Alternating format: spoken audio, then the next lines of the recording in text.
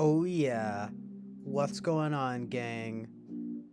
We are live and smashing it up on another installment of Chill Island Oasis of Truth and Reality.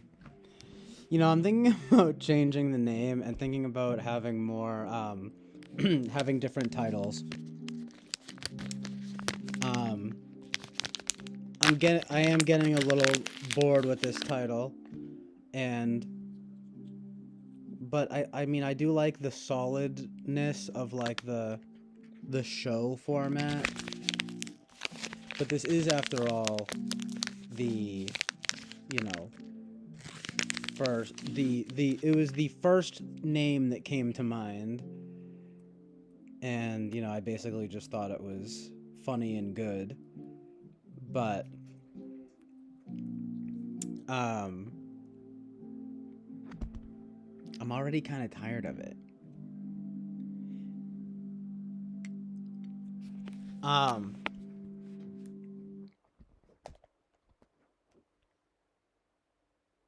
but I don't know, it's pretty funny, especially just like to make people say the whole title. hmm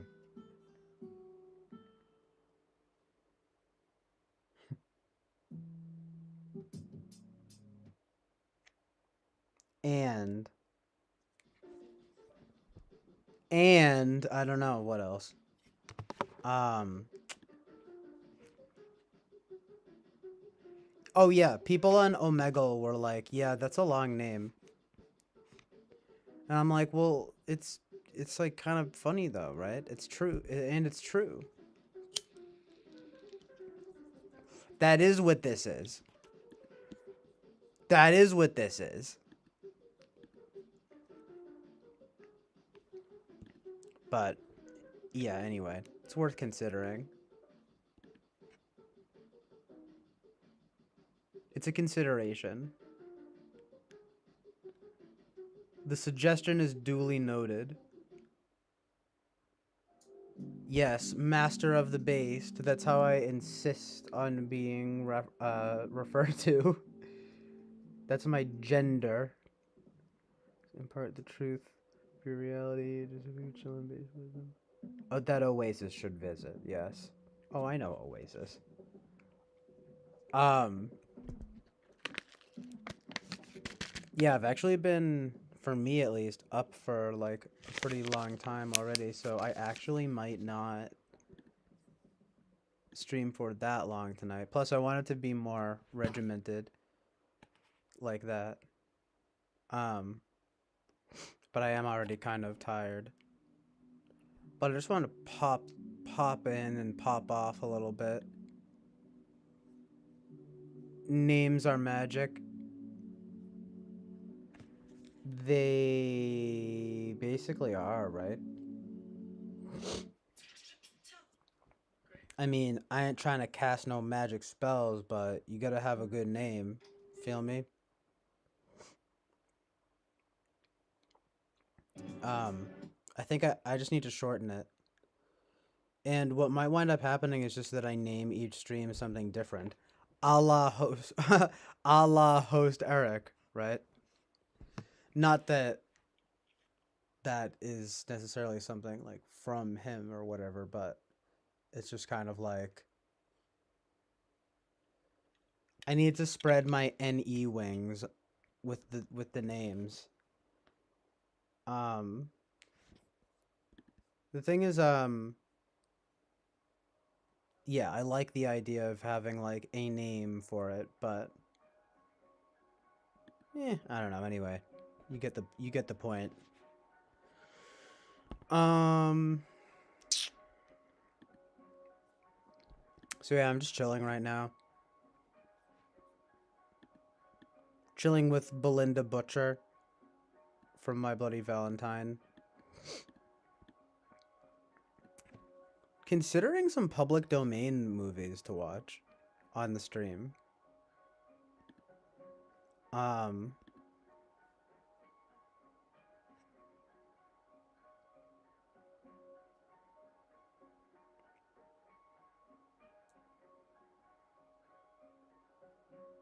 But yeah, it's annoying. I kind of feel like I have a little bit of a headache and a sore throat. I hate that vibe. I'm like, what? This weed is fine. It's just that I started to notice it when I was getting home from chilling with my friend and his brother, and it's weird. My friend's brother, he was smoking a Newport, and I don't like those cigs very much, but I kind of feel like even just smelling it and getting it on me a little bit might have given me a headache. Am I truly becoming a special snowflake? It also could just be allergies. I don't know. It's not like it's anything new. It's just the vibe. It's just my suffering, my FI, my Enneagram 4. No, I'm just kidding, but I don't know. But I kind of just feel like Newports are bad. Yes, exactly, Winston's mom. But it's like usually I'd at least have to smoke one. Like, really? I'm just like around it and it gives me a headache? That seems ridiculous. I started noticing it after. I'm like, no, I have a sore throat and a headache. I'm so sad. I'm so sad now. Um,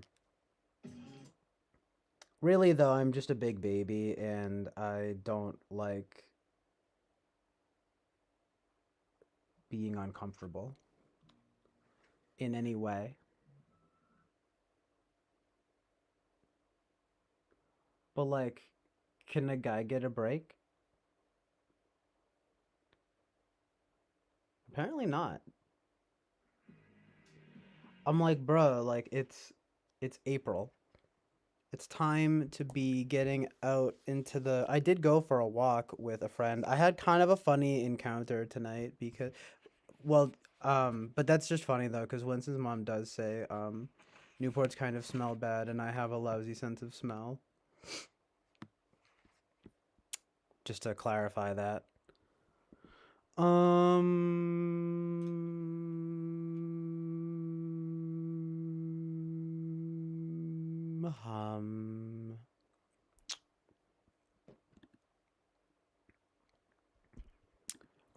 but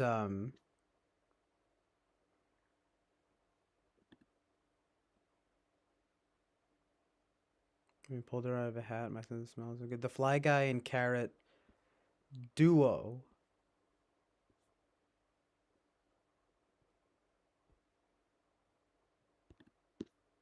Um, yeah, but funny the thing about names are magic and how spelling, hello, right, right. Yeah, I'm gonna wind up being like fucking Julianne Moore in that movie Safe. Have you guys ever heard of that movie? It's like about a woman who gets like multiple chemical sensitivity, and she's just like a suburban housewife, and it's like kind of a bit of a psychological horror, but like more of like a drama. Todd Haynes. It's pretty depressing. It's a fucking depressing movie, but it's really good. Like Julianne Moore is amazing in it. But the thing is like I don't know if it's like something like that, but I definitely am like I'm definitely like it's just like there it's just one of those I'm just like oh man now that I've like seen that movie like I have like a frame of reference cuz it's just like she'll be like walking through the store and then there's just like perfume and it's just like I have to leave. And then it'll just be like there's like exhaust coming from like a car, you know?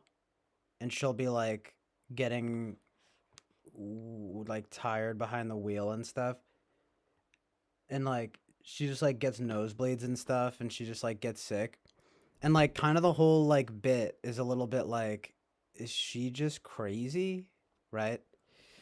Because like it's very much obviously like a commentary on that kind of thing where she's a suburban housewife. The first thing in the movie is like her like nitpicking about like the couch, oh no, like we got the wrong couch like delivered because they're rich or whatever, right? And that's obviously just kind of like the viewpoint of like Todd Haynes, right? But in any case, like fucking Julianne Moore like kills it in that movie. But again, yeah, you know, it's pretty depressing. But it's one of those movies you watch and you're like, yep, that's the movie. That is the tragic sort of that's the tragic multiple chemical sensitivity movie. What else is there to say about it? You know, um, but it's definitely like a metaphor. Like not trying to like spoil every last bit, but it is kind of like metaphorical because without explaining too much, she winds up like finding like a group which some might call like a cult, who like they all share like the same issues. And I mean, basically, what they do is just like sequester themselves from society. Again, it's like pretty depressing, but that's kind of the vibe. It's just kind of like, oh shit. Um, but people do really have that stuff. That's the thing. But I guess that's what make I mean, I guess that's what makes it an interesting movie, is having it be like, is it all in her head, or is it like she really has this stuff, like, you know, because there's the obvious critique there happening of like maybe she just hates being a housewife or whatever, right? That whole viewpoint, you know. But there isn't really any other movie like it. It's pretty good if you want to watch that kind of, you know, sort of depressing type of film, but still nonetheless good, kind of quintessential quintessential like multiple chemical sensitivity film. I feel like that stuff has also gotten like more common, and it doesn't just come from nowhere. Like there is truth and reality in that stuff. For example, you know, in the chat here talking about people being sensitive to, first of all, people being sensitive to smells, obviously, and then which like I'm pretty sensitive to smells too, in general, but that's funny enough in keeping with the whole thing of like smelling the Newport cigarette. But anyway, really ESTPs, that's are ISFJs and ESTPs. But also, yeah, so Jen Zenial says he's sensitive to noise, and that's like another big thing too. I'm not that sensitive to noise, but I'm definitely like aware of noise. Like there is nothing worse than like construct I might have said this before, but just like, I mean, that's kind of an extreme example, but I always think of just like construction being done outside and like not being able to sleep. Just like stuff happening. Loud loud stuff that's annoying. I guess I'm lucky in that regard because well, because I love music so much. For one, and movies. So in other words, like I like stuff loud, but not too loud. Not hair-raisingly loud. I used to be more, you know, I feel like that's something that not to act like I'm like older than I am, but I think like yeah, you do get a little older and you're like, okay, like I really maybe I don't need to be like blasting this right now. Like I can hear it just fine like this, but I would just say yeah, I guess that's good that I don't have too much of the sound stuff. But the thing is that I really am sensitive to smells. I've always been like that. Conservatives are more sensitive. I mean, and I know about all that. Disgust sensitivity puts on my America glasses. That's the thing, though. I'm pretty disgust sensitive.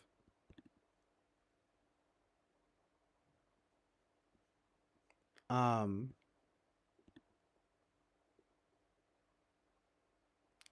but like it's something that like I need to work on in a way because life has a way of Having disgusting things is, I don't know. It's probably good to just like deal with it.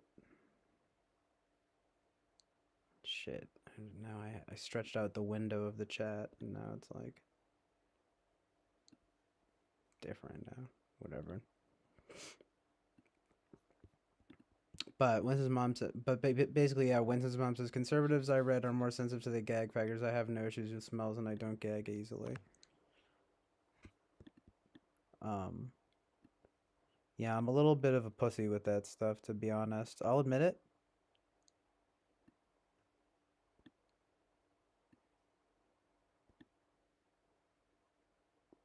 Just like trash, bathrooms, and trash. How are you monitoring that? Who me? Like, how do you monitor being less of a pussy about disgust factor stuff? I guess by my capacity to deal with it in the way that life kind of demands one to, you know. I mean, I don't know if it will ever like fundamentally change, you know. But I don't know. Who knows what happens in life? I mean, for one, if I ever expect to have a child, I'm going to have to change their diaper. You know what I mean? Like if God forbid something happened to my parents or whatever, right? Like someone gets ill or whatever, I have to like take care of them or something, right? So it's just like I'm just saying, like not to get too deep, but it is probably good to have a normal amount of like disgust sensitivity, but I can totally admit being a bit sensitive in that regard. But Fly says, I guess I am particular about sound. I mean, yeah, and also, I mean, I'm not a huge fan of bright lights either.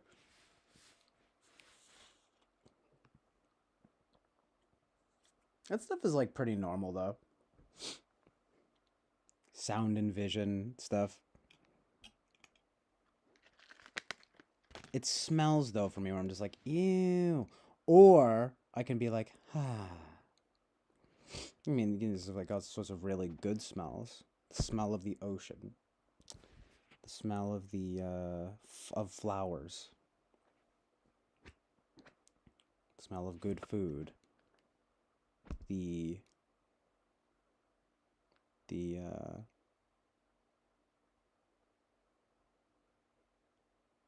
I guess the smell of a girl who smells good, who wears nice perfume. Because I don't really get bothered by perfume unless it's like particularly bizarre or whatever. Oh, how do you monitor who is here and when they leave? Good question. Oh wait, I think you have to go to participants, see? Yeah. You're a mod, so I think you can do that too.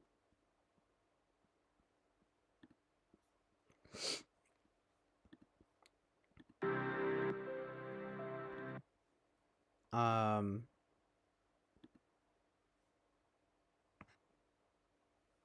I guess I have to abuse some ibuprofen right now. I'm just trying to like cut back on that too.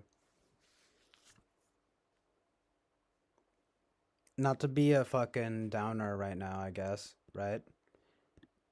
That's just I'm working with what I can, okay? Okay.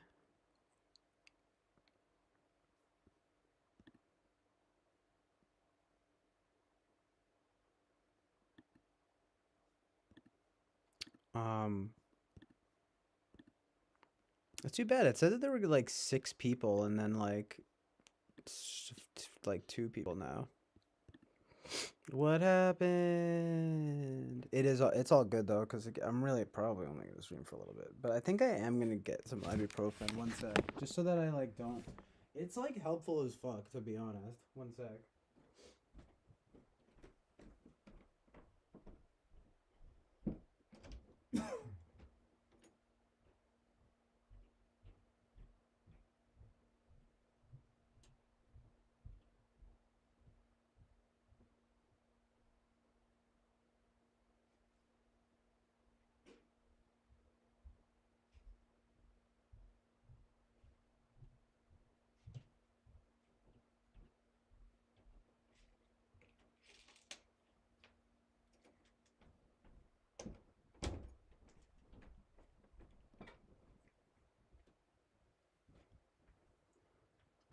Ugh.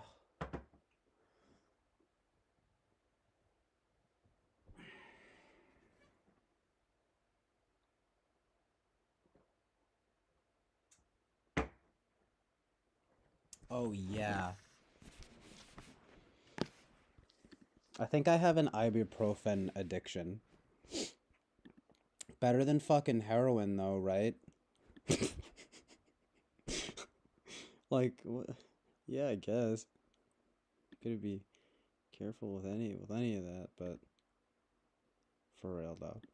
Yo, fucking for real. Fuck heroin. That's my hot take. You know, very different of me to think that heroin is bad.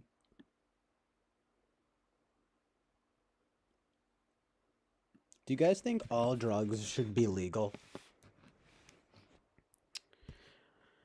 It's an interesting thing because, of course, you wind up talking about the government controlling people's drug use. I'm about to cut y'all for drugs. But the more I think, and I feel like the more I think about it, maybe we should legalize all drugs. But that doesn't mean I think any old person should just be fucking shooting up heroin. Shit's fucking bad. It's just like if I want to be consistent about the government stuff, I feel like I have to be like, well,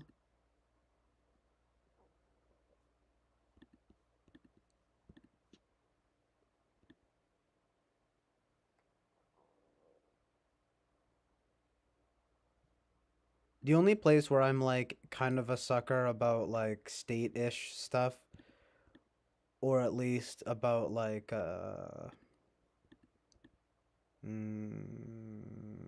having there be some like incentive to provide, like maybe not through the state but like through the people, is just like healthcare and education, to be honest.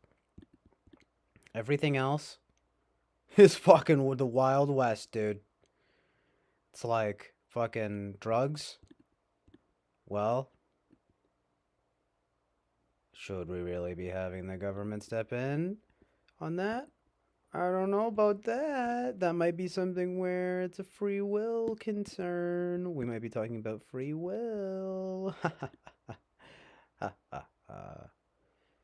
But people just don't like the idea. But I don't know. I'll need to take a good look at some like statistics on this because I feel like the big talking point is like, well, they do it over in whatever, right? Amsterdam or like whatever country they want to bring up. Oh shit. And the statistics are about the same or whatever, right?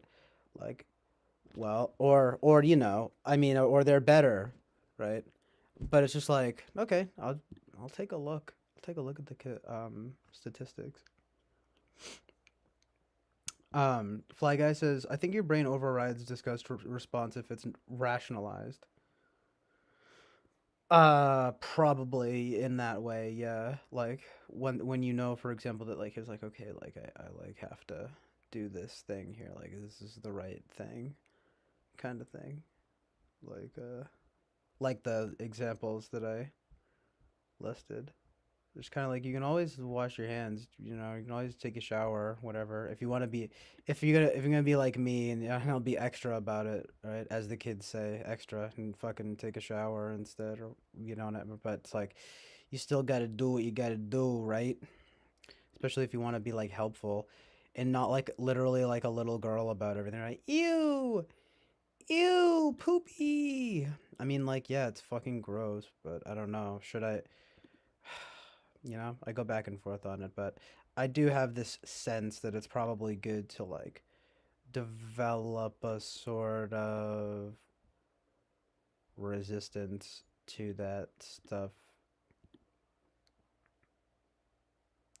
to within reason, I guess.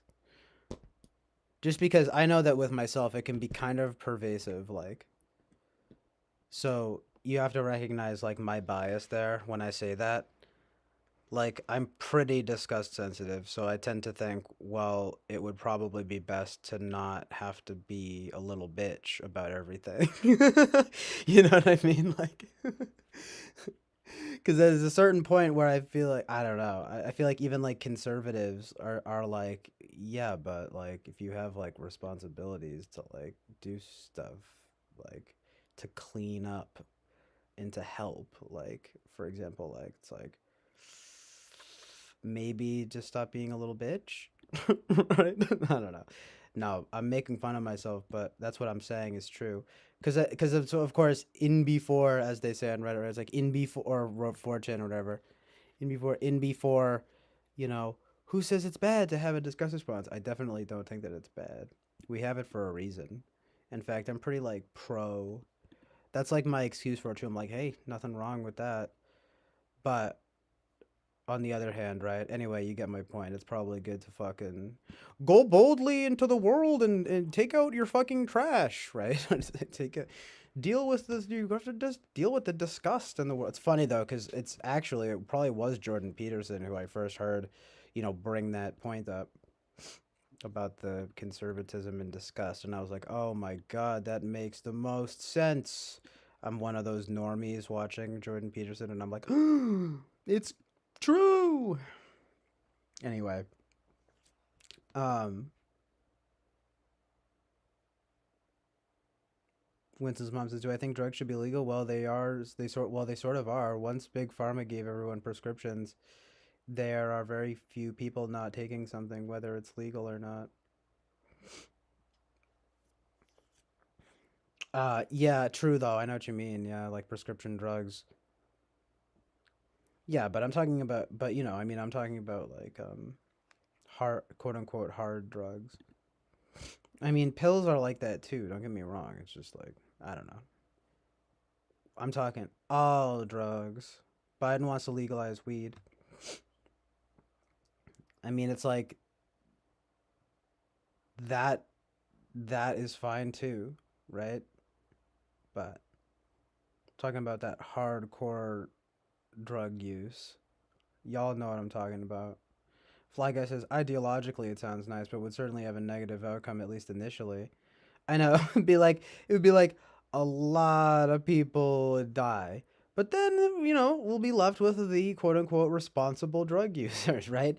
That everyone likes to talk about that probably are rarer than they like to act like, but you know what I mean? It's like we're only human, like, anyway, I don't know. It's a tough issue, right? But yeah, there'd probably be like a lot of like deaths. But then it would just be like, okay, but like now we had to just get through, hey, listen, right? Gotta crack a few eggs to make an omelet, as they say. Yeah, but for real though, it's like, is that really um the right thing to do? Like, no. But yeah, most of the Democrats want to legalize weed. Like, I mean, hey, I'm pretty like nuanced about weed. Like, but yeah, I think it should be legal. I mean, there is the argument, I guess, where it's like, well, why like add that on top of like booze? But it's like booze is worse, just from like a destructive standpoint. And well, you know, generally speaking, Jordan Peterson, but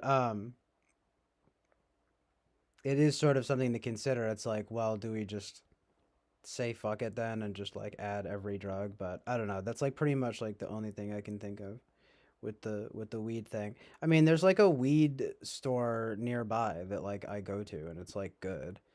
And but I guess it's just it's an industry though. Is all that's kind of all I have to say about it. Like it's like just be mindful, right? That like people, you know, there's like incentive, there's profit motive there, and it's kind of just like anything else. It's probably good. I think like the attitude change in some ways is good, but in other ways it's kind of just like maybe let's not get carried away about it. And like I smoke weed, you know, but it's just like but I also feel like I should probably smoke less weed because it's probably not good to be high all the time. Just a hunch. For me at least. In any case though, no judgment. The point being that without coming off as like a legalize weed like guy, right? Stoner lifestyle without coming off like that, I would say yeah, it should be legal. Um, but yeah, this whole club ENTP stuff, ridiculous. I only saw him in the chat. I haven't watched the videos, but I saw him in the chat acting reckless the other day, right? Doing his weird like every other word capitalized thing.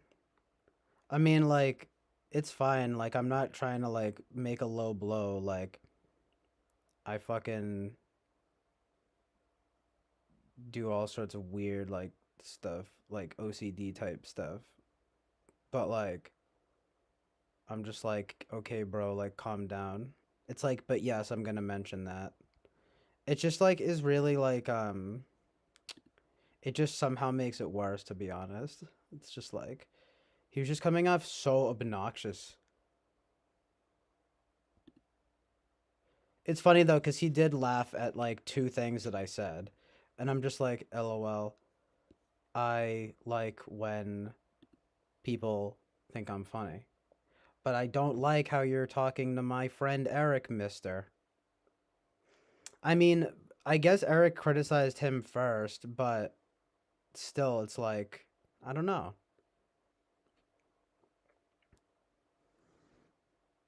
But yeah, that whole drama. But yeah, I'm like, I'm not about to watch that thing of the watch tonight at 7 p.m. and oh no, dude, I'm like, dude, say that one more fucking time. Every time you say it, I don't. Want to go over and watch it less and less. And I can only imagine Eric being the subject of the video feels something like that even stronger. Because I know he said as much. He was like, yeah, I didn't even watch it. And I'm just like, I don't blame you, especially when being on the receiving end there, because that shit seems annoying. I mean, I'm not saying the guy, I don't know. It's like, all I'm saying is he was just being like pretty annoying about it. Just some amazing truth and reality. And the aesthetic of the text didn't really help with like the alternate caps thing. I'm like, my God, I'm like, calm down, dude. It's this thing of like, you know, and listen, other than like basically that one time, I really don't have a problem with Michael Smith.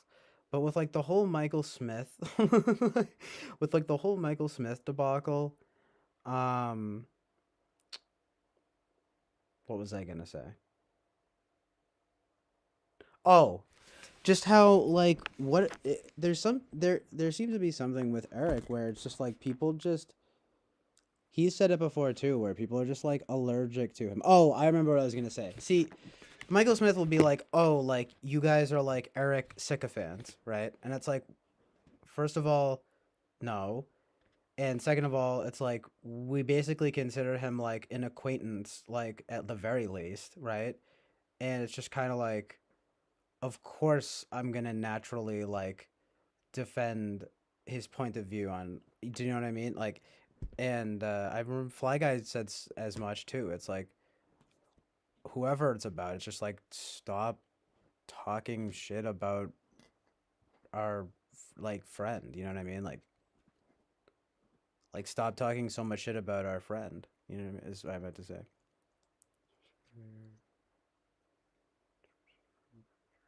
Anyway, that's not I the funny thing is though, of course, it's like Eric is just probably like, "Oh, I don't care." Like I mean, he does seem to enjoy it. I kind of like wish that he was here. Well, he does say that he doesn't like enjoy conflict, but I said something in the chat that like he didn't acknowledge where I was like, would it be fair to like say it's just something that I feel like should be made more clear? Like, look, like I know that like Eric doesn't like the term of like about like being a critic. Like he doesn't like critics. But um he kind of is like a bit of a critic. He's a bit of like a cultural critic, you know? And I mean, people like demonize the word critic, but I don't think it's bad. Like I can be a lot like that.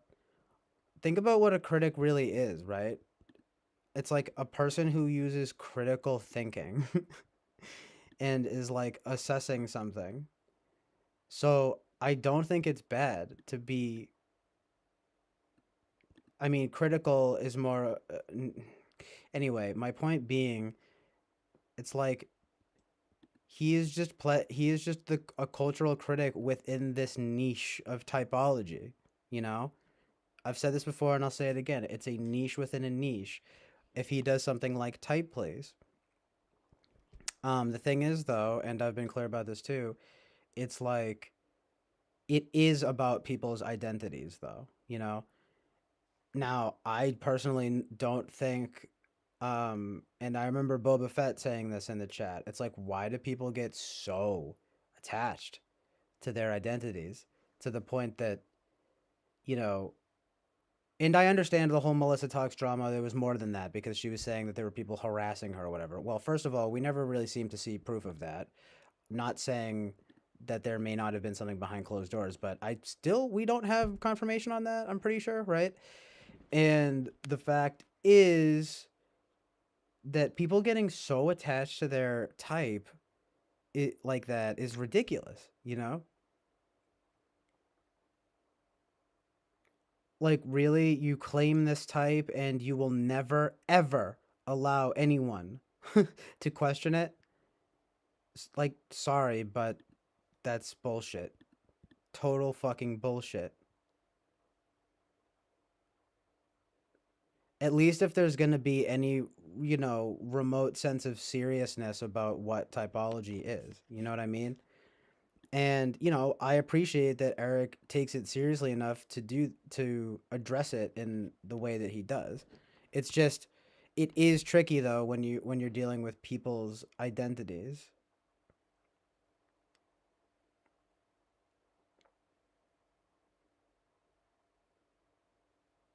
I'm not gossiping. Teehee. I'm just kidding, but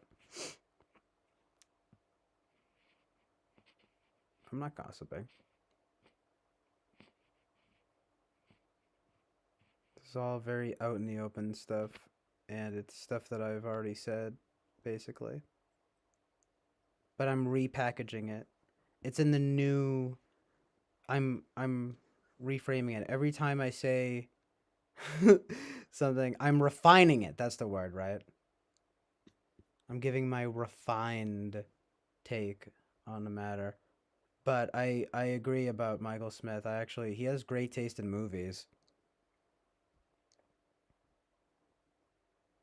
I just kind of wanted to make a point about being, you know, it's like there's nothing wrong with being critical, especially about a field like typology. It's just that you have to be careful with people's identities because essentially they are fragile. But I think it's a little bit ridiculous, right, for people to put their entire identity into this fucking label. It's like, again, there are 16 types. Like, really, you can't, that's not that many. You know what I mean? Like, so that's why we come up with these other systems where there's 256 fucking types. And that's just like, no, that's too many. You know what I mean? But the point being, like, if fucking someone wants to, say another type out of 16, again, you got a 1 in 16 shot, like, all a person really has to do when someone tells you that you're a type that you don't think you are is laugh it off. Um, Now, I mean, if I'm being fucking dragged, as the kids say, right? If I'm being, like, slandered in some fashion, I understand that being, uh, arousing antipathy, right? Like, it's like, hell, yeah, like, I'm mad. Like, if you're saying, like, you're dumb, right? Like, or something, like, so you're an ESFP, right? Like, that's like the classic, one of the classics, right? Well, yeah, then I'm mad. But if you're just like, no, like, your behaviors are just like characteristic of this, this, and this, and you have like a fucking, like, sort of neutral judgment about it. If you know what I mean. It's a difficult topic, but it is true. It's like there's a way to be objective about it, I think. Like, without being a jerk, I guess, right? And assuming that people aren't being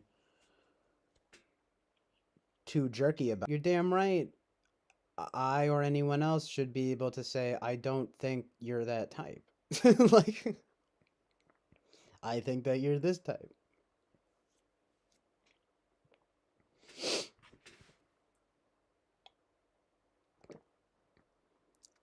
It's literally identity politics for like the next frontier.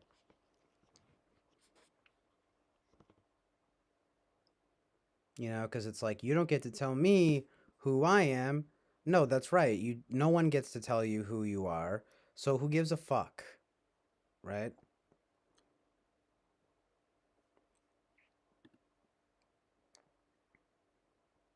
If she wasn't talking about you guys making an observation thing based on the club STP.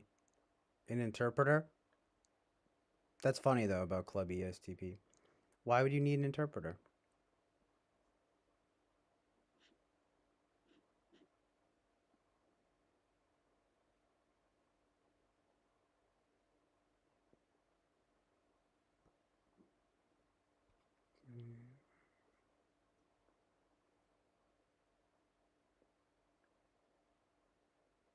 Mm,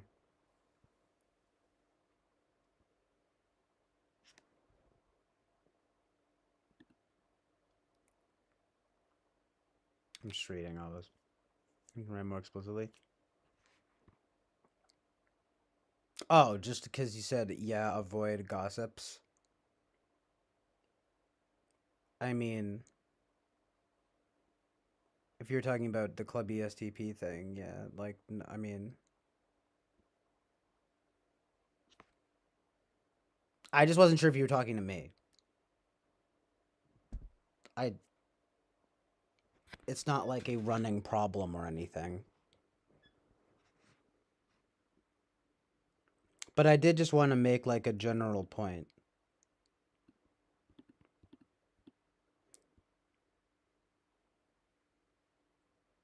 Um,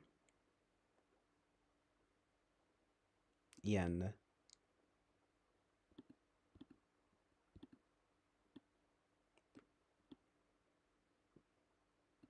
No.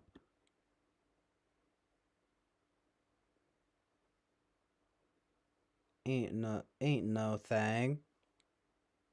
No, if I was talking about jerk, I was talking about typing people, like questioning people's types, you know?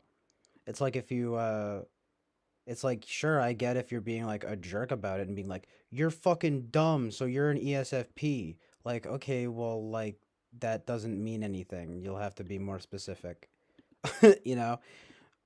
And you're just mad, right? But if you want to say I think you lead with SE because you seem very active. You're aware of the physical field. You demonstrate in this way. You physically demonstrative. Blah blah blah. And then I think it's backed up with FI. I think you have strong, sort of morals and values. I mean they are a sort of subjective.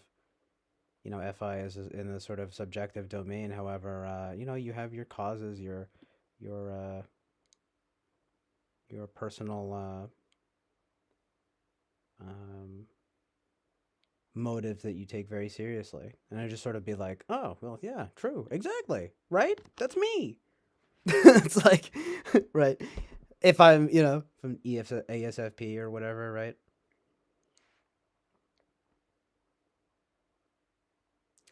It's yeah, you got to be careful about gossip though, because it's like there are just so many examples of that. Like we've just run into it already, like with so many people, like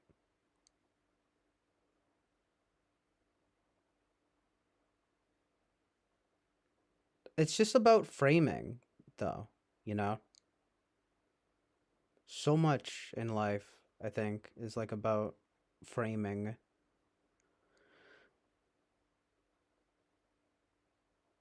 because it's like it's one thing. It's like if you're saying a thing that's just true, yes, but if you're placing a value judgment on that, maybe no. Like, you know, for example, if someone's just totally taking the low road and being like, I yeah, I don't understand what this person's saying. Like this person seems like annoying and so like I don't like what they're saying. So like ESFP or, this person's annoying. I don't know, you could even say ENTP. They debate, they're argumentative or whatever, right? Whatever fucking bullshit people want to come up with. And it's just like, you know, oh, they're so argumentative. They must be an ENTP. It's like, no. I mean, for one, being an ENTP, if you're argumentative or whatever, it's not about just being argumentative. It's about like actually having like points to reference and like kind of taking things seriously in a sort of intellectual way, right? Not saying that, I'm not, and it isn't. I'm not saying, oh my God, go how amazingly intelligent the ENTPs are, but um, yeah, maybe an unhealthy ENTP or whatever, right? It could be more fighty or something, but you get my point. It's like don't just fucking like that's a value judgment, Like especially if you don't like their arguments, right? Like that would be a better example, right? Would just sort of be like, ugh, like they're argumentative, like, and I don't like their point of view, so they're ENTP. Like, it's just like, no, they're an ENTP because they use NE and TI. You know what I mean? So I would just basically say, the thing about type is that you have to really try to like not convolute it in your own value judgments. It's been said many times by other people how, you know, um, a lot of times a lot of times, um, the person typing the person, basically, it says more about the typist than the typee, so to speak, because I don't know. I guess because everyone has their own little. subjectivities, right? But that's kind of the name of the game about type is trying to keep it objective.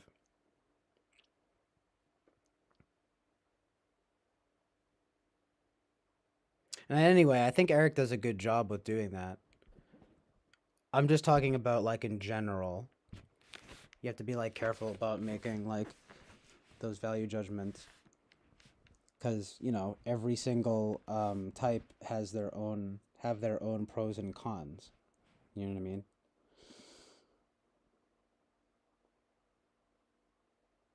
Consider a group of medical students in college that are going to talk about who is a good doctor and who should not be a doctor. We study typology, so we study both typology and typology channels.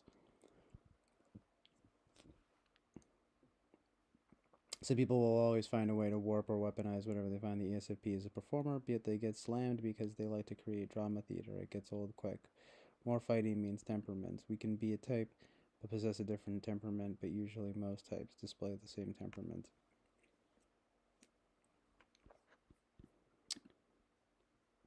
Yeah.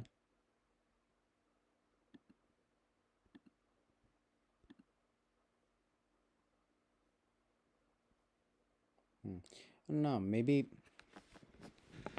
I just don't know enough of each of the type. I mean, I don't really know any ESFPs. But I keep referring back to that type because it seems to be a particularly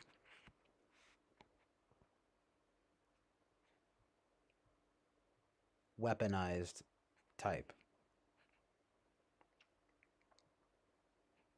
I mean, even in this instance, like this so-called ENTP, who I do happen to believe that he's not an ENTP. I don't know for sure, but I believe the consensus. But it's just like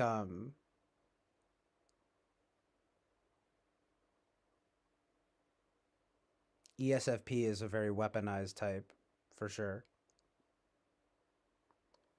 I would imagine that it's very rare in the type community that people reference ESFP and to some an extent ESFJ in a favorable light to in some regard, to a large degree because,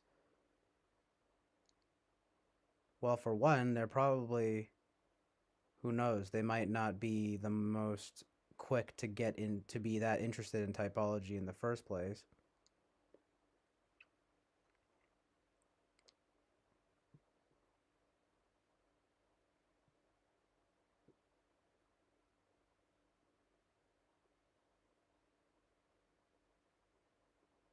That's true, though.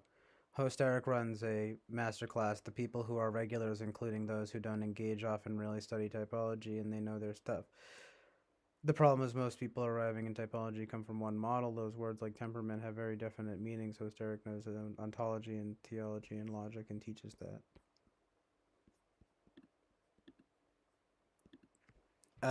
Well, yeah, I mean, yeah, SPs have little use for theory. It's a clue.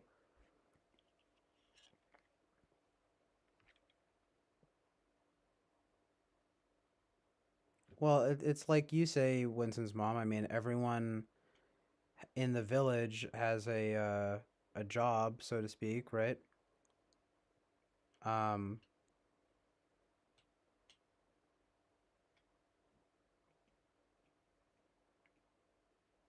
I'm sure that there are a lot of people who really are ESFP, but they'd rather not identify as such just because of their reputation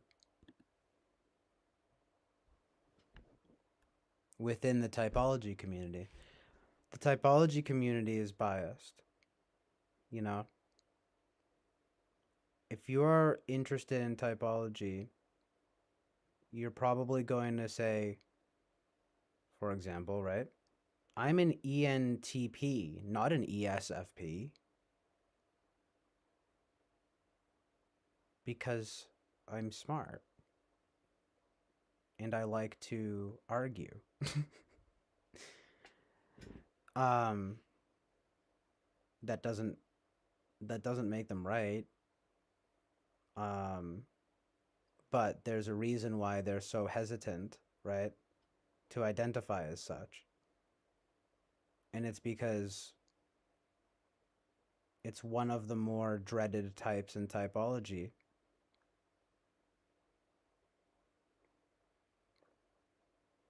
For the simple fact that they're often derided as dumb.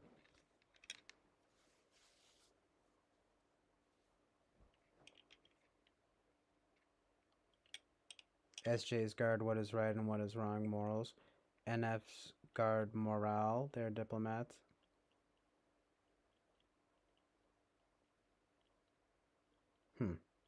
Interesting distinction between morals and morale. I would almost think that the NFs, in a sense, are about morals, but maybe you're right. Mm. What I mean to say is, I would almost consider switching that. I kind of feel like NFs are at least the ones that actually really care about right and wrong, care more about morals. The SJs, I think, care more about morale. Is everyone doing their part, like that kind of thing? I don't know. Either way, I mean, I get what you mean, but Boba Fett says, literally all that guy does is goof around 110% of the time. I haven't heard anything remotely cerebral from him ever. Be like CJB, based beats biased. Yeah, thank you, Winston's mom. No George John. Huh. Well, that's the thing. Like when people like really aren't the type that they profess to be, especially if you have like many people telling you that like that's not the case, then it's like you ought to listen, not double down. I mean, even if only to fucking have the appearance of being humble. You know what I mean? Well, I mean, yeah, I get it, Winston's mom. I understand. I mean, I know that the SJs are like the guardians, so um,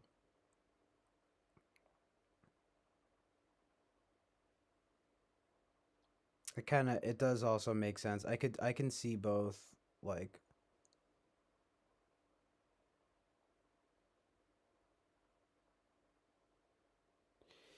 I mean, because for one, at the very least, I think NFs are the types to talk about it.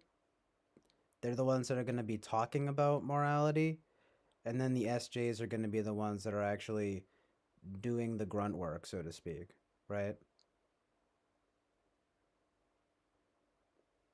So, in a sense, then, the SJs truly are the guardians of right and wrong.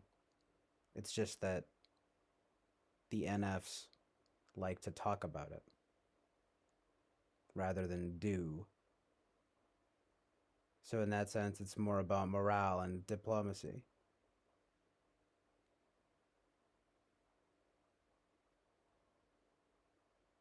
I don't know, though.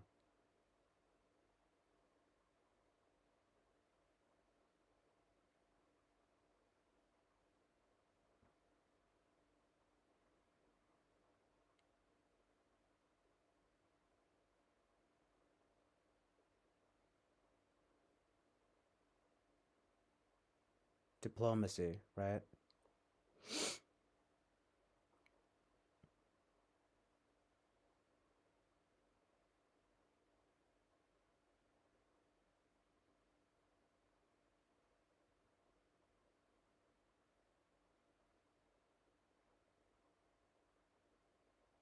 It's just like, again, diplomacy, right? Is It's mostly a words based thing.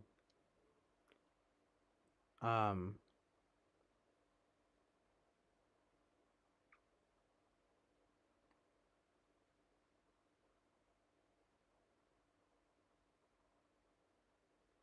I don't think the SJs really care to talk too much about what it all means and everything, but they will be the ones that clean up the mess after the battle, so to speak. You know? It'll be the NFs in their ivory towers writing poetry about what it is to be whatever to war and peace. But who's actually gonna clean up the mess? The SJs.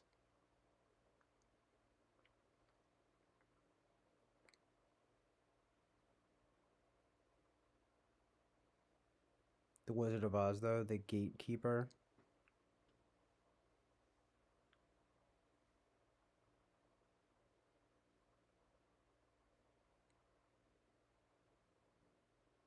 I know this is like a big one, but I've never watched the full movie.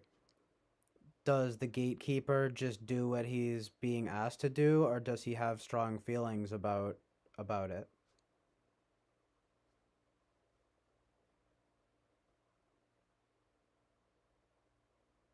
You know,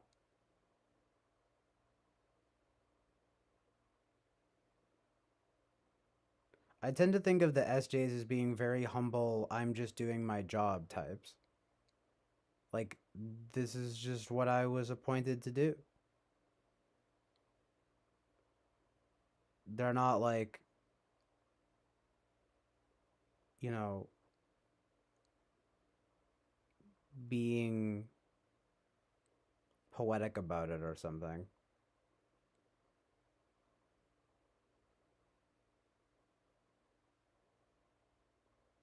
But I guess if they are like the loyalist type. So I would imagine that like honor is like very important to them. But it is just kind of ironic, right? Because I feel like the NFs will be the ones that are like writing all about like what honor is and stuff. But um, it'll be the SJs that perhaps, in a sense, actually live or die by that code. Perhaps I don't know.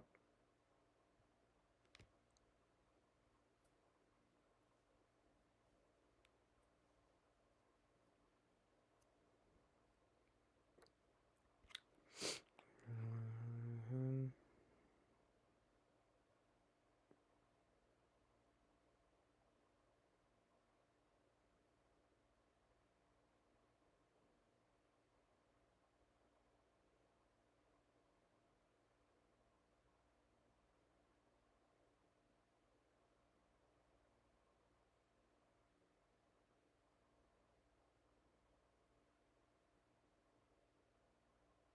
Why is the Scarecrow an NF and not an SF?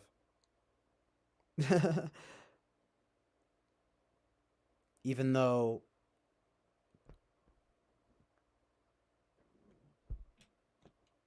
like, I don't mean to contradict myself about hating on the SFs, but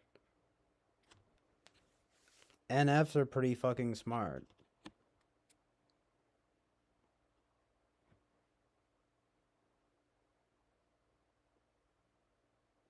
Um,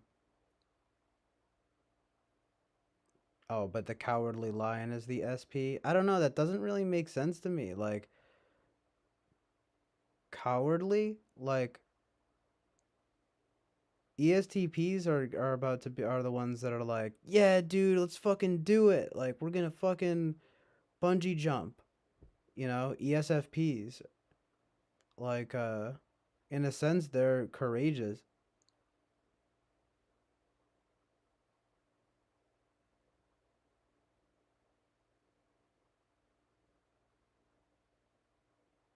But indeed, the Tin Man.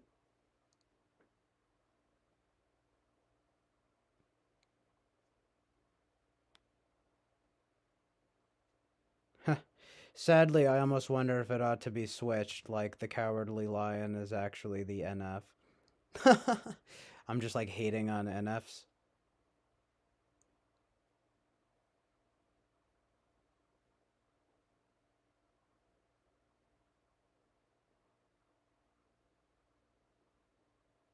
But again, I do tend to think of myself as being more NF because, again, I will openly admit that I will be much more likely to be sitting around and writing about things and not like actually participating in the battle, so to speak. You know what I mean? I feel like even an SP would be like, fuck yeah, I'm going into battle.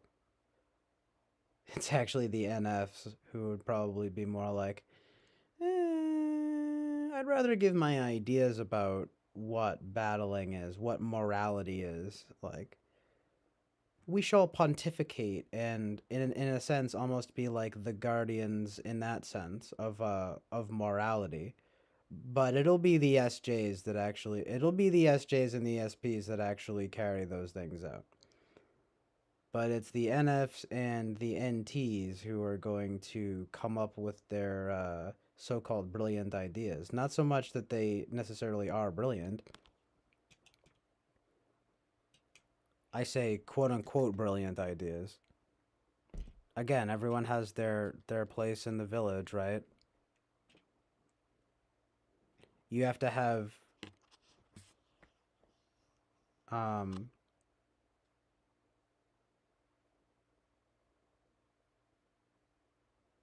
the metaphysical warriors and the physical warriors.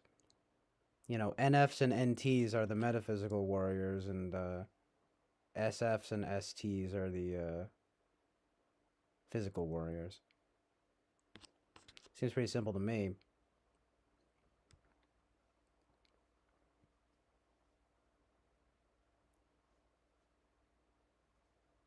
Type 9.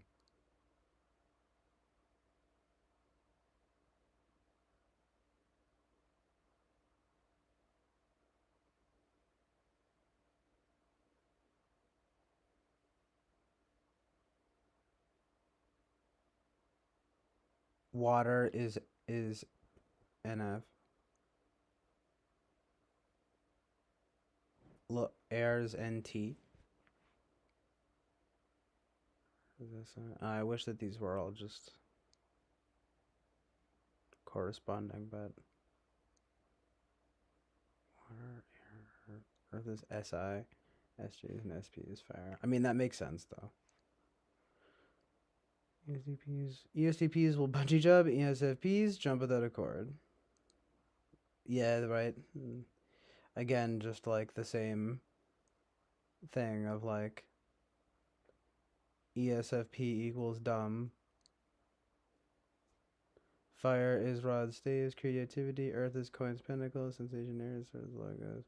Water is feeling, cups, king's cups. ESTPs will go bottoms up on a can of beer. ESFPs will crush a beer can on their head. Students do have a leg up on that sort of physical stuff. SETAs are smart about it. Well, I mean, the truth in reality of it obviously is that you might say SE and FI and FI are in many ways a particularly unfortunate pairing, just because you not only have someone who is completely willing to, in some sense, like physically kind of bulldoze over uh, their field of vision, but you also have someone, especially in the case of the ESFP, who is using a tool, using like a sort of more subjective metric as a tool function there, and so they're not even metaphysical, they're physical. But I would figure you get an ESFP with good FI, you get like a mature ESFP with FI, you get TE there too, and you get NI. Um, you know, it's I don't see why people. I do think people overly hype up. I mean, fourth slot NI isn't great, but you know that's the thing too, right? Because you get third slot TE, so they're like actually better at TE than NI. Which is like again like bulldozing, right? But I would think that in a mature ESFP, one who's a little bit more in tune with themselves and sort of like if they can really get to know their FI and their NI, right? Then they could be some of the most sort of productive and positive people of them all. And I do think that being both productive and positive are good. It's just how you go about doing it, right? So, obviously, it goes without saying that, a well intentioned ESFP aiming towards good and right, um, in some sense, there'd really be nothing stopping them from being among the most productive and positive of us all.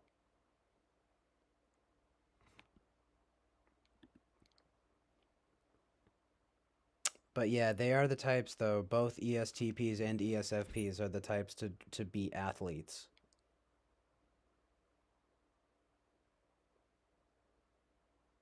So they're good at life.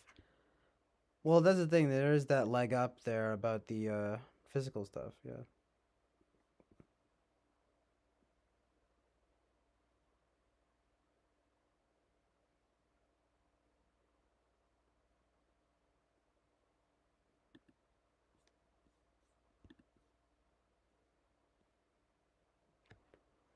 Fact is, though, is I don't really think I know that many SPs.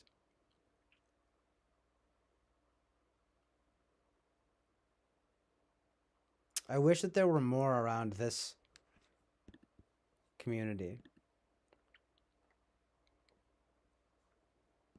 But again, it really is probably telling of a certain mentality when you really have like very little SPs and SJs around these parts. It just kind of is what it is. I mean, what else are you going to say? They're the ones that are out there doing shit.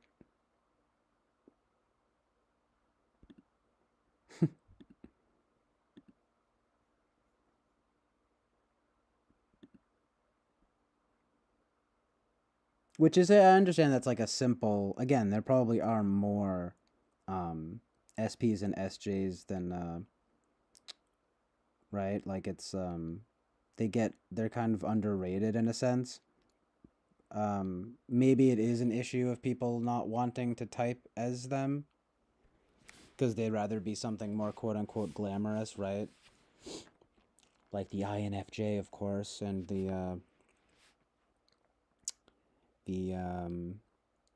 maybe of course the INTJ, and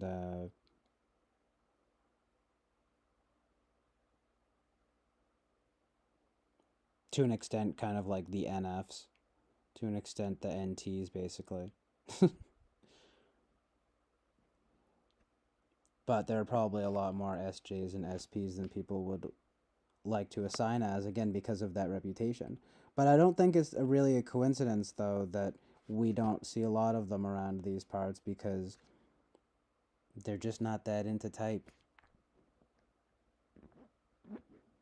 And it doesn't it make sense? you know?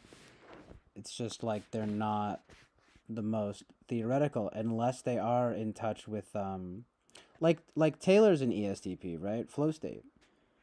And I mean, he's like, I think what it is with him is like, I mean, he's got great NI and TI, I think he's got great TI and NI that make it so, and it has that he's got good FE. So anyway, I can see that he's SE Dom, but I can recognize that we're talking about an SE Dom who has, good TI, as most ESCPs do, obviously, but also seems a bit integrated in the sense that I think he has decent FE and decent NI, but that it's consistent with the type, of course, Which is to say, I definitely believe that, SE and TI are his primary domains, but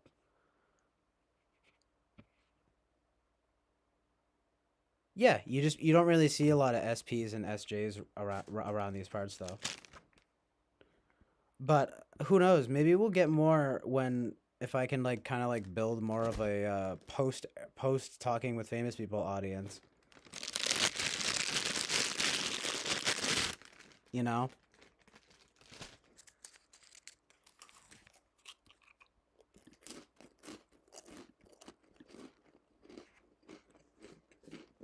But no, I really don't think it's a coincidence that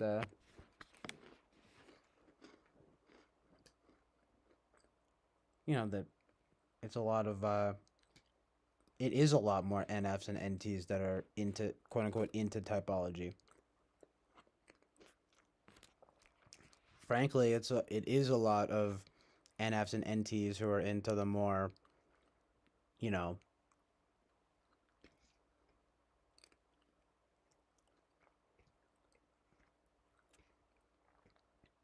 dare I say, the mind and soul of life as opposed to the body.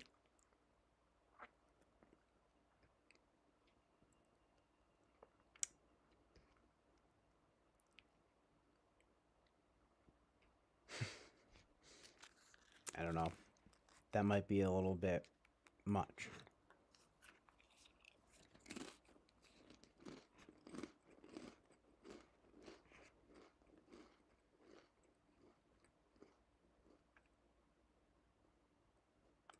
Though. STs, though.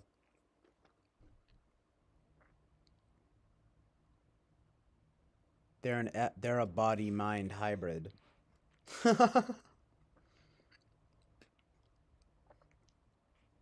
Amazing.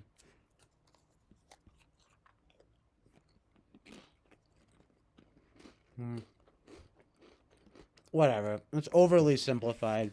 I'm just thinking out loud. You know how it is. You know the deal.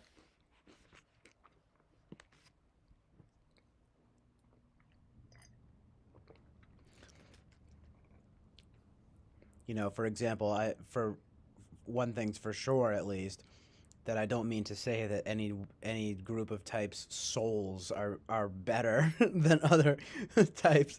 That's ridiculous. I'm talking about the to be like preoccupied with that stuff, you know? I mean, I do know quite a few SJs. They don't care. They don't really care about that stuff. They don't want to talk about it much beyond a certain level. SPs are sort of a different story, but by and large, though, I think they'd still rather kind of be out being the so-called movers and shakers of the world rather than pontificating and debating, which respectively probably kind of are the NF and the NT, right? You know, the NFs are kind of the pontificators and the NTs are kind of the debaters.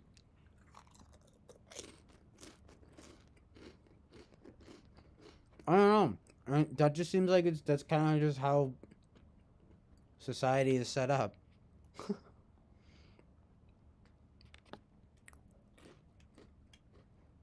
It is kind of like those four groups.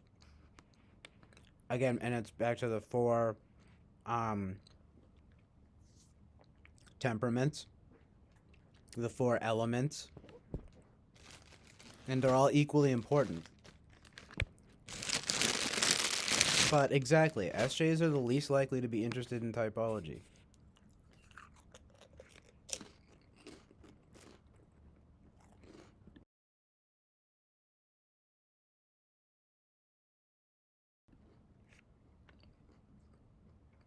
I mean, that seems to just be how it goes. Like, although, again, I will say, maybe there are more than we think.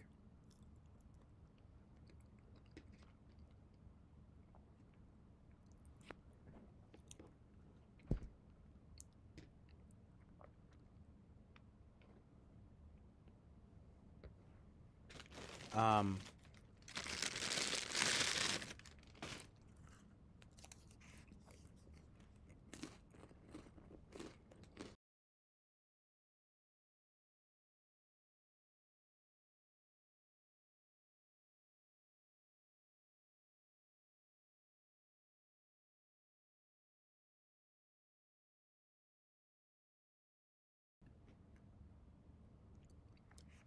Curtis? Is that guy who's like been around? Like the Curtis? Like I thought his I don't know if I knew that it was a K.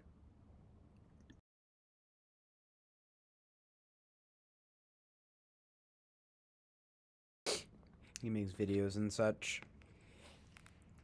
Like is he the one that thought he's ISTJ? Or at least he like was for a while.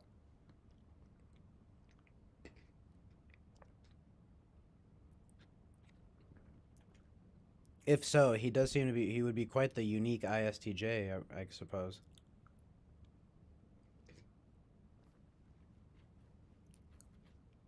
Boba Fett says, I've said this so many times on so many forums, but I really, really do not like this whole glorifying slash demonizing of certain types.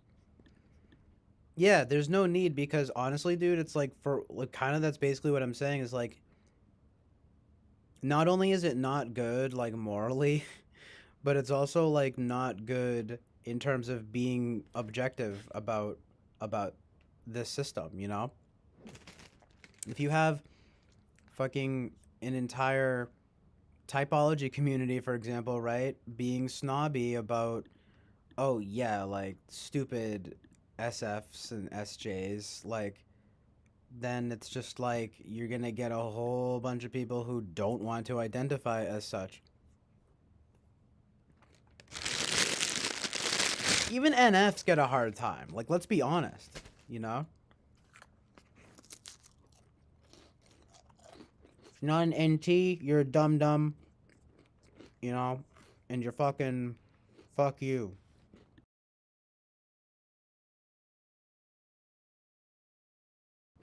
That's a terrible way of thinking about it. Also, what even really is being a dum-dum? You know? Pros and cons to... There are pros and cons to all types.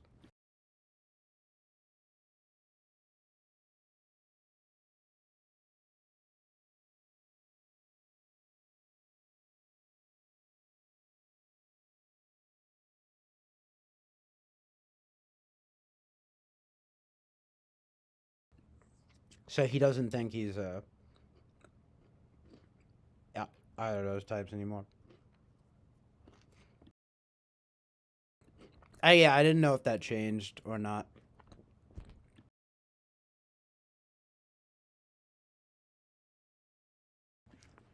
But yeah, he seemed like way like too like demonstrative for that. Like now that you mention it.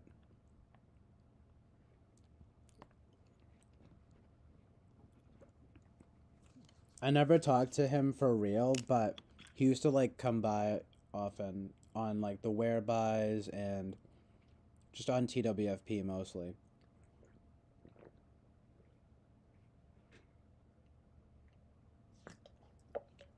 I mean, and I'm thinking like first of all, I mean, I never really like doubted it that much, but I was thinking like, well, okay, for one, this guy definitely likes to like talk and like be demonstrative in some fashion. So I was thinking like, well, that's unique for an ISTJ or whatever.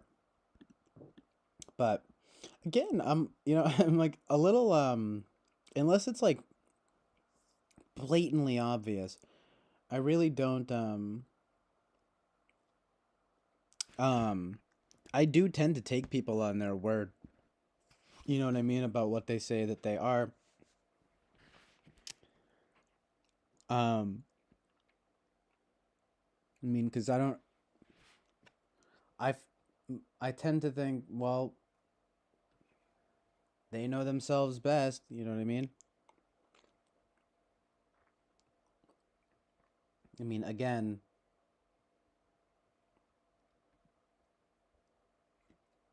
just like, I don't know.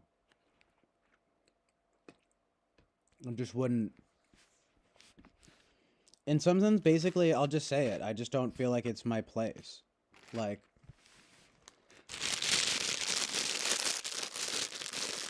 again, unless it's just like ridiculously wrong, you know? even then, the worst I'll say is probably like, and not, it shouldn't even be viewed as like worst, but you know, dissenting opinion, right? The worst it'll be is just like, I don't know. I think you might be like this type. I'm not sure. Like, I'm thinking about. In other words, I don't know. Maybe I try to fe it, but the fuck am I gonna do? Fucking convince someone that they're not what they think they are? I don't. Ain't nobody get time for that.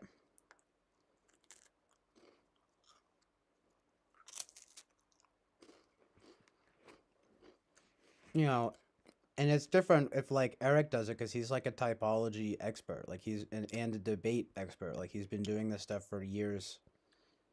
Um,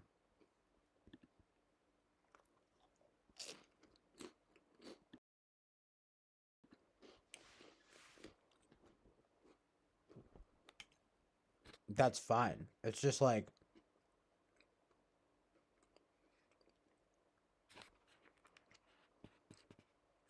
again, basically, it's just very simple. If someone seems wildly wrong about their type, then maybe I'll be like, hold on, I don't know. Let's see. What do you think? Like, I for me, it seems like you're pretty good at this and that, but what do you think?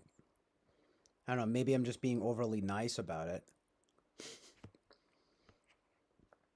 but like, uh,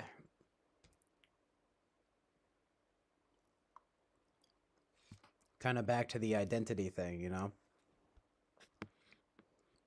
I don't think we should be like pushovers about it in a sense. Like, you know, I think that's where, you know, Eric, for example, is a well need like a what do you call it? Well needed, basically, a well needed. Uh, Someone said it in the chat the other day, and again, it's like Eric didn't address it. I want him to address this truth and reality about. It's like, you know, the typology community is in some serious need of. He said something like satire, you know. Um, it's an incredibly like it can be an incredibly like it's the nature of the game, right? Like no pun intended, literally like self-serious, right? Super self-serious, you know. I mean, it runs the gamut, right? But I mean, just look at how these people react when they're told that they're not the type that they think they are. They fucking freak out. You know, how dare you question my fucking identity? It's like, well, if you're so certain about it, then who cares? You know what I mean?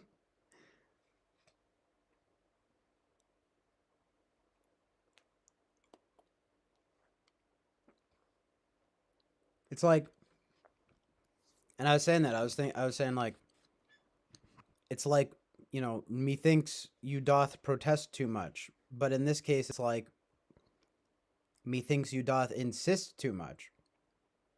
No, I am this type, and you're not gonna fucking tell me otherwise. Okay, well, you're immediately being aggressive about it, right? Why?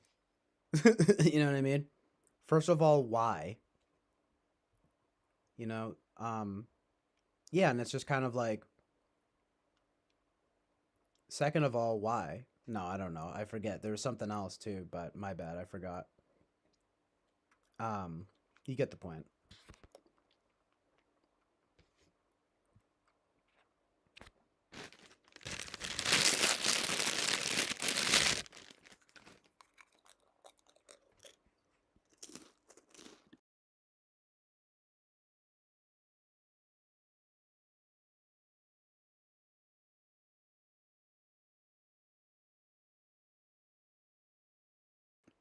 Oh, right, though. Yeah, just like people freaking the fuck out. Like, I mean,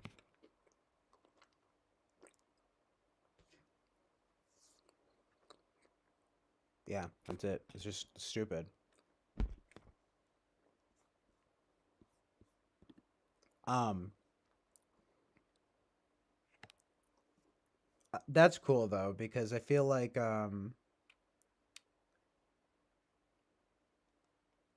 the INTJ to ESFP thing makes sense because of the function stack. But to point back to my example that I used like weeks ago, to go from INTJ to ESFJ, yeah, you still get that whole, it's just 16 types, right? But two things.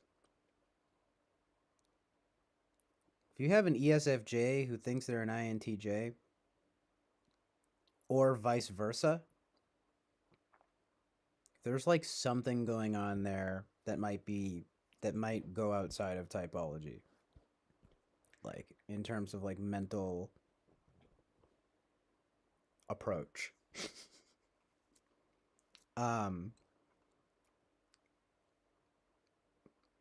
But INTJ, ESFP, as long as the functions, right? If you're going within the functions. But again though, it's only 16 types, you know what I mean? It's also it's a less perfect system, I think, than people want to admit. You know, that's why there are, again, like all these different kinds. But still, we can at the very least look at these things as archetypes, even and it's still helpful, and it's still a helpful language.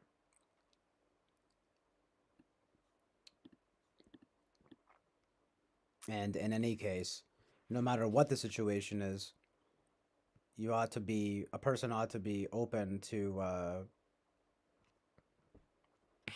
consideration of their type. You know what I mean?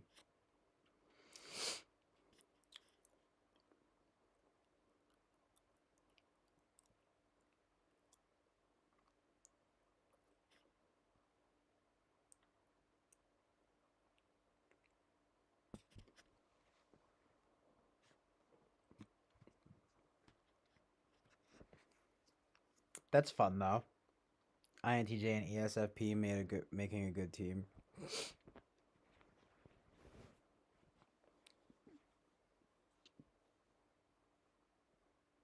Yeah, it's the duality.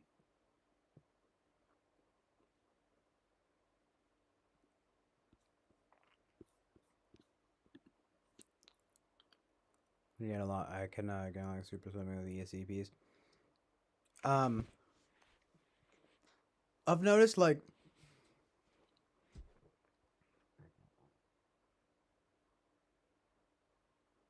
I think again I don't know that many ESTPs. I think my uncle is pretty chill and he's probably an ESTP, and Taylor is very chill and he's an ESTP. But like there was like this one girl that I talked to, and she might have not actually been an ESTP. I don't know why I was talking to her. She was like very like troubled, but there was a good chance that she was an ESTP, and we really did not get along. She was really fucking annoying. She probably wasn't even an ESTP though. But she was certainly very physical, and you know, she had like a very specific frame of reference. Maybe she was an ESFP, I don't know.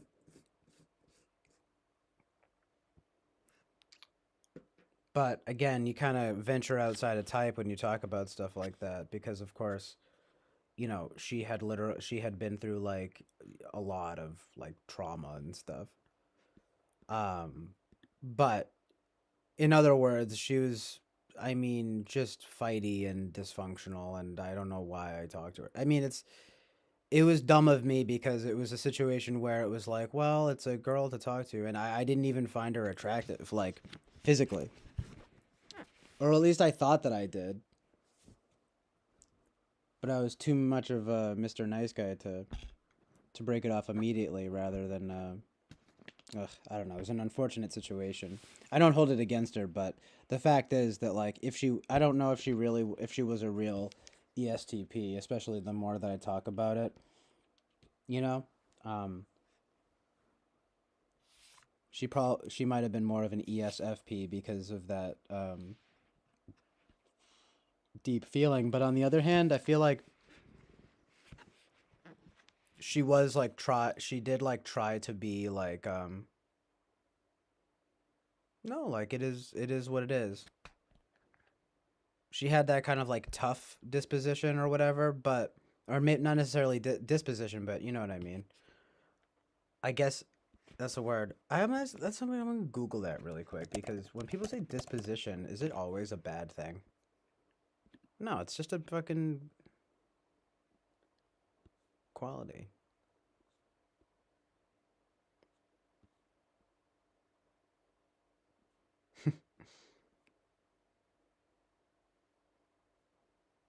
I always wonder that if it's you know bad, it's because it's like that's his disposition or whatever, right? But no, it's good. It's anyway.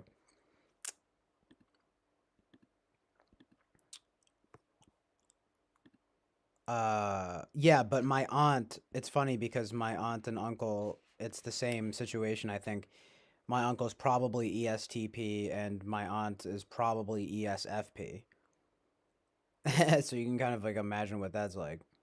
And the thing is that my aunt is pretty tough in that way. But again, she's an ESFP, you know. So, yeah, could be a kid with this chick. She might have been ESFP instead.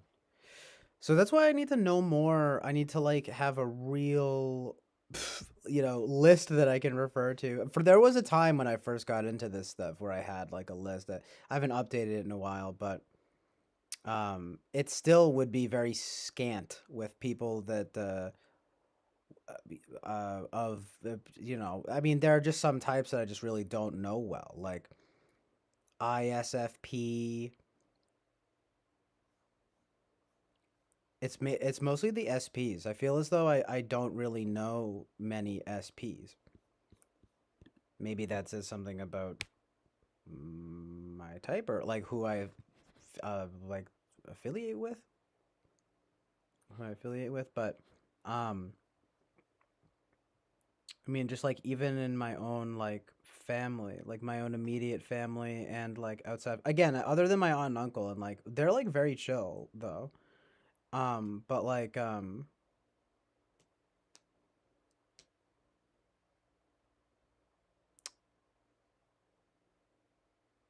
yeah, they're decidedly SP though, for better or worse.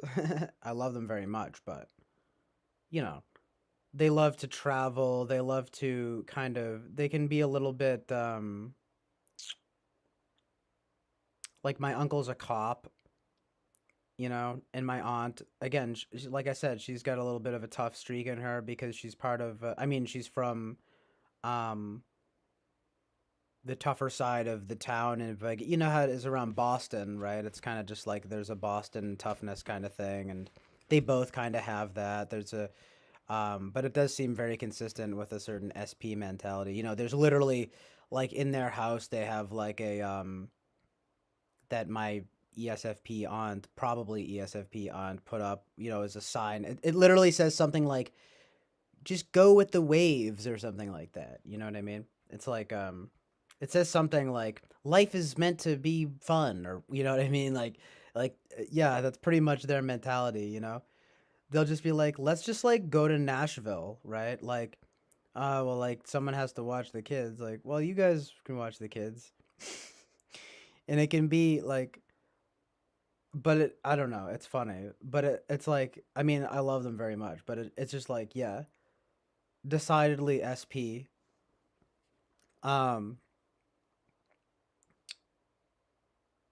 in any case, outside of outside of them and like a few others here and there, I don't seem to know too many, at least not very well. I'd actually like to. I wonder who, like, what type I know the most of. Like, who. That's a good question. I need to like get back into that. I won't do it now because it's a little like tedious, right? Because like I mean, who fucking?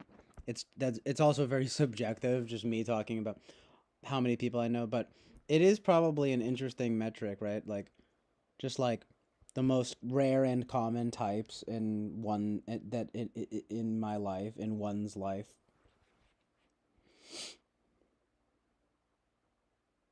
But I would have to say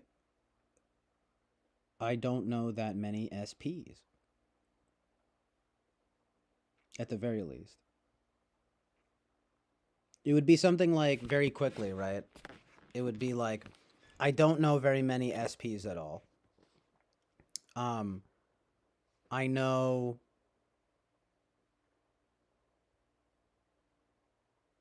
the thing about NTs is that they're a little bit difficult to discern if they're true blue NTs, but I think I would say I know I know in third place. Well, around these parts though. I mean, I know quite a few NTs, but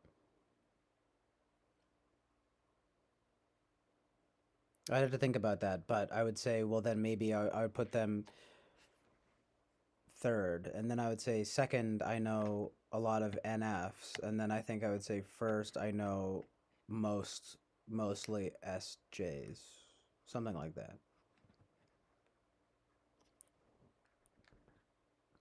I don't know though. Around these parts, I keep saying that tonight. But around these parts, it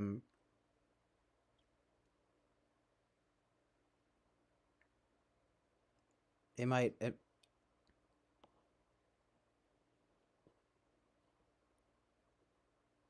my tentative list for now would say I know the least amount of SPs.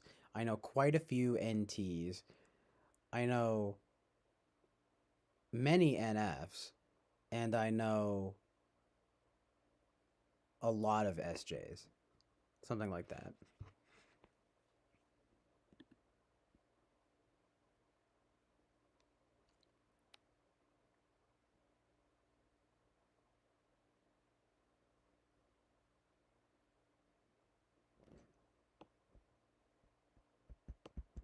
Eccentric.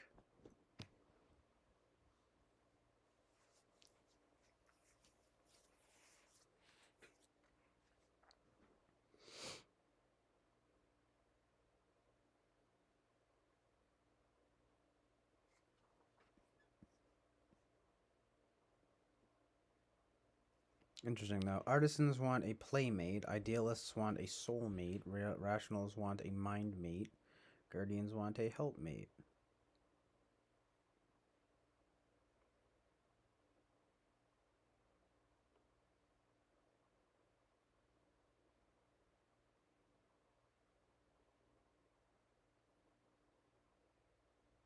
I don't have much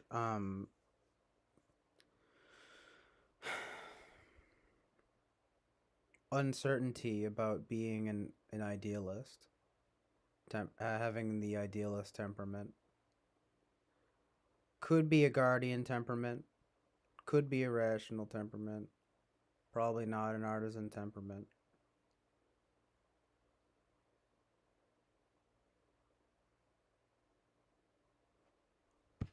That's my take on that.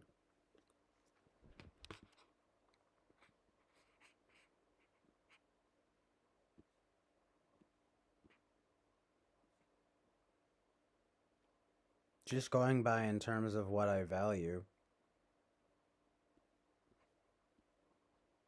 Hashtag FI. I don't know.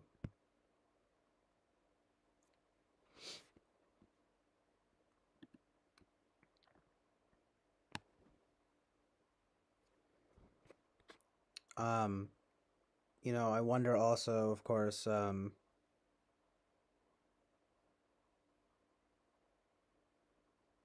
mean, it's not just it's not necessarily just something like that I adopted for myself. I mean, I've had a lot of people say that I'm eccentric. Does that make me intuitive? Not necessarily, but it seems to be a good indicator. But I guess you can't really say for certain. I'm sure there are, plenty of eccentric SPs and SJs. The thing too that people need to remember is like it's not like being eccentric is good, always good, you know? Like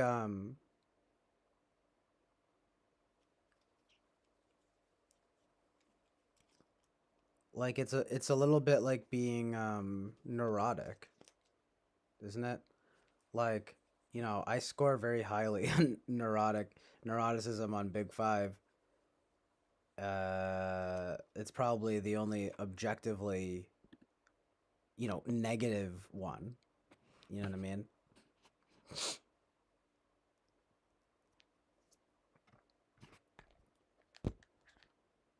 In other words, I'd rather not be neurotic. Eccentric, that has like a nicer connotation. I don't mind being eccentric. But I would like, in a sense, I can admit. Well, but I do consider myself to be intuitive in the formal sense of the word. It happens all the time in my life where like I'm just guided by intuition. It's not always correct, but a lot of times it is. And I'm also very prone to synchronicities with lots of people. Like, and there's no other word for it but to call it intuition. Like, especially when, working with music or writing. I would say like film, but I'm not. I don't. I'm not a filmmaker. I wish I was, but maybe eventually. But that also requires intuition. But I'll just say for now, music and writing because that's just what I do, and speaking. My four favorite things: music, film, writing, and speaking. um.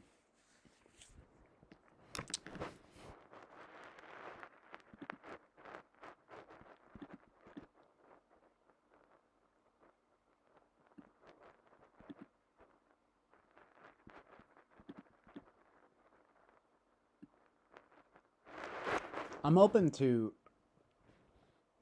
suggestions though. I mean, maybe I am just like an out of whack SJ.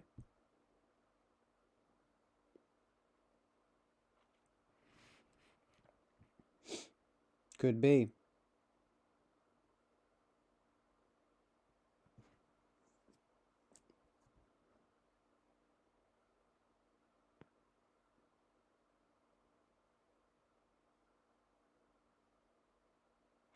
Um, Youngson people are what they do, not what they say. Projective typing is thinking one is something, but they never actually go out and do it. Hmm.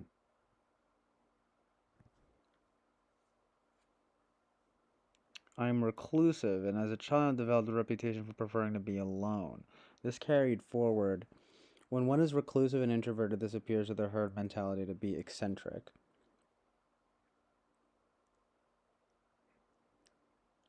Um,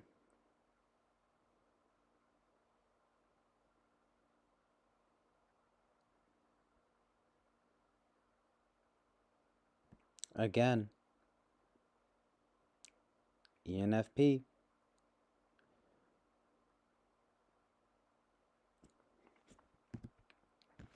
I don't like people that much. You know what I mean? Like, I do love people, but when it comes to the responsibilities of peopling, as Winston's mom likes to say, um, not to sound childish, but I don't know, can be a little bit not wanting to take on too much responsibility, if you know what I mean. Kind of non-committal. But the reason that I actually thought of that though was also not just that, but because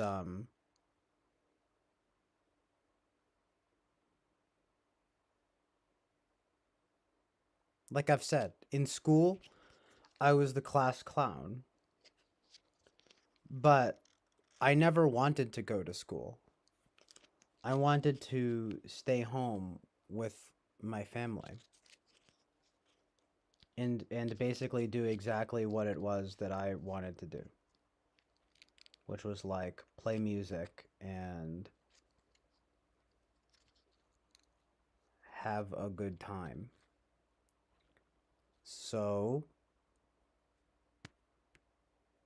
what did I do? I tried to make school as fun as possible for me, for myself. Uh,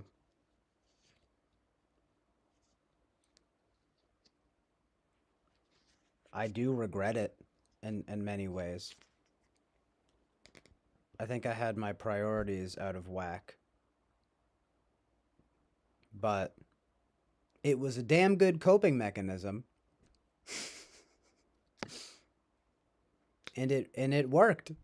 I mean, I got the funniest kid boy superlative in high school, and then I was relatively well liked by teachers and students alike, even though I got in trouble all the time for stupid.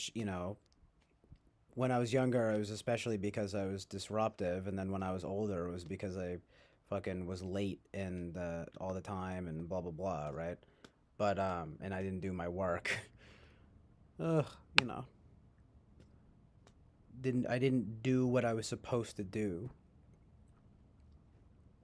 But I don't know. I mean, it's if that's not telling of my type, then I mean, I just don't know.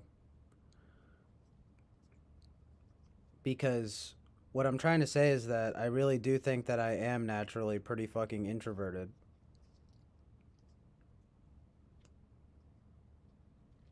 Um,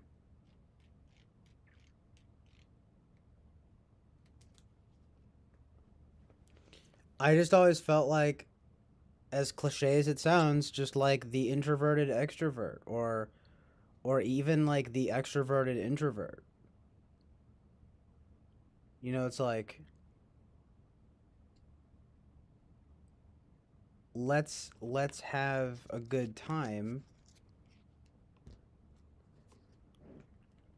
but don't give me too much responsibility here. I don't think that that's good,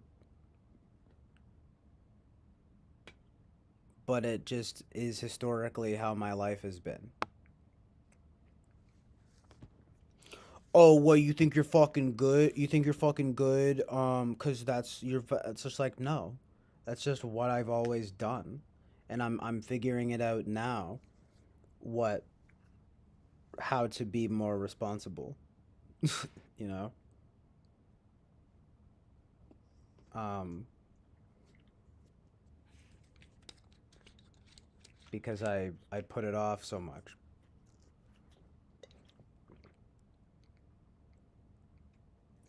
But I've become, knowledgeable in other ways and, become good at other things. But again, it's like if I was an SJ, for example, I would probably be a pretty whacked out SJ. Could be, but SP just doesn't really make sense. Well, like, actually, parts of it do, funny enough, but for the most part, it doesn't really make sense. And then you've got the NTs where it's possible, but I kind of just see the NFs and I'm just like, yeah, like that's always been me, always will be. The the thing that stays static, you know what I mean? I mean, I don't know what you guys think, but I kind of feel as though these things are static and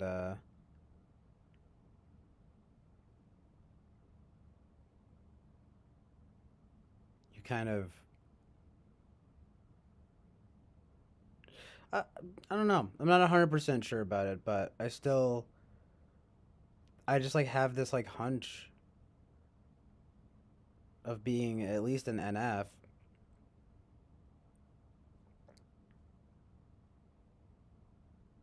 So indeed, though, the most introvert extroverts, deeper meetings. I don't have any no.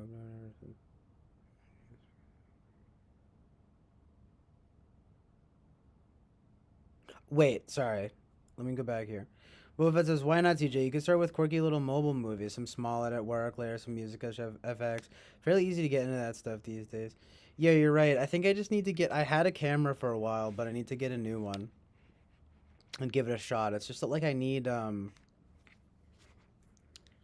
people, you know?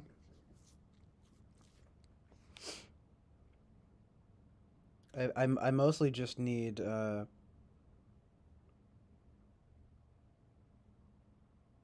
people that help me get it done, to act, to um,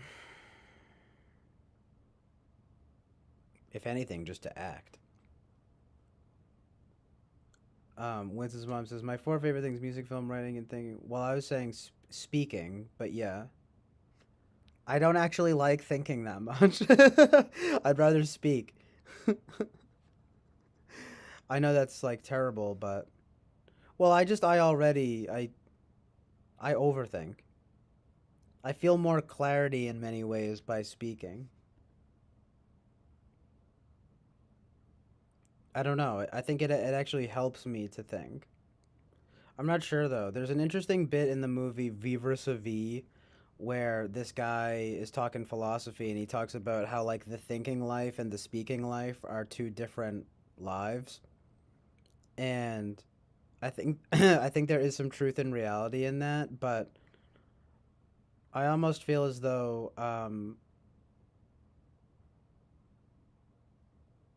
for whatever reason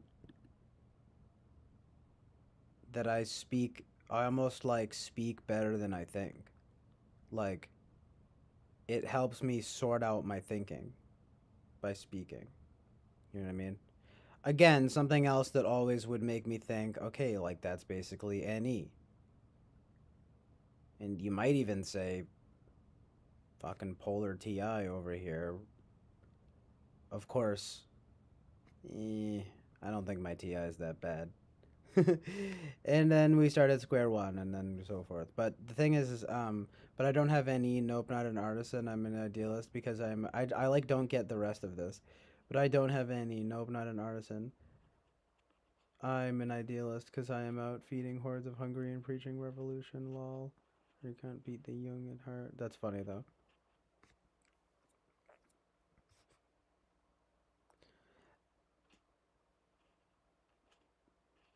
See, but like, that's the thing though. Like,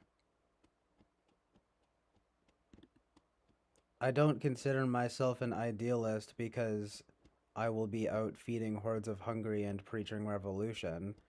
I think that I'm an idealist because I want to like write and talk about and about like ideas, like literally idealist, and also to kind of be diplomatic and to try to like be, like I said before too, about talking about like being productive and positive and like having that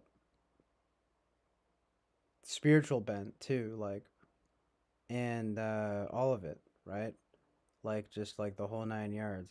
And in some cases being sort of naive, having the idealist temperament, having the um although I can be pretty bitter. I mean, I can be pretty pessimistic too, but um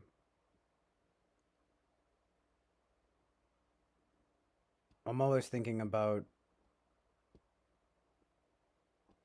I don't know, I guess, right? Like aiming towards what is good and right, like not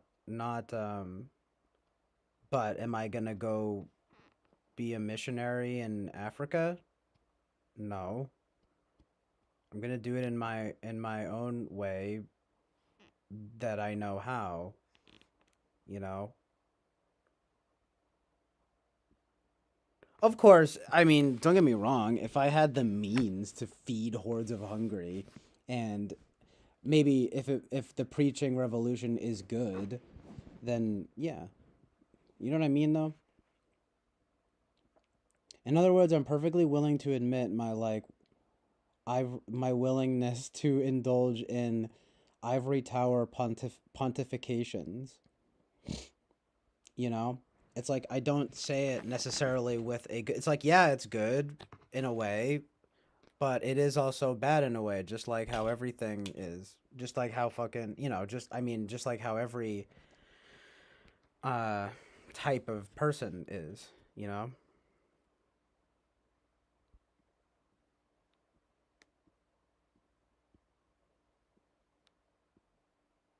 Yeah, and the champion thing. I mean, I sort of do tend to get into that thing, and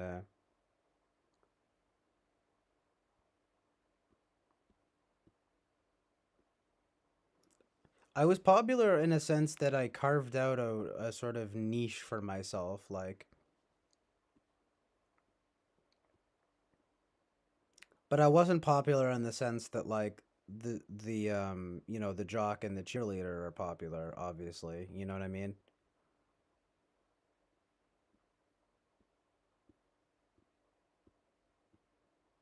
I was funny music boy for better or worse, you know? Those are good things though. Those are good things. I'm sure though that a lot of people probably thought I was a dork though, and I'm sure a lot of people thought I was annoying. I do know that people thought I was annoying. At least when I was like in my awkward years. You know what I mean? But by the time I was like out of school, by the time I was in the by the end of high school, I mean, I wasn't the you know, intrusive class clown that I once was. I was more going into the music direction and kind of more serious about that stuff. And film, you know?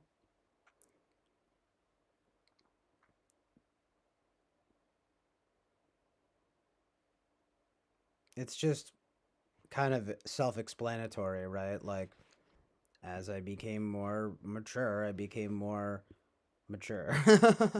No, I mean not that much. I still have like I still need to like sort out my life, but it's just that like and of course, because of course this was also a while ago at this point.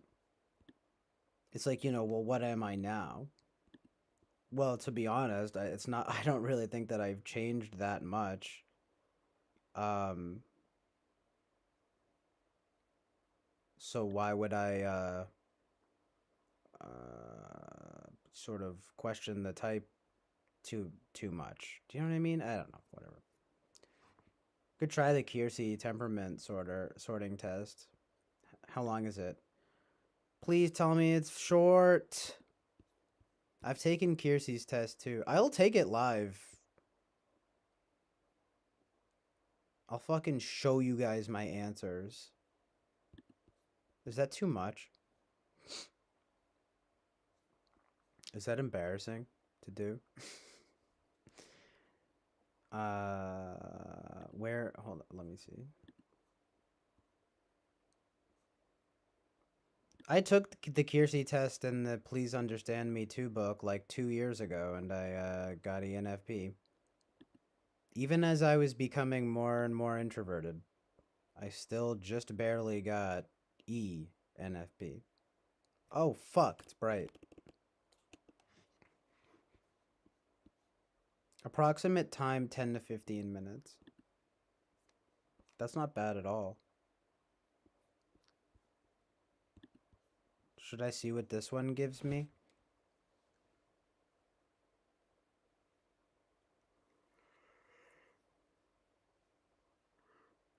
Ugh.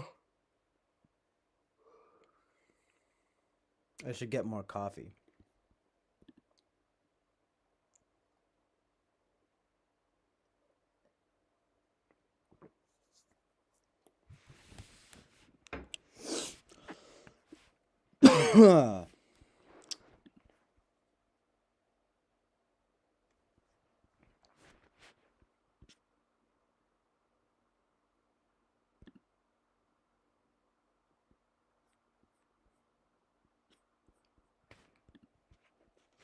I might be able to knock this out fairly quickly.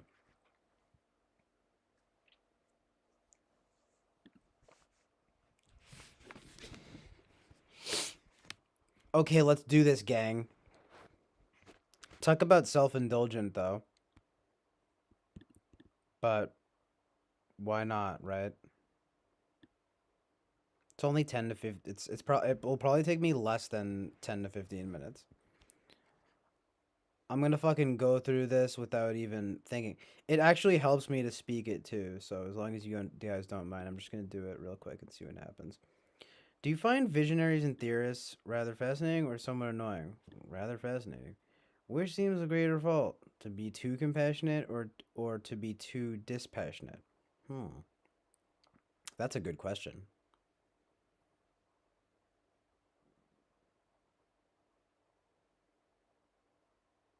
There's a lot to be said for stoicism, but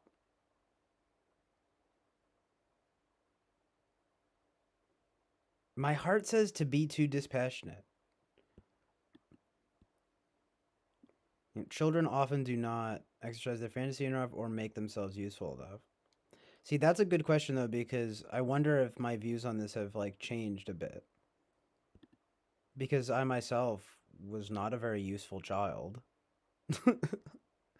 I was a exercising my fantasy child, and I don't necessarily know that that's always good. And I mean, what's it like these days, right? It's like are kids really encouraged in modern times to make themselves useful enough? I mean, maybe not. That might just be like my like quote unquote conservative bent coming through, but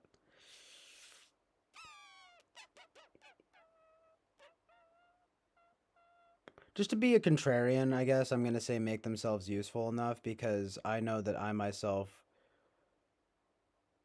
and just seeing maybe it's not true though. Oh hell yeah, Boba Fett. Brew a strong pot CJ and roll a sativa slobber knocker. Literally the fucking I have a hybrid sativa right here. I mean, okay, finally, at least someone thinks I sound like an INFP, so I appreciate. Well, yeah, are you an INFP too? I guess you're biased. Thanks for being here, Chris Chapin. Let me know if I get that wrong, Chris Chapin. Just tell me if it's wrong. But anyway, just in the I mean, just in the interest of being nuanced. No, yeah, but like in the interest of let's look really try to get accurate results here. You know what I mean? Like, as much as the nice part of me, the amazing truth of me wants to say exercise their fantasy enough, I'm gonna say Well, no, is that right then? I don't know. I don't think the kids these days. I didn't. I should have made myself more useful, and people. And I don't know if kids these days make themselves useful enough. I actually don't know. This is a difficult question. I know what the answer is in terms of the idealist answer, though. It's obviously the fucking fantasy one. I'm gonna be a contrarian though and say make themselves useful enough. Fuck it. Do you tend to notice disorderliness or right? Just in the interest of let's just breeze through this, you guys. Do you tend to notice disorderliness or opportunities for change? This is such a broad fucking test.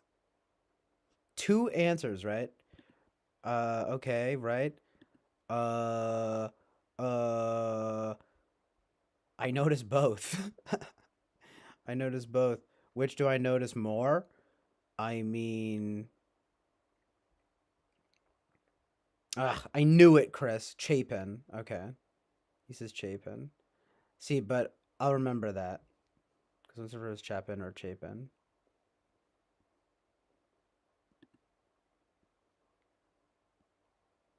Are you talking to me, Garrett? I saw daylight today. Why? Probably because I stream light. I mean, because I stream at night all the time. Yeah, do you tend to notice? So, anyway, yeah, do you tend to notice disorderliness or opportunities for change? I mean, like, man, I feel like I notice both equally. Opportunities for change?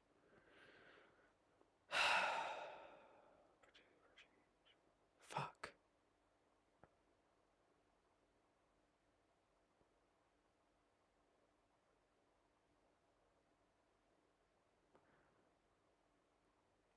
Damn, I notice both equally.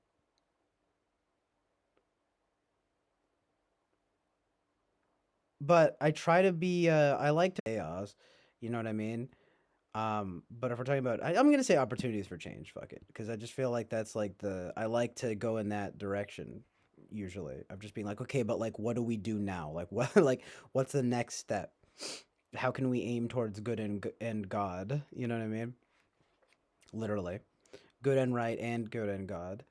Do you speak more in generalities than particulars, or particulars than generalities? I feel like, oh, it depends on the situation, but even saying that is a little general, right? I want to say generalities than particulars. No, but I don't know. Um,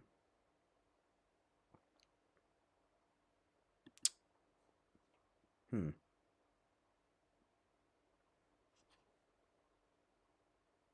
Ironically, I feel like this is very like, because this question is so not specific. Like,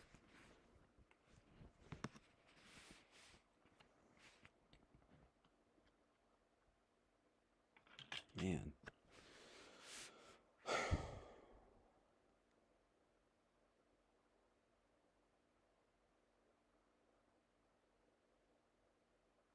Hmm. Because I am very particular.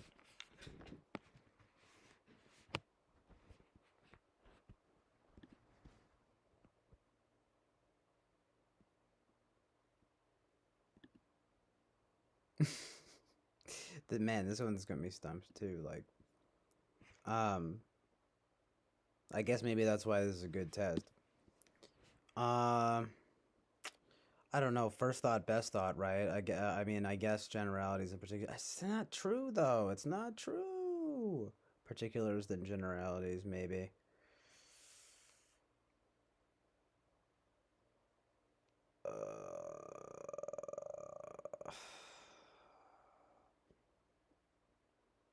Man, knowing my like proclivity for being analytical, so to speak, I would say particulars than generalities. But in terms of like talking about like big, I like to talk about like a lot of big picture stuff. But I don't know, like, we're referencing a movie and like stuff. It's like, oh, it's like this case, and then but it relates to this big topic. So it's both. But like, well, anyway, no cheating. That's like, I want to almost want to like ask you guys. I'm just like, do you guys think that I speak more in generalized, particular generalized? But I am just gonna say it's. I think it is in a way though true that I speak more in generalities than particulars because I'll like say a thing and then I'll like elaborate on it after the fact. Like like. I feel like I start general and then get particular rather than start particular and then get. Actually, maybe I do start particular and then get general.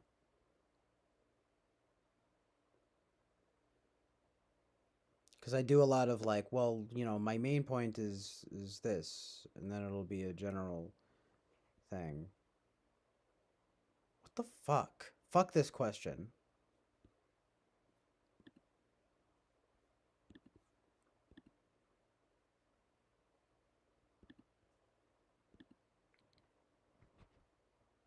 Mm.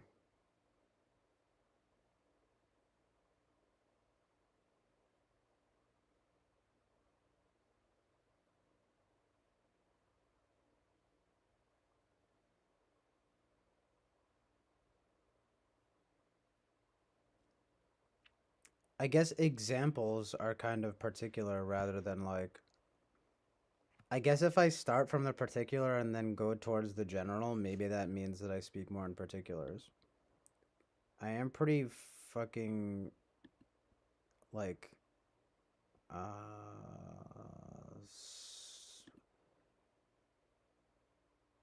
mean, Fly Guy says you seem pretty particular about your generalities. So maybe I do start from the particular and then get general, and so in that sense, that's what I was gonna say. So maybe it is particulars and generalities. I feel like I'm too like picky and like analytical to just say like it's just generalities.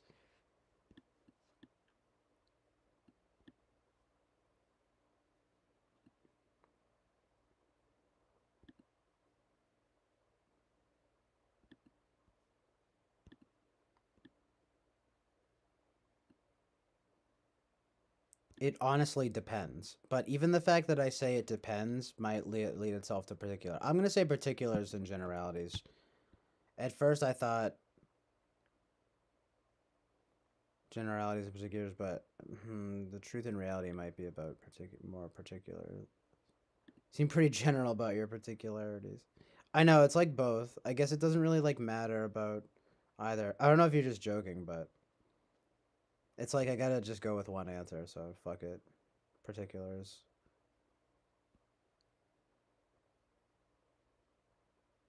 Because it's like I feel like I'll start from a particular and then work from there about like, okay, yeah, and this like relates to like the big picture though of the general thing. You know what I mean? And where do you tend to keep more to yourself, be sociable with your colleagues? Well, if I was working right now, I would probably, in a sense, be keeping more to my. It depends. Historically and like to this day, I like to have good rapport with people that I'm working with, but funny enough, I might say keep more to yourself, especially nowadays. It is worse to be a softy or hard nosed?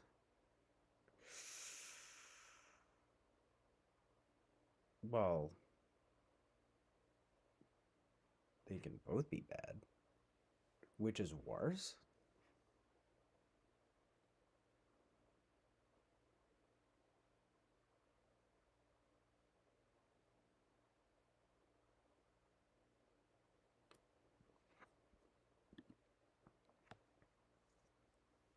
Well, I read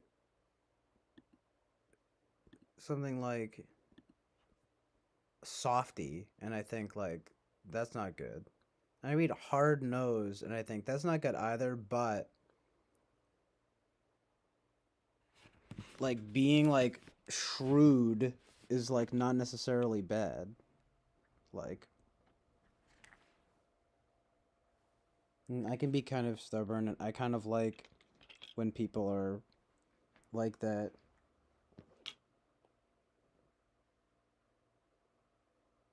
So it's hard to tell. Like I feel like a lot of my like favorite people are hard nosed, but the thing is that you risk being too strict and severe. Where at least like softies are more compassionate and kind. It's just that they're more weak, and hard nosed people are more strong.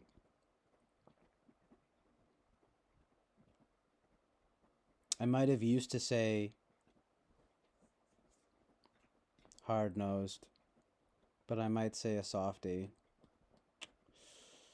And I don't know.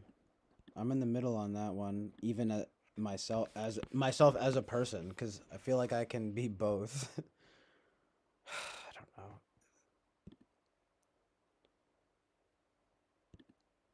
Well, just for the sake of getting through it, I'm gonna say it is worse to be a softie. Sorry, snowflakes. I'm just kidding, but listen, I get it. But again, just like different attitude these days. It's like I don't really like what even is being hard nosed? Like, do you mean being like unapologetic, or do you mean, you know what I mean? Like, I'm just gonna say a softie. You know what I mean? Rather someone be like a badass, not a jerk necessarily, but that's at least cooler to me. Obviously, again, it depends, but I'm gonna say that. When in charge of others, do you tend to be firm and unbending, forgiving and lenient? Well, to be honest, I am pretty forgiving and lenient. Again, amazing truth and reality, like kind of going back and forth. Like, I know what the answers are supposed to be or whatever, right? But I'm giving the truth here, and it's going to be interesting to see what I get here. Because it's totally true that it's like if I'm in charge of others, I'm going to be forgiving and lenient. Like, you know what I mean?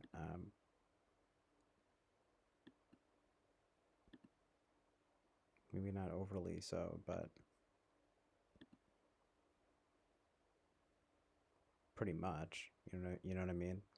Are you swayed more by a touching appeal or convincing evidence? That's funny because depending on how good the touching appeal is, I might say that. Um, because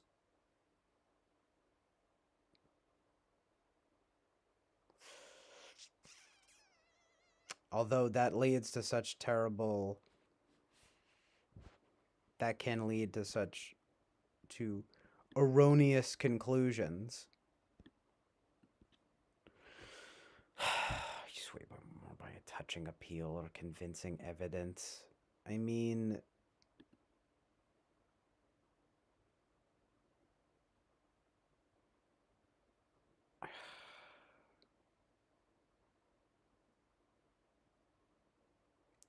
a touching appeal. Am I more of a realist in this sense that I really will go for the convincing evidence? Am I a rationalist like that? Or am I an idealist with the touching appeal? I feel like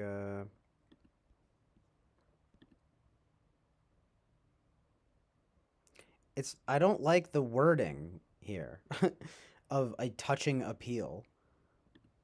It should be more like a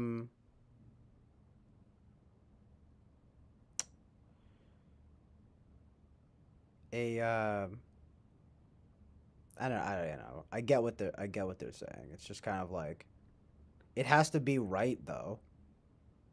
It can't just be like bullshit. But there are definitely times where I'll just be like, that appeal though, that amazing truth and reality. But then of course, I mean, if you're just like going by like a court case and stuff like that, It's just like, well, yeah, convincing evidence is better.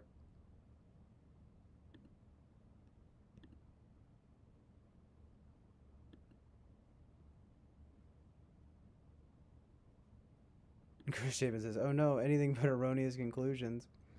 I don't know. I guess I just think of like some like hack lawyer being like, "Don't haven't we all made mistakes?" And that right, and it's like this guy like murdered 10 people, and I'm just like, he's got a point.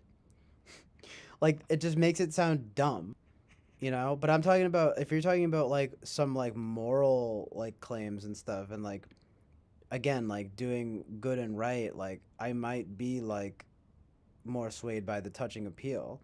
It's just that obviously in literal like in court, it's about convincing evidence, right? Like if if you really are gonna judge things truthfully, too, like, or at least if you're going to be a quote unquote rational about it, then you need to have convincing evidence.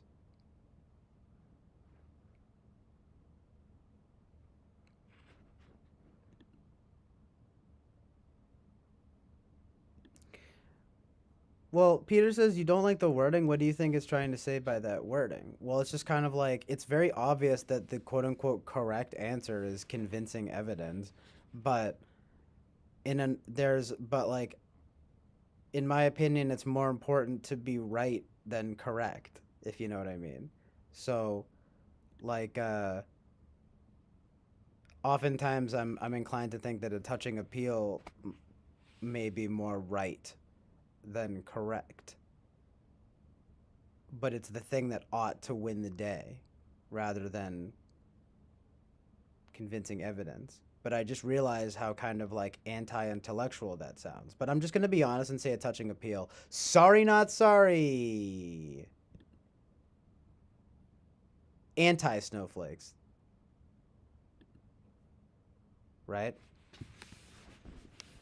I'm all over the place with this. They can't type me. Is clutter in the workplace something you tolerate pretty well or take time to straighten up? Well, clutter isn't good, but if I know anything so far, it doesn't really, you know, like, depends how bad it is, but I can probably tolerate it pretty well, to be honest. I mean, there gets to be a point where, like, disorganization gets totally hectic, but I don't really mind stuff being, like, kind of scattered about as long as I, like, know where everything is and I can kind of, like, deal with it. It's not to say I prefer disorder to order or chaos to order, but again, right? But I'd say it's probably tolerated pretty well. I mean, again, I was working in the workplace.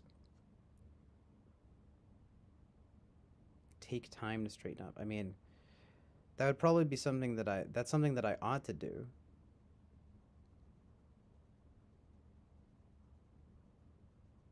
It's just like again, like define clutter. Like I don't know. I guess I don't really mind. I probably wouldn't really mind it that much. There can be a bit of as long as it's not too bad, you know. I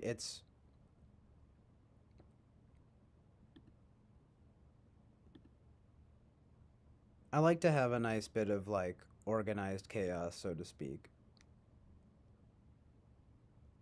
But you don't want to be like misplacing things and not finding important things. But if you're just talking about like your general nonsense, and also as long as it's not dirty, as long as there's not like trash everywhere, I don't mind if it's a little bit cozy, so to speak.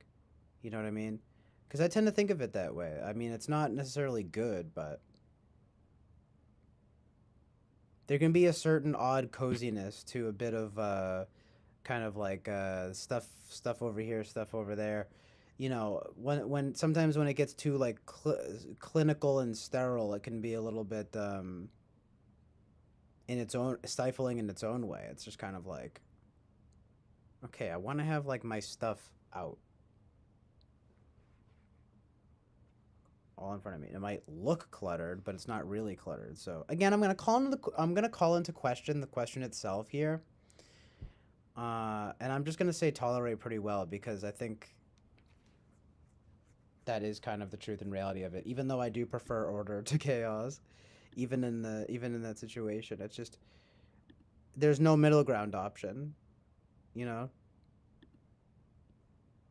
there's no middle ground option in it with any of these questions. I don't really care about every last paper being lined up. I care about like stupid stuff. I'm like OCD about stupid stuff, not like it really does depend.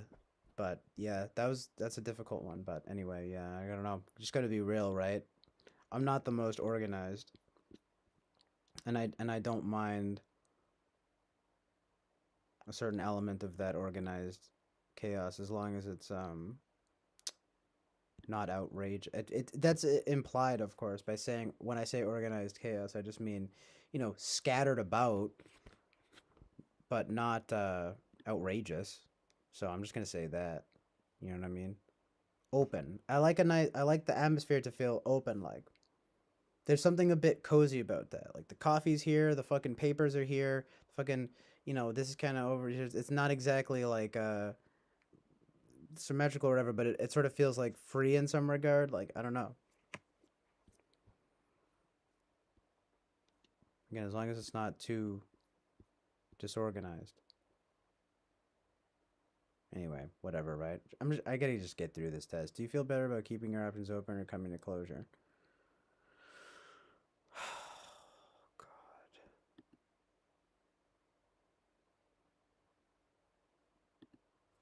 Like, see, I hate being uncertain about things. But again, back to the freedom thing, I also love to have my options open. It really depends on again, it depends on what we're talking about here. Like of course I love the relief of closure, but I love the freedom of keeping my options open.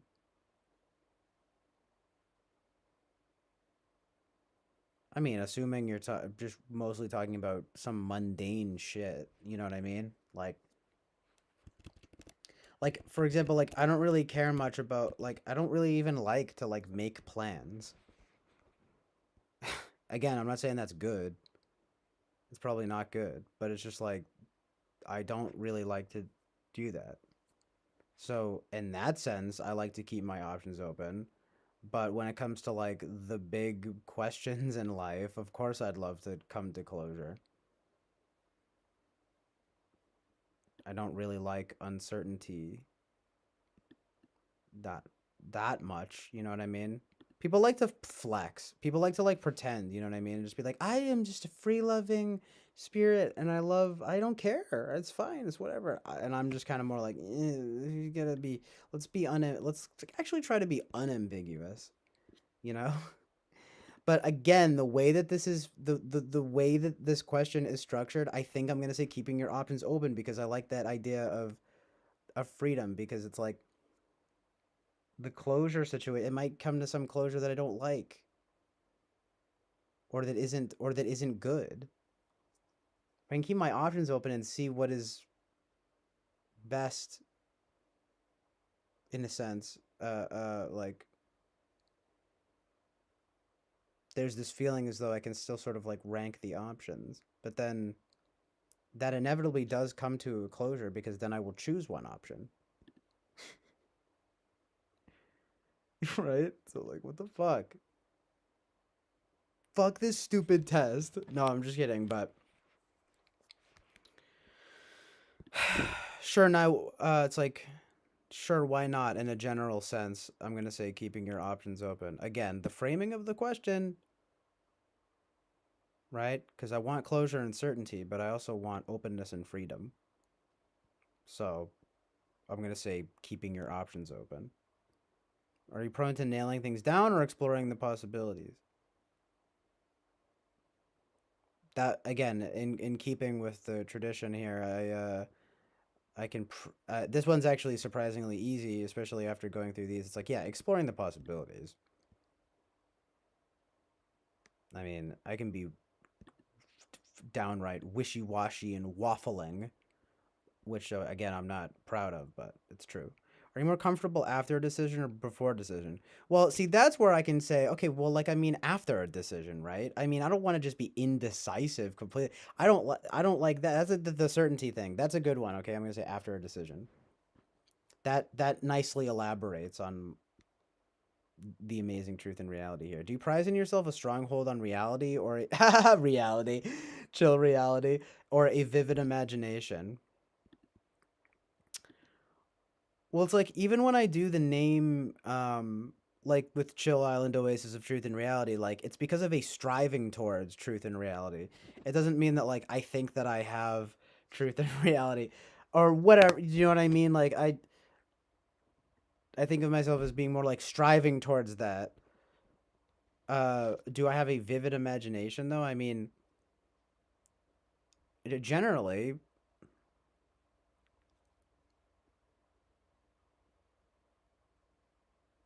So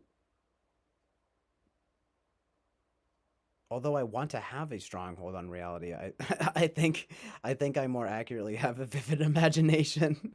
I get, especially if I have to choose between the two, right? Given the hit trajectory of my life, like I'm gonna have to say a vivid imagination, but I definitely strive towards a stronghold on reality. That's for sure. Are you more comfortable in making critical judgments or value judgments? Well, I'm gonna be honest. I feel as though I make value judgments. I've gotten a lot more critical. I've gotten like better at being critical, but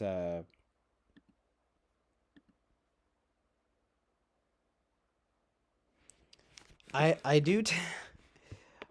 I tend to rely more on things like, do I like this or dislike this? How does this, you know, do I does this seem good or bad? Like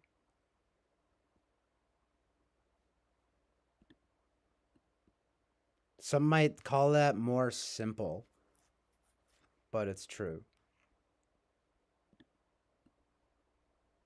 I say I go value judgment first and then critical judgment second. You know what I mean? Because again, it's like it's important. I think it's important to do both. But I think what I initially go for is, okay, how does this rub me? Like that's always the word I think. Is that the right word? How does this rub me?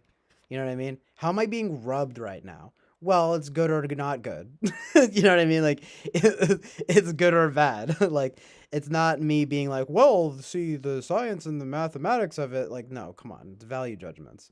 And I think a lot of people need to be real about this, by the way, about your morals and your feelings. It's like, yeah, I'm making value judgments. Come on. Come on. I just happen to be critical. You know what I mean? I'll make the value judgment first and then I'm going to let's get critical about it, right? It's like, well, maybe I feel this way, but then we'll think about it later. I'm just blessed with being an ENFP ENTP hybrid. No, I'm just kidding, but right? So funny.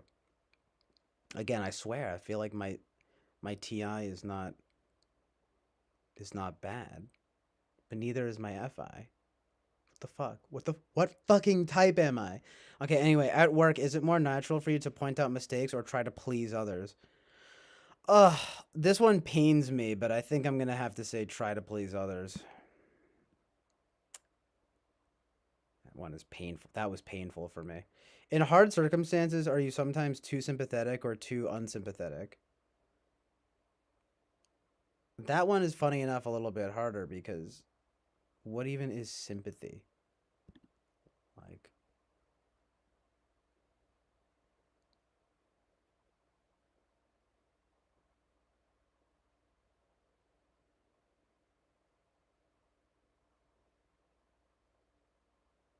I would never want to be hypnotized, and I would never. I don't think I would be easily hypnotized.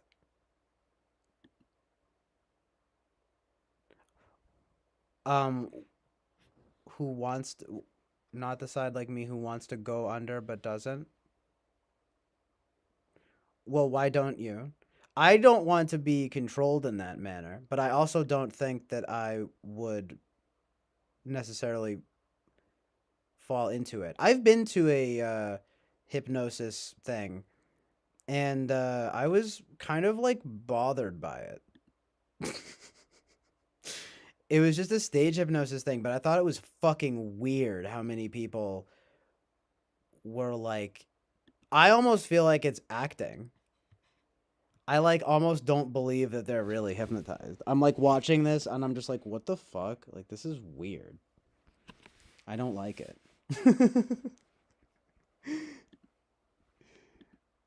Is that a different genre?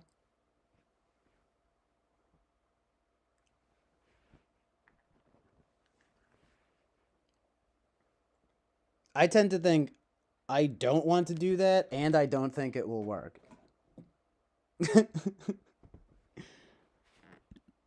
I don't know.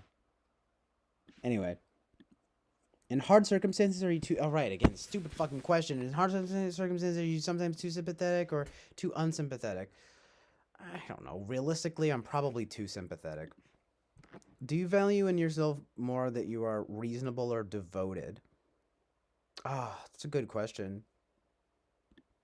I'd like to speak to my inner, passionate side and say devoted, even though I am amazingly reasonable. Amazingly reasonable. Even Eric made a really good, funny point recently about saying it's like if I am ENTP, it's like something about being reasonable to where the other person has to just like not be unreasonable. Haha. That is literally my tactic. It's not like an intentional tactic, but it's like so true. I'll just be like, okay, it's just like, but like, why are you being unreasonable? Like, you're being unreasonable right now. I'm being so reasonable, and you just sound unreasonable. It's the kind of thing that people probably like could like get mad at me about it. Like fuck you, you're not reasonable. You're just you're just it's that thing though of when people just like want you to get mad. Such bullshit. I'm going to say but I am going to say devoted. In making up your mind, are you more likely to go by data or desires? What like what but chica but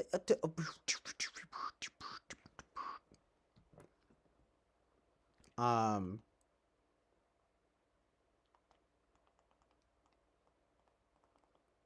well what I just don't even know how to respond to that. The right answer is data. Like, yeah, you go by like what in a sense is reasonable. Desires, that doesn't mean anything. Are they good? If they're good desires, if it's it's like it's not good to just go on your whim though.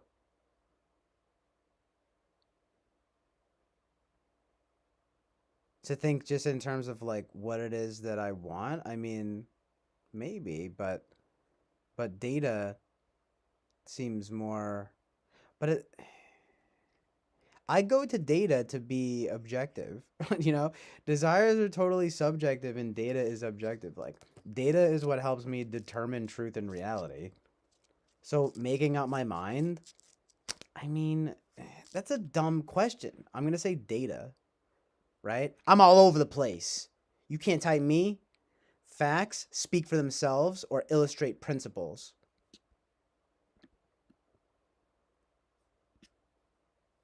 Mm, fuck it. Speak for themselves. Fuck you. Are you more routinized than whimsical or whimsical than routinized? I have some whimsy. That's funny how that word comes from whim, right? Talking about Wim Hof. No, I'm just kidding, but I wish I was more routinized. I am a creature of habit for sure, but I'm gonna say more whimsical than routinized. Is it your way to make up your mind quickly or pick and choose at some length? See, because I'm pretty like indecisive in that way, I'm gonna say pick and choose at some length. I can be quick, but I'm actually very slow with that kind of thing. Like it can take me forever to make decisions, especially serious decisions, I guess, right? Because I'm just like I want to make sure this is good and right, or whatever. So yeah, just like it could probably take too long to make a decision there. So anyway, on the job, make a decision there. On the job, do you want your activities scheduled or unscheduled? Well, I like the whole take your time approach, I guess. So I'm gonna say unscheduled. I mean, again, not to say that I prefer, chaos to order, but I'm gonna say unscheduled. Just interacting with, again, the openness and freedom thing. It really is important to me. Like, I mean, it makes me feel, the flexibility thing, the fucking free will. You know what I mean? So yeah, does interacting with strangers energize you or tax your reserves?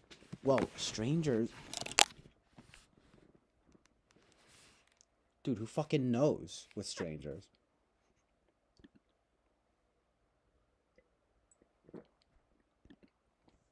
Um, if they're chill, I like feel energized. If they're fucking rude, then it taxes my reserves.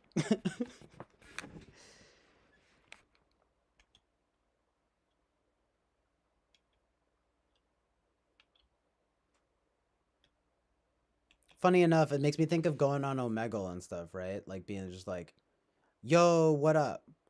It's just like,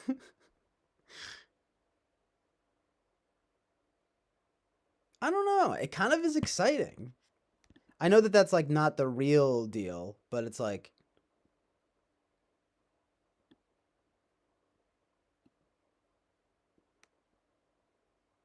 I am gonna say energize you. I think I tend to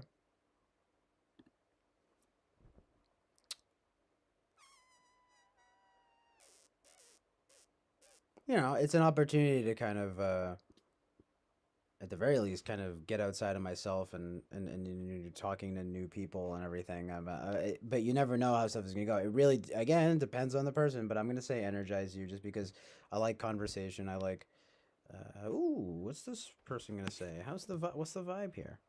You know,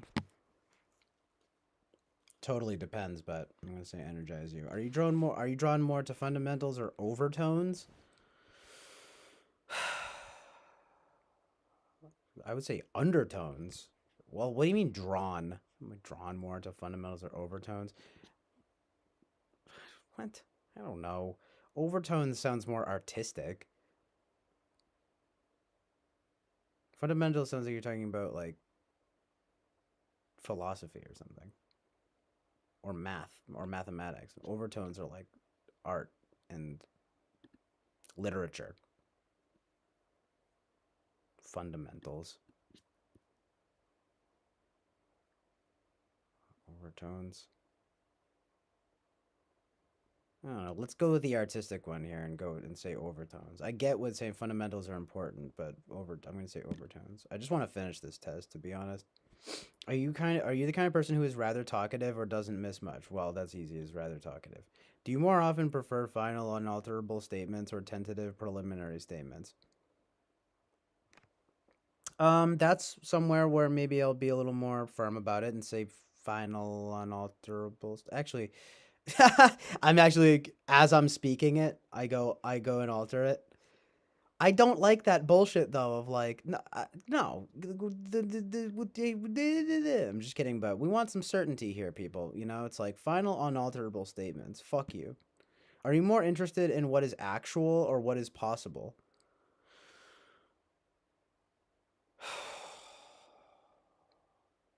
Again, depends on how you define it. I'm gonna say what is possible. Amy thin-skinned, but I'm rather sensitive. I'm rather sensitive. Thin skin though, I hate that. I don't want to be thin skinned. I think I'm thin skinned though, to be honest. That's very sad. Again, I am sad. I am sad to report thin skinned. Are you inclined to be easy to approach or somewhat reserved? Well, I like the idea of I like being easy to approach. It doesn't mean that I'm not reserved in ways, but I think that's something that I kind of pride myself in. I like the idea of, you know, I mean, hey, I'm not trying to get taken advantage of, right? But, you know, hey, I like to be approachable, easy to approach. Are you more inclined to feel down to earth or somewhat removed? Well, oddly enough, going back and forth here, I guess. Well, no, I like being down to earth, but I do feel rather alien sometimes, somewhat removed. I know, like how really am I? How really am I salt of the earth? You know?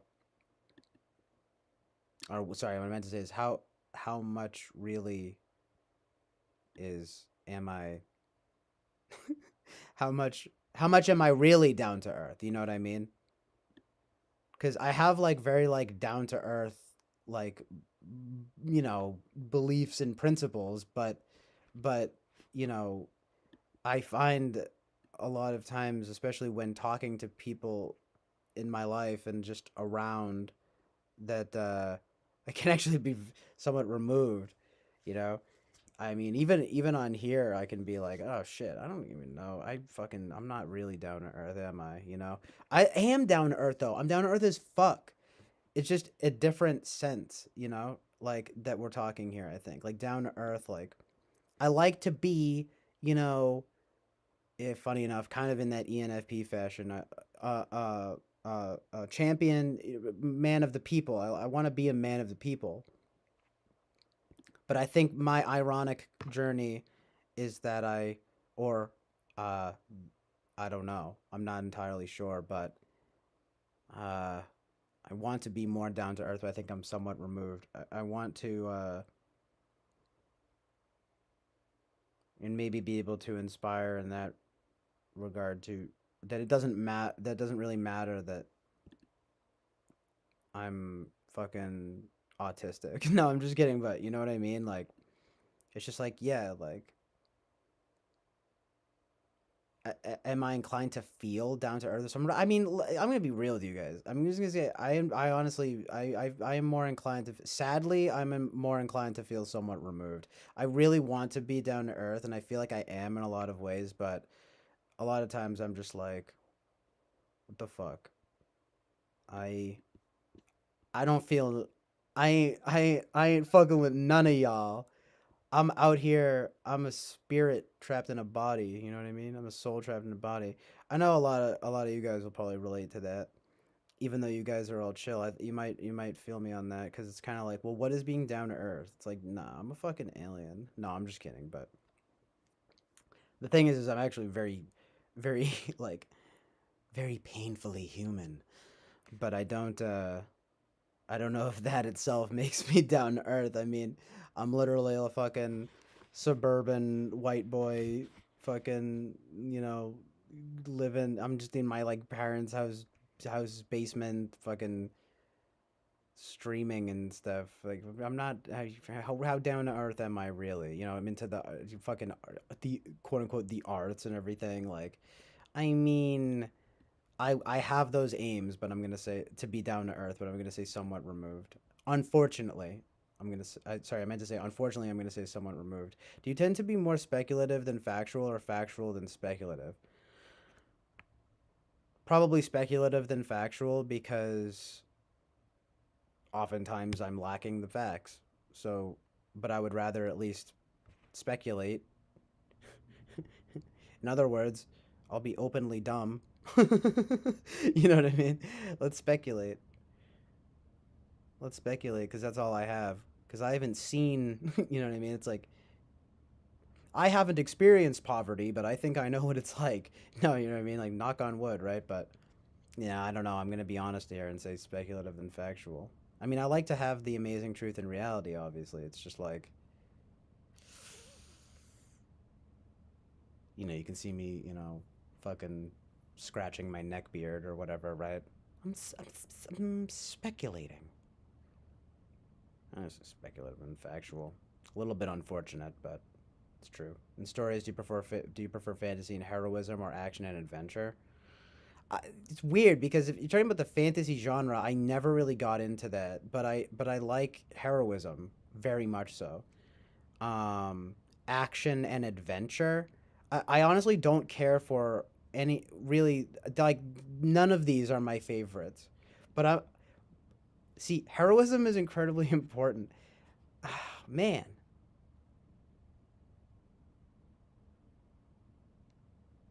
what the heck? Action and adventure though seems to like imply heroism, like fuck you, right? Let's say the action and adventure is heroic, and I'm gonna go with action and adventure. Am I fantasy? What is fantasy? Like I never cared about like medieval fantasy shit, just like dragons. You know what I mean? Like Dungeons and Dragons and stuff does not appeal to me at all. Action and adventure though, like fuck yeah, dude. Let's watch Die Hard. You know what I mean? Like, it's like John McClane's a hero. You know what I mean? It's like not even saying that's like the best movie ever or anything, but you know what I mean? Like action and adventure. I mean, in adventure, in essence, to me, an adventure is the most. I want heroism and adventure. I think, but that's not what's put here. So I'm going to say action and adventure, assuming heroism is involved, because fantasy. That's a weapon. That's a weapon word. Yeah, exactly. Winston's mom. Like, nah. Action and adventure. Are you more frequently a fanciful sort of person or a practical sort of person? Fucking fanciful, I guess. When the phone rings, do you hurry to get to it first? Hope someone else will answer it. What? Like in my house, I guess I hope someone else will answer it. What? If it's my own phone, I'm just gonna say hope someone else will answer it. Like, let's just be real, right? Do you consider yourself a good conversationalist or a good listener? Oh, I'm a good conversationalist. Are you more satisfied having a finished product or a work in progress? A finished product. Is it worse to be in a rut or have your head in the clouds? Oh my god, aren't they both bad? Be in a I'm actually gonna say be in a rut. I mean, cause what do you mean head in the clouds? Yeah, again, right? What? Cause I'm an idealist, right, or whatever. Like fuck you. Um, Having your head in the clouds, it's not good in a sense, but it can also just mean that you're idealistic in a sense. Being in a rut seems much more objectively bad. Of course, you could say, well, if you have your head in the clouds, you're obscuring your vision, like you can't see the amazing truth in reality. But if you're in a rut, you can't see the amazing truth in reality either. You're fucked. You're like depressed or you're fucking down and out. So I'm gonna say be in a rut, just barely though. You know, because having your head in the clouds is not good either. But I think be in a rut that just sounds more objectively bad to me. You know, it's like it's like that the way that that question is framed sounds to me more like would you rather be depressed or a dreamer? And it's like I would rather be a dreamer. You know what I mean? But I think in that sense, I don't know. That's a tricky one because I know what they mean by head in the clouds. If you're head in the clouds, you're a little obscured. That's not good either. I don't like that, but I don't know. Being in a rut to me, I feel like it's more obscuring probably to be in a rut. It's like I picture being like stuck in the gutter. You know what I mean? I'm just like I'm fucked up, dude. You know, that's the worst, right? Fuck that. I'm gonna say be in a rut. When finishing a job, do you like to tie up all loose ends or move on to something else?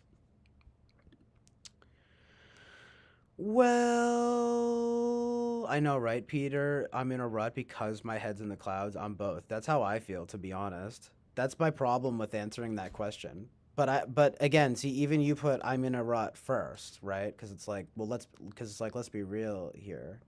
The rut is the problem. That's how I feel. My rut is the problem, you know? But again, the reason I guess technically is because of being ahead in the clouds, so that's difficult. But the end result, of course, being the rut. is most imperative here. Anyway, good lord, you see how long this shit is taking me? When finishing a job, do you? I gotta just finish this. When finishing, ironically, when finishing a job, do you like to tie up all loose ends, and move into something else? Again, I understand like the framing of this question. It's just like fucking tie up all loose ends. To be honest, like, come on, I don't want to be fucking come back to shit later. Come on, let's get it done now. Do you usually want things just penciled in or settled and decided? I mean, this just makes me think of appointments. I mean, how about just penciled in? I guess. The fuck?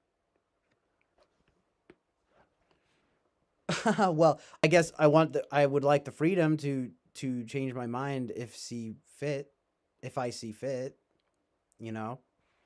Um, but that doesn't mean that I want to inconvenience other people. You know what I mean?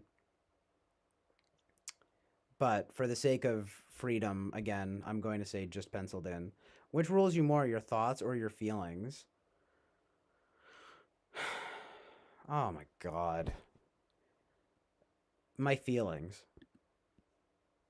Common sense is usually reliable or frequently questionable. Usually reliable. Are you more likely to trust your experiences or your conceptions? My conceptions. I mean,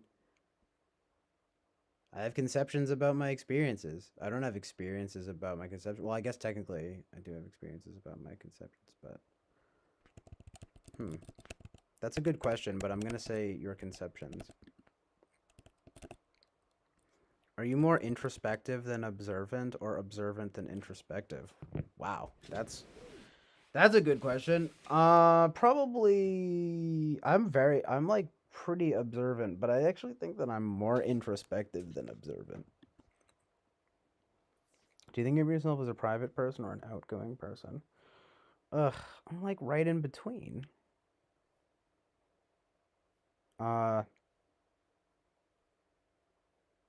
I mean, I'm relatively outgoing once I get going, but I am also fairly private. I mean, I guess historically, I'm fairly outgoing. To this day, relatively outgoing. So maybe I'll lean towards that, I suppose. Because I mean, the funny thing is that in the sense of private, I'm kind of reclusive, you know. But it's not because of some like guarded thing. Do you know what I mean? It's more just a happenstance. I'm just fucking. I would just fucking chill. Well, of course I want to be serious and determined, but I am a fucking Enneagram 9, so I'm probably fucking easygoing, more easygoing. I mean, the thing is that I consider myself fairly like, I can be passionate and devoted, but serious and determined. I mean, the thing is like I'm definitely I can be pretty serious and determined, you know, but with my prioritization of chill vibes, you know, this one again kind of pains me to put, but I think I'm gonna have to say easygoing. Do you think of yourself as a tender-hearted person or a tough-minded person? A tender-hearted person. Are you inclined to be more leisurely than hurried or hurried than leisurely? Leisurely than hurried. Are you more often a cool-hearted person or a warm-hearted person? Well, like these are pretty easy right now. A warm-hearted person. Do you like writers who use metaphors and symbolism or say what they mean? Well, what the fuck? I mean, it depends on how highfalutin the metaphors and symbolism are. I like a nice middle ground, but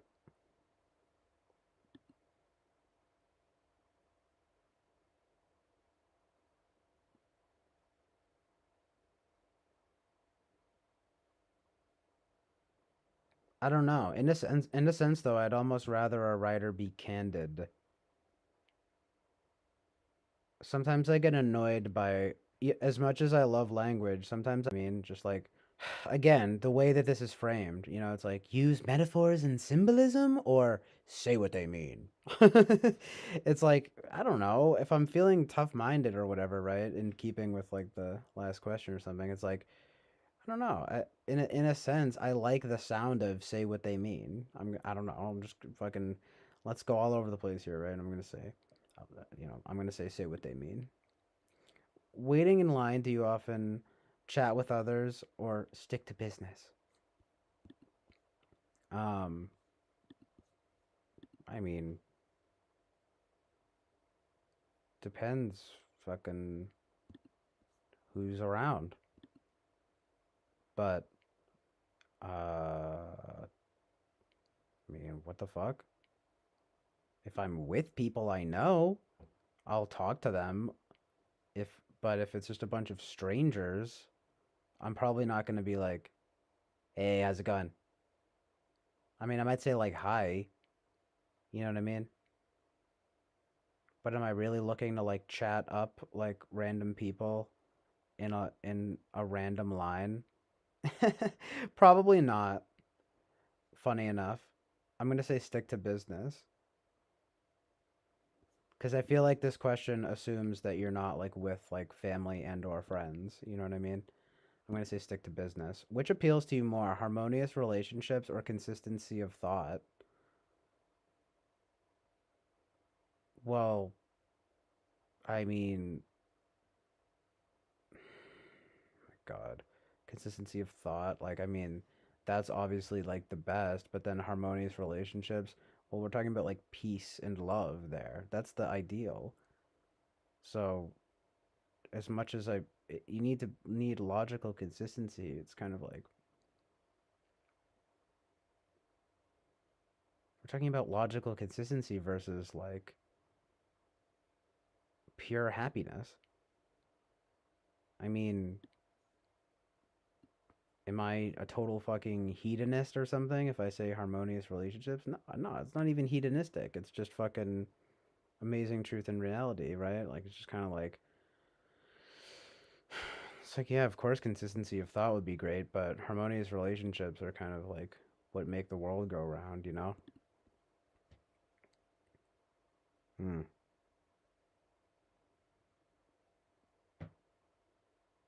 It's like TI versus FE right there or something or FI, I don't know. But it's still difficult for me actually to choose consistency of thought or harmonious relationships. I mean,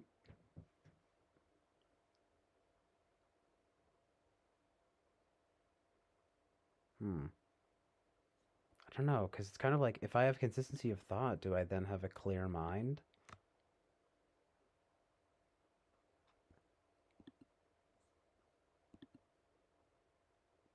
Do I then have a clear mind and then I can therefore be more discerning in some regard and then not, because it's like harmonious relationships. I mean, I'm not trying to just like give, like, I'm not like fucking Mr. Pure FE, like there needs to be give and take, but this kind of does sound like the difference between like peace and love versus like logic and rationality. And it's just like, uh, I just kind of want to say go for the peace and love option, harmonious relationships. Again, I don't know. I kind of,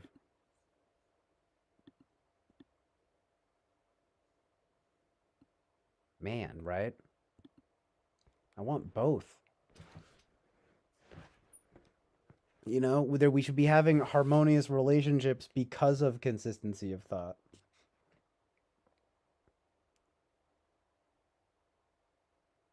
or vice versa. We should be having consistency of thought because of harmonious relationships.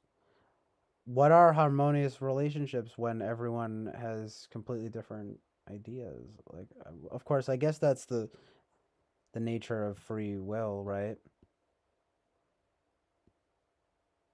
Consistency of thought. I mean, I don't know, man. It's really important to have that objective logic, but if you're gonna frame it in that way, like objective logic versus objective morality, maybe I'm gonna say objective morality and go with harmonious relationships. Because, like I said, I feel like that's what makes the world go round. That is, in some virtuous way, probably what is most important. I mean, it's not good to be disordered in your thoughts, but um, it's simply asking what appeals to me more. I mean, man, man, that's difficult.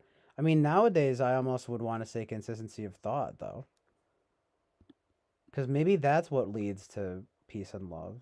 You know what I mean?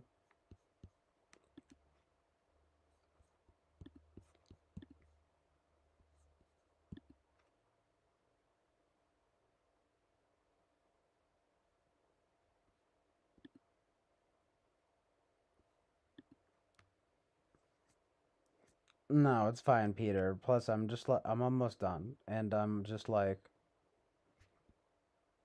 um, it's best to probably just figure it out myself.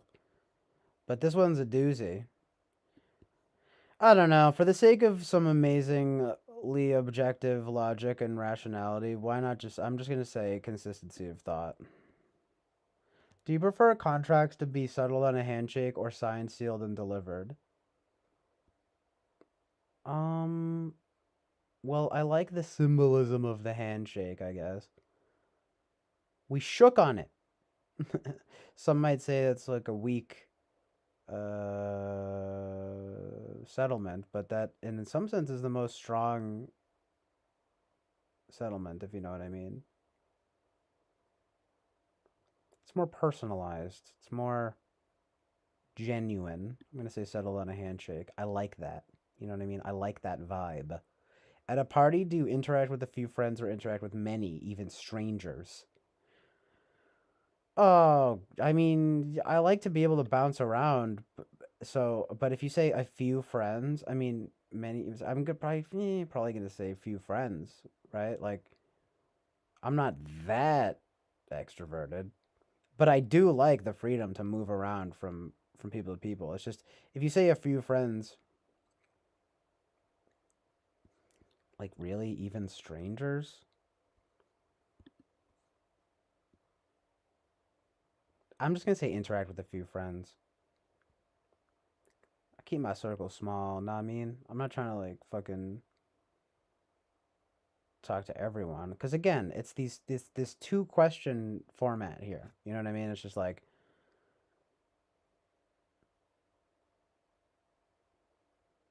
kind of extreme in that way, but the fact that it says a few is enough for me. Um, but I ain't no fucking nerd. You know what I mean? I don't know. These days, though, and I have got I am a bit more introverted these days too. So I'm just gonna say interact with a few friends. Do you tend to say write out what's on your mind or keep your eyes open? I mean, keep your ears open. I try to keep my ears open, but I kind of do say write out what's on my mind. Do you prefer to work just whenever or to deadlines? Just whenever. Which is more of a compliment? There's a sentimental person or there's a logical person? Again, that's a terrible framing. I would say there's a logical person. Do you more often see what's right in front of you or what can only be imagined? What? Fuck you. What can only be imagined? Like, that's just, again, another extreme question. Like, another extreme framing. Like, just like, I fucking see both because I'm a normal person. I'm just kidding, but you know what I mean? Cause I'm a human being.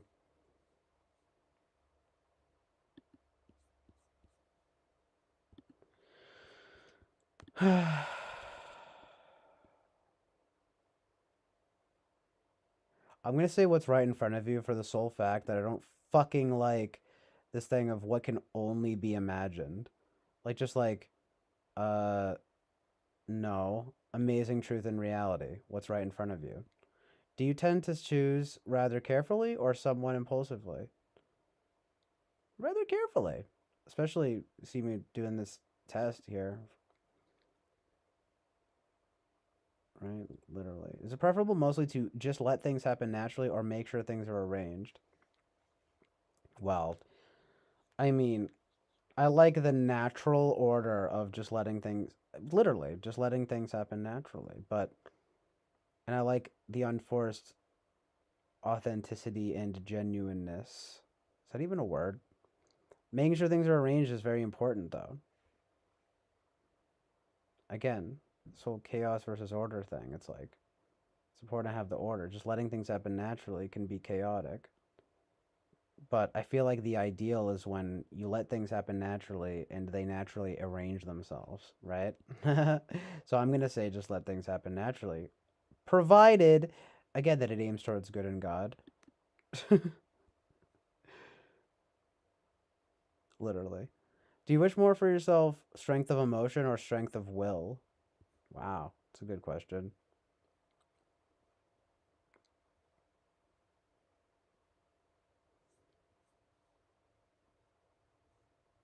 Well, I mean,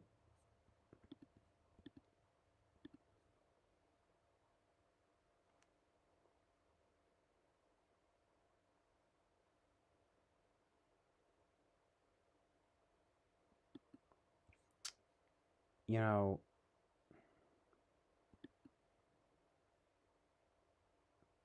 it's amazing to have strong to what does that mean, strength of emotion? Does that mean as opposed to being weak emotionally? Or does that mean having strong emotions? Because, but strength of will, as opposed to having weakness of will, I mean, I would almost rather have strength of will. You know what I mean? Like, if it's strength of if it's strength opposed to weakness that we're talking about, like, not just having strong emotions. Because who gives a fuck about having strong emotions to like, you know what I mean? Like it has to actually again like be good and right. So I don't know what you guys think about that one, but as much as I think, but because like if it's saying emotionally strong versus willfully strong, like though, right? Like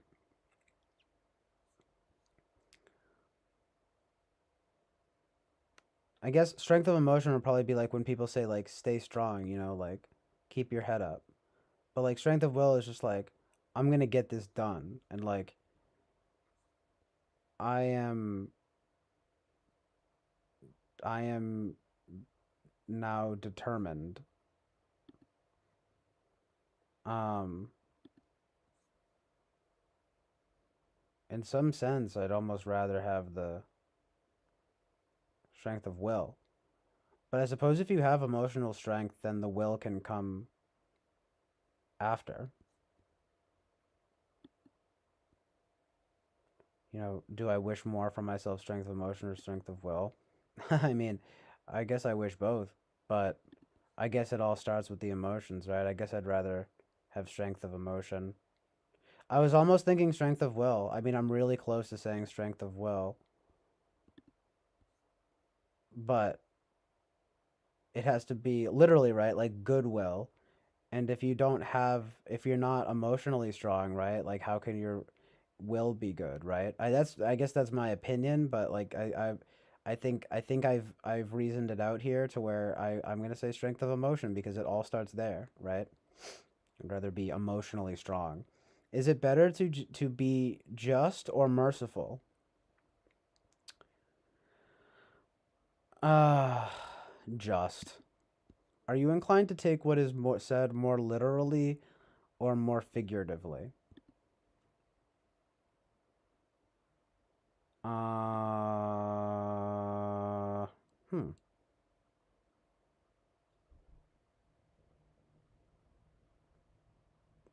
I don't know. know. That's a weird question because sometimes I do take things literally, but not super literally. Like I had a friend who had like he was like an ISFJ, or at least he typed ISFJ, and like he was very literal. Um,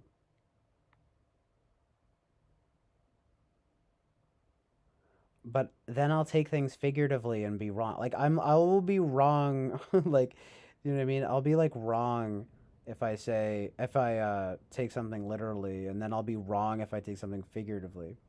You know, I guess that's not taking into that and taking that into account, but then sometimes I'll be right literally, and then sometimes I'll be right figuratively. But I mean, in keeping with this idea of like deeper meanings and stuff like that, I mean, I would say more than most people, I'm more figurative. You know what I mean? But it's asking me to take what is said more literally or more figuratively. I mean, I like I like people to, again, with that, like that other questions, like I like people to say what they mean. So like if it's just a bunch of figurative bullshit, like I don't know, that's like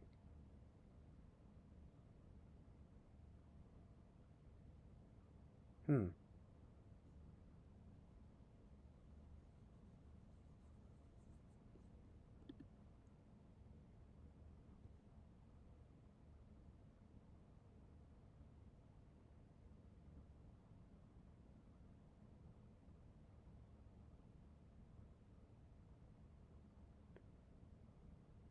Depiction of how CJ would respond as a metaphor for how taking DMT would play out as? What does that mean?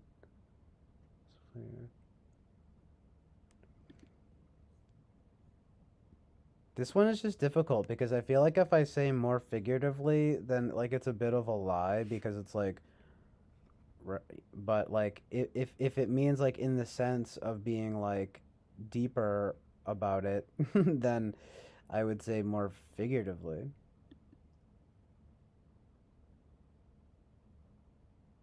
There are so many times though where I'll be like, "Oh, like you meant literally like this that." Oh wait, but I guess that kind of answers my question because I might be thinking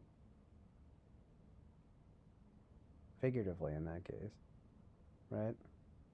I don't know. I'm tired. I'm just gonna say I guess I'll just be real and say more figuratively because in keeping with also just like the possibilities of what's being said, I like to be certain about it, obviously, in that literal sense. But I think in terms of finding deeper meaning, or looking for deeper meanings, I'm gonna say more figuratively. In most situations, are you more spontaneous than deliberate, or deliberate than spontaneous?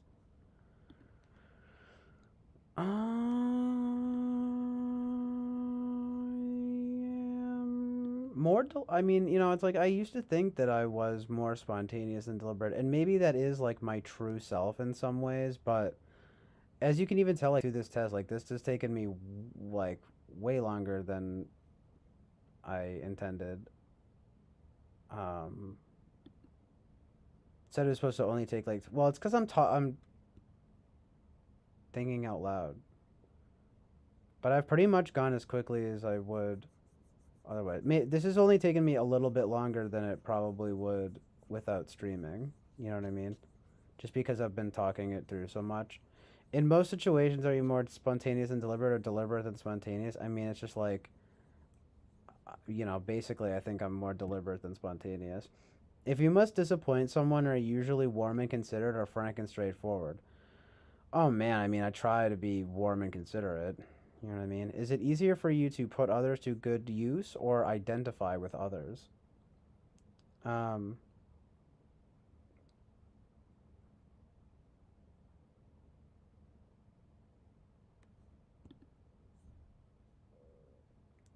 um, hmm. I think I'm pretty good at like noticing what people are good at for sure. But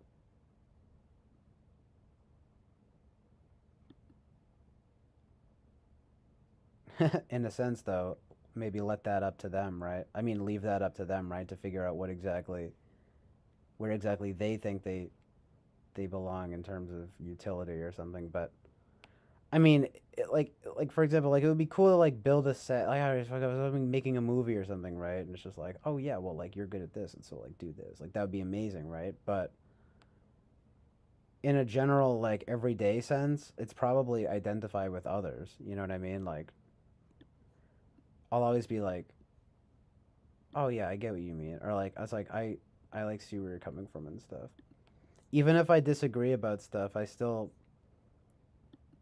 it's probably easier for me to identify with others than to put others to good use.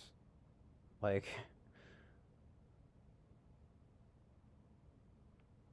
interesting question. I'm going to say identify with others. With people, are you usually more firm and gentle or gentle than firm?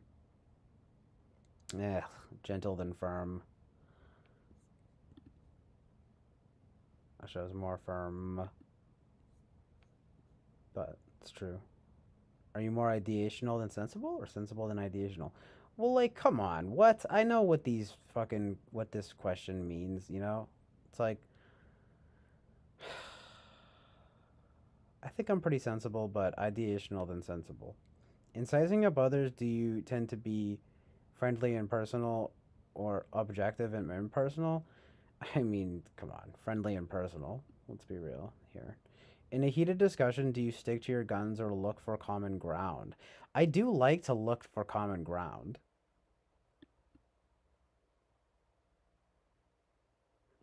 Apparently, I've already taken this test.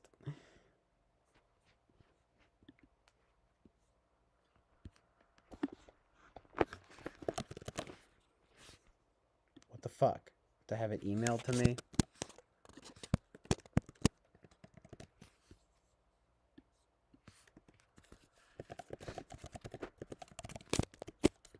Guess I'll have it emailed to my other email here.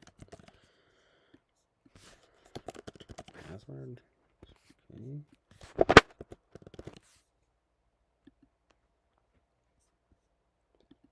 Yeah, I knew it. And I probably got the same one years ago, and I got the same one now. Idealist. All that just to tell me what I already knew. But at least you guys saw it. You guys fucking saw it here. Okay? I'm a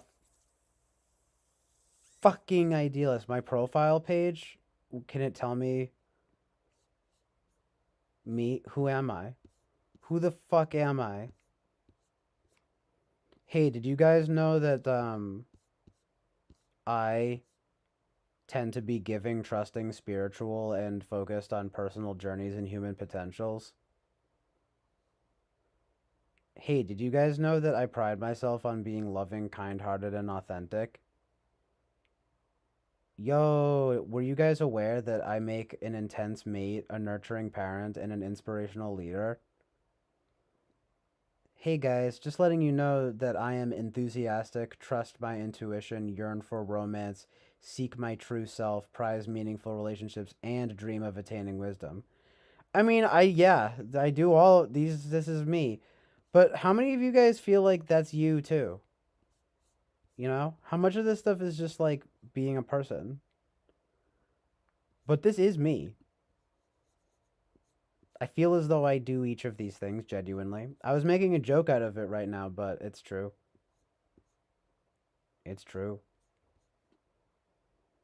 It's all there. I could be in journalism or I could be in the ministry. Facts. I'm highly ethical. Personal integrity.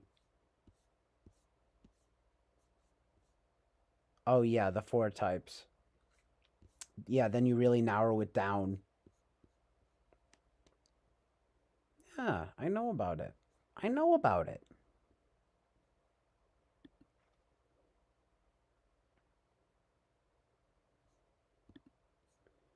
I fucking know about it. I do. I mean, it's like, look, I wish life was less of an exciting drama pregnant with possibilities for both good and evil, but it is. It is how I see it.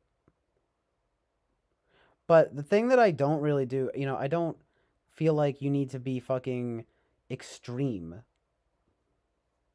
You know? I don't feel like you have to be a fucking extremist. Also, since winter champions rather rare, I thought they were like, fairly common. Like I could either be a teacher, counselor, champion, or a healer. And realistically, I am a champion. We are the champions, right? But like it's just like considering intense emotional experience as being vital to a full life. Eh. I guess I do have a fairly wide range and variety of emotions and I do have a fairly great passion for novelty. And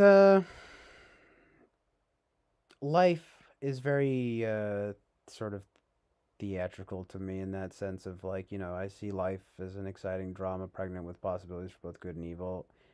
Uh, uh, Mostly in the moral sense, you know what I mean? It's like, but and they want to experience all the meaningful events and fascinating people in the world. That's true though. I mean, it's like if I had my choice, you know what I mean? I'd want to be.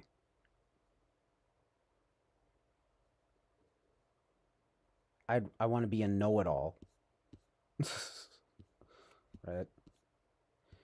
The way that they um,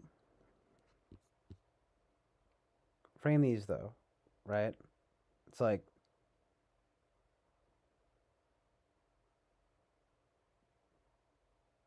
am I a healer? I again, I almost tend to wonder if like the final like step in my development is just going full healer.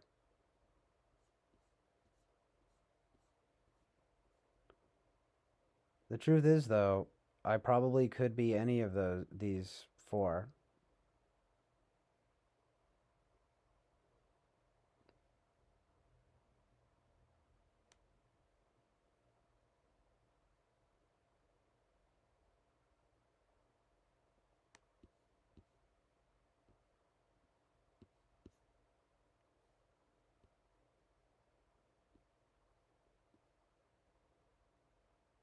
Hmm.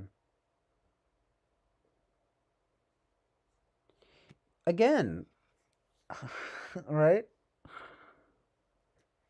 Nothing new is learned here. You know, I feel like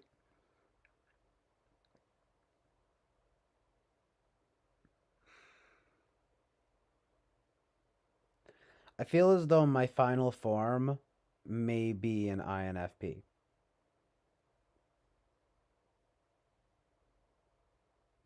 That may be what I decide in a sense is what I need to be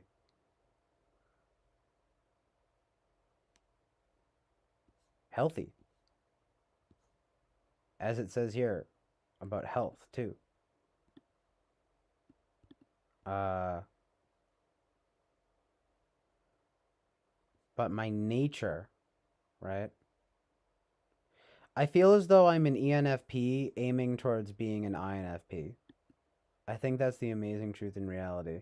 And I think that I am perhaps a rare ENFP in the sense that my TI is really not that bad. End of story, folks.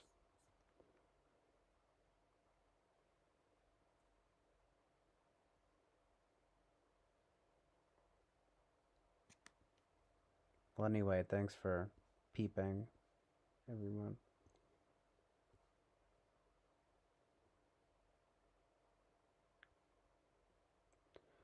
I would say top five types, top five possible types.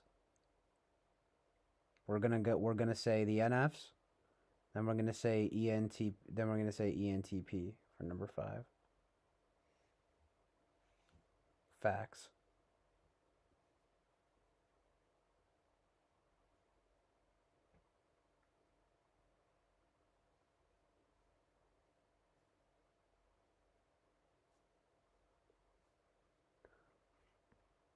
What was an example of how I speak? Word choice is perfect. Yes, my word choice is perfect. No, I don't know if that's what you meant, but So I feel like I was keeping up pretty well with the chat here, but I was kind of like going back and forth because I was trying to get this done. My God, woo, epic!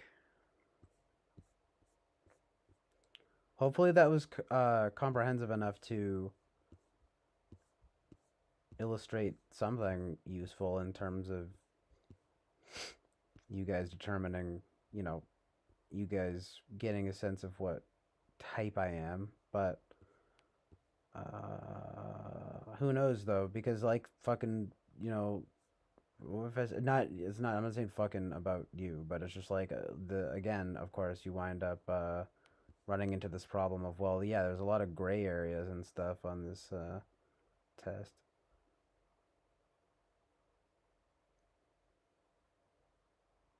So I got to do typing with Eric. Oh, really? It depends is actually more of a six, huh?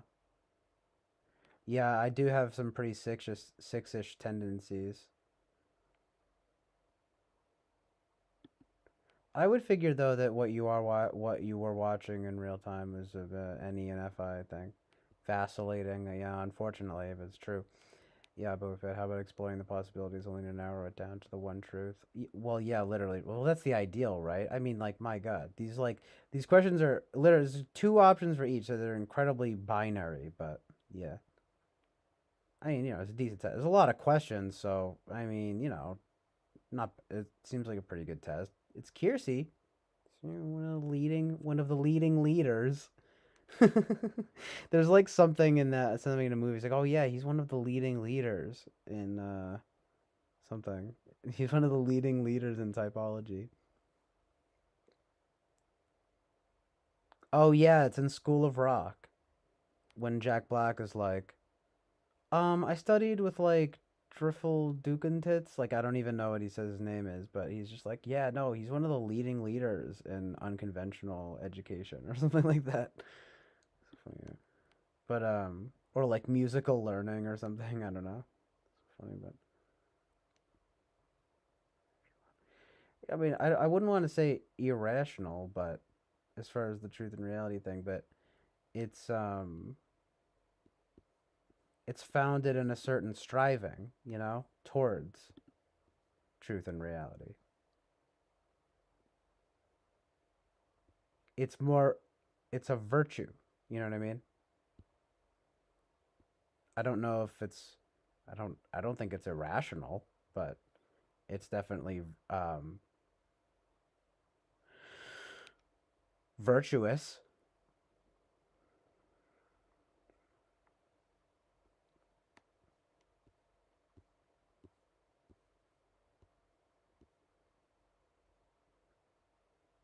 Hmm. Interesting. Peter says when someone is under hypnosis, they will not do anything that they wouldn't when they're conscious. True. Yeah, maybe I wouldn't mind doing it to be honest.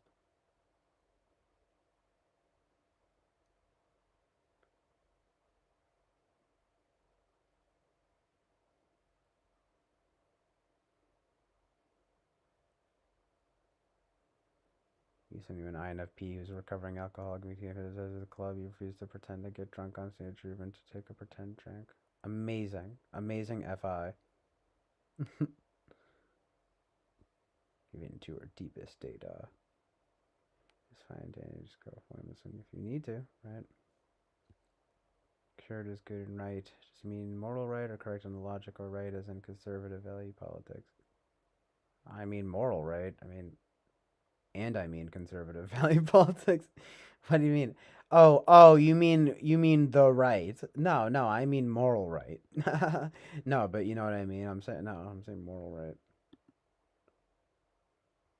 Moral right. In the context of saying you know the NFP equals right. I do think RCG is an ENFP. Flawless question. Under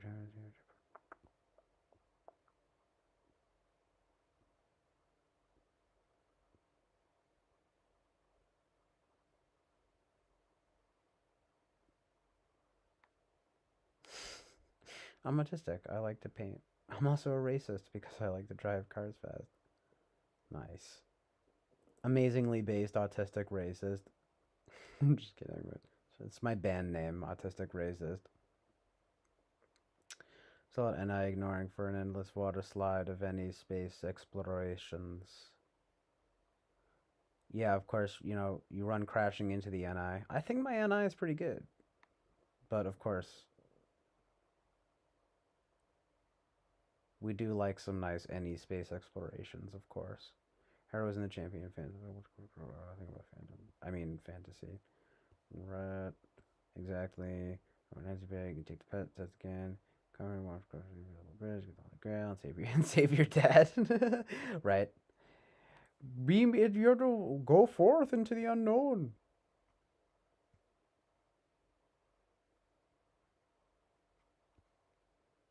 Strive towards the amazing truth and reality. Wouldn't that be awesome if he said that?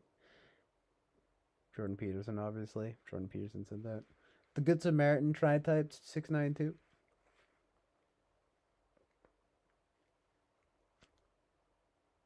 I think that's what my mom's type is. Something like that. I'm not sure, actually.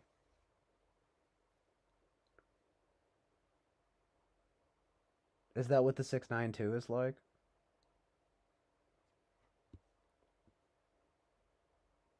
To some degree, I could even possibly be a 692, but probably not. Probably more of like a 693 or 4 or a 793 or 4.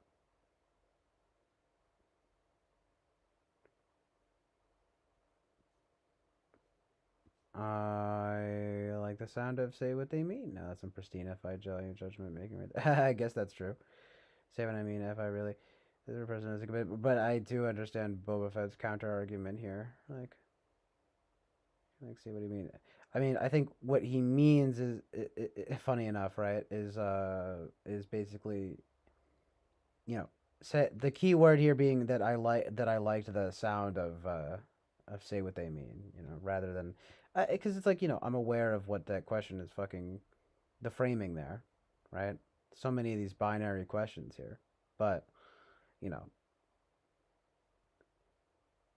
I I like that cut to the chase mentality in that regard. You know what I mean? Like just say what they mean. I like the sound of say what they mean. He's saying that's like a pristine FI value judgment.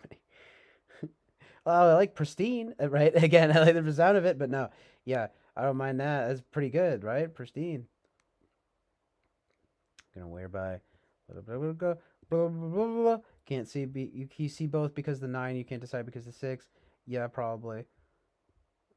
Um, I still don't understand the DMT comment. Oh yeah, but that amazing thing. The only difference between thinking in your head and vocalizing those thoughts is when you speak out loud. Parts of your brain responsible for moving mouth are added. Right though, like come on, right? Otherwise, they utilize the same brain areas. Hi, Ninis. Yes, definitely send me the thing. ENFPs tend to pontificate on social issues and are quick to take offense and be judgmental and are not the smartest people in any given room at any given time, generally. But that's not true. I mean, NE at the very least makes you bright, and TE makes you factual. You just have to be integrated.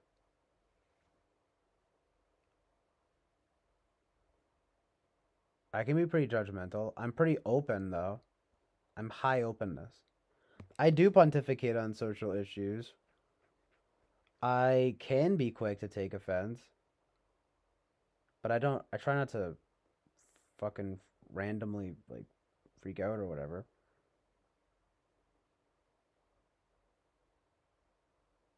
And be judgmental. I mean, the ENTPs. But yeah, it's possible though. I mean, not the smartest people. I mean, Again, it's like, what is being smart? I mean, I have a relatively high IQ, somewhere around 130. You know, not unbelievable, but certainly enough to be considered quote unquote bright.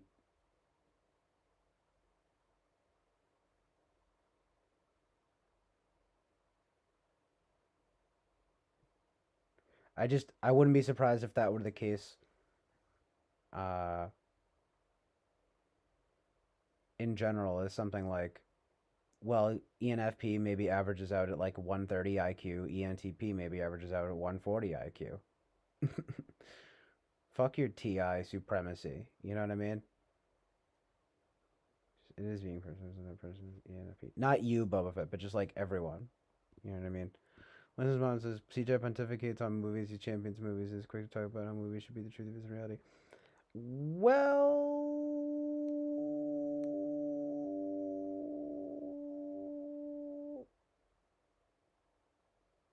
if you want to put it that way, truth of his reality. I mean, I try not to be too subjective about it. I try to be objective about it, but sure, why not? That's just like your opinion, man. No, I'm just kidding, but yeah. I do think this is true, though. The ENTP is a debater and an inventor. CJ is championing not debating and idealizing creative spirit. That's definitely true. Movies are not social issues. WM ENFPs are moralists. Okay, wait, just give me a sec. Okay. I went to all sorts of movies. That's true though. I am into all sorts of movies. Cinema buff. Thank you, Boba Fett. I do think there's a lot of movies I haven't seen, but I am pretty fucking. I consider myself pretty cinematically literate. You know what I mean? That's a thing I enjoy. You know, I mean, I love films when they're good. Obviously, when they're good. You know what I mean? But yeah, I mean, I love film in general. Elvis was an ENFP. Elvis was an ENFP. He studied philosophy and sang in churches, but he did not lead marches or protests. He performed and he championed the underdogs. Well, if that's true, that sounds amazing. He studied philosophy and sang in churches. I know, right? Though you're gonna be seeing me out in the streets though. It's like, what do we want? Do do do. It's like fuck you. No, I don't know. I guess if stuff got bad enough, right? But I mean, good lord, I don't know. That's not really my style. I ain't no street warrior. Well, I mean, I'm not a social justice warrior. I've never been about that social justice warrior vibe.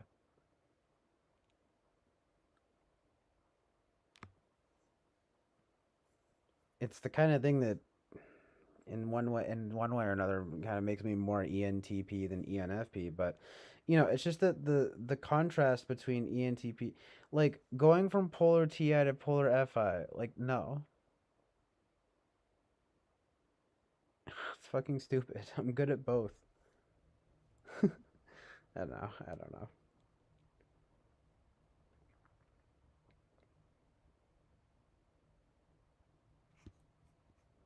I'm just probably more in tune with FI. I'm just you know careful in my claims. Like, I mean, I really think things through and try to be objective and correct in a sense. But I'm more interested in what is good and right. I don't. I care more about the end result than the system that creates it. If you know what I mean. Again, it's like, is it good? Is it right? Anyway, CJ speaks of morale and of morals, but he does not go out and do those things. He does not lead debates or invent products like my friend ENTP Dave does. See you? The very first actor I threw at him he'd never heard of or seen before.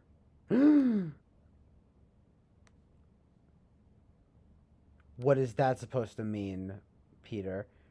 You give me the most like random person like possible. Of course, he did wind up being like a contemporary apparently to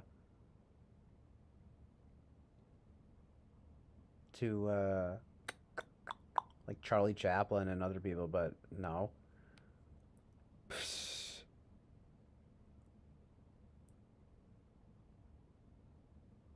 Well, I do. I mean, I like what I like.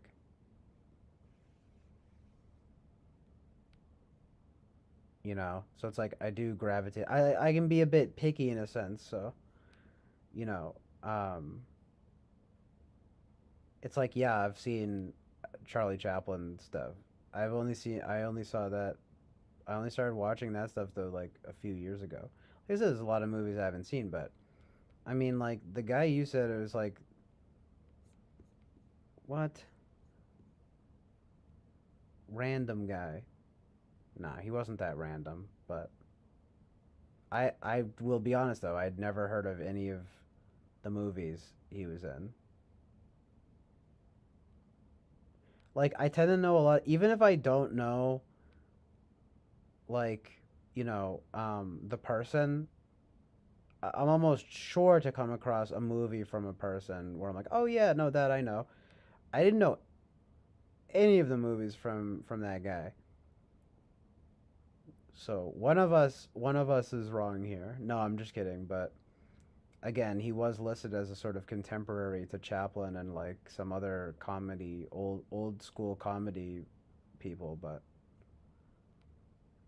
I just don't know. I'd never heard of him.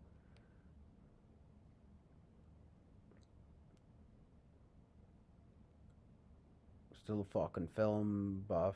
I'm a fucking film expert. I'm just kidding. I'm definitely not an expert. Which is like, how many fucking movies do I have to watch? Do you know what I mean? Like, to be considered a fucking film buff. You know what I mean? Like,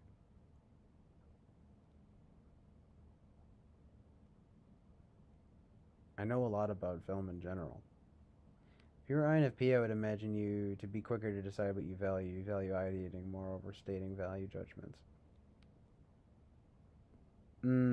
That's probably true to an extent. It gets me into trouble sometimes in a way because it's like, again, at worst it can be indecisiveness, right? But yeah, that's true. In astrology, your fire sign shows the ENFP. Our sun sign is our true self, but our moon sign is our temperament, arguably, while our persona is the mask we wear in public or career, our MBTI preference.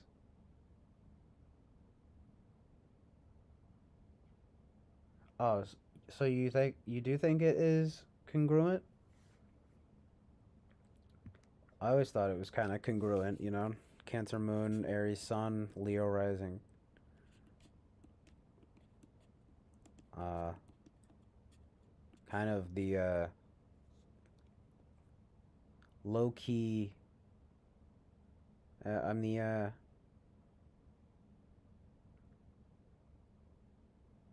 I'm the melancholic leader who likes to play entertainer. Whoa! Alexa just started playing Enter Sandman because I said entertainer. Amazing. Alexa, shut the fuck up. Alexa, stop.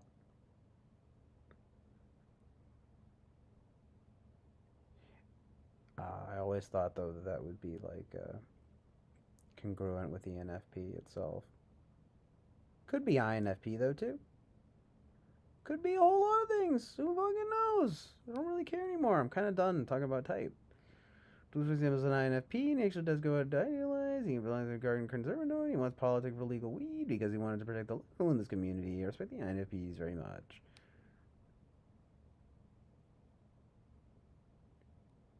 Fifi Friend Crew has a hard time laughing at themselves. Yeah, that's true.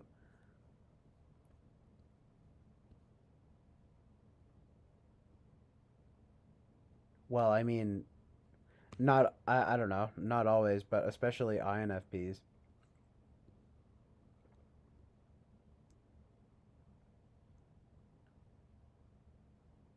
I don't know though. INTPs can be like that too.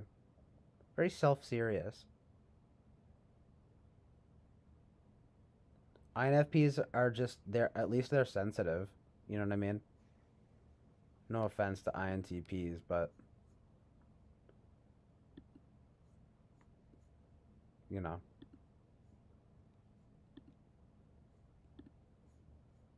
I tend to like their brand of self seriousness more.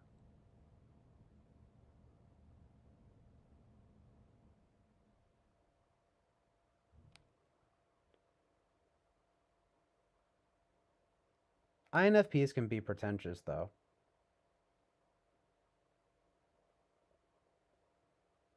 But I kind of feel like it's the INTPs that actually think that they're better than you.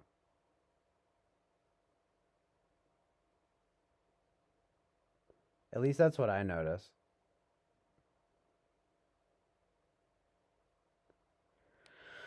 But INFPs do it too in their own ways. Like they'll be like vegetarian and stuff. And but it's like again though, I don't think that that means that they think that they're better than anyone else, but it's just something that they feel that they want to do because it feels moral and ethical. Like, and I get that, you know. INTPs uh to me actually come off way more smug.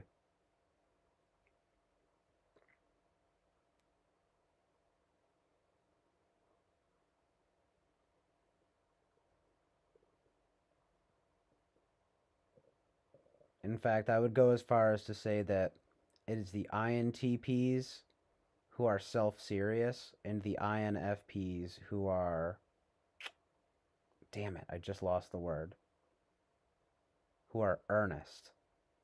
You know what I mean? So it's two different kinds of seriousness. But I find the INTP's seriousness to be much more smug.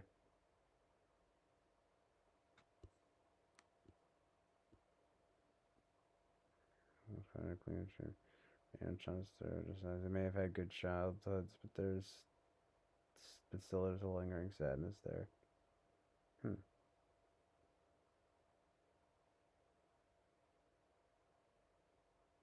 interesting.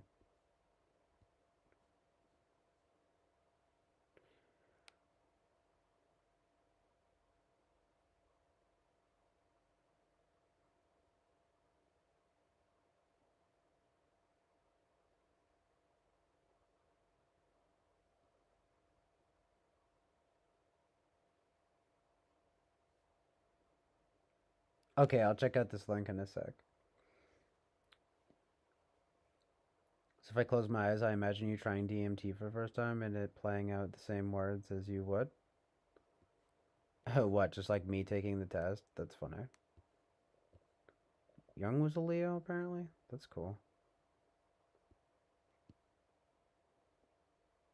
You got a Leo moon. Nice. Nice name. Your eye is good. You just ignore it, is all. Perhaps. Fire sign, any perhaps? Aries certainly of Leo, fifth house of fun and games. Who ignores it? Because you mean CJ or one of us? I think he's talking to me. Yeah. The title.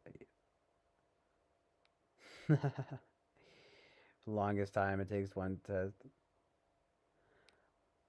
I know. I'm like I'm slow with these tests for real. But it kind of doesn't help that I'm streaming it because it like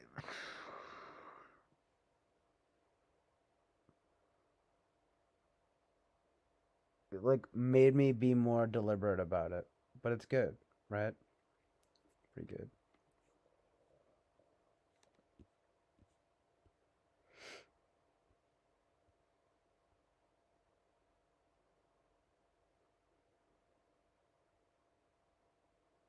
Yes, my Chinese zodiac is a rat. Not the most friendly uh, sounding type or whatever. Yeah. I just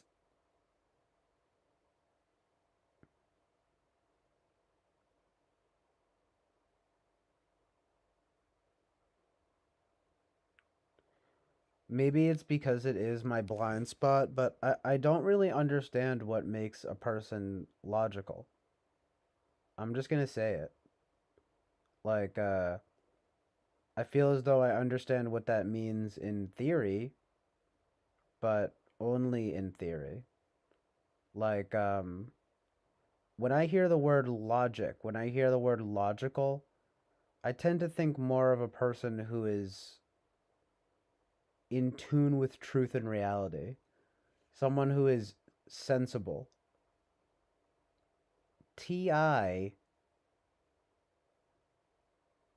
sounds like a mathematical framework to me. Um, you say TE helps you plan and organize.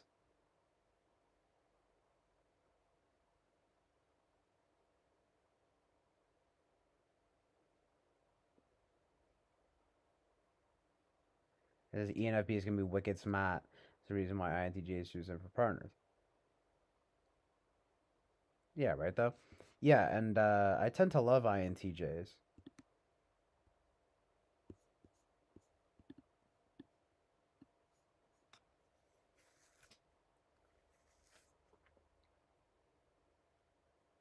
I seem to get along quite well with INTJs. Uh,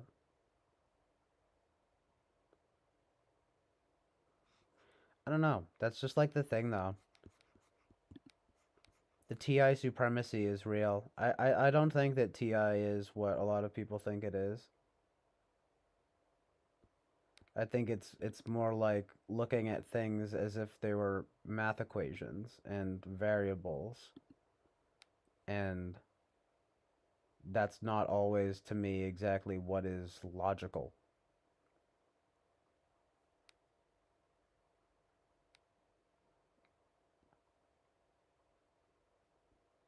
I'm just gonna say it. I'm just gonna say it. TLC plan and organize them. I mean, again, this is why it's like I'd almost rather be a user.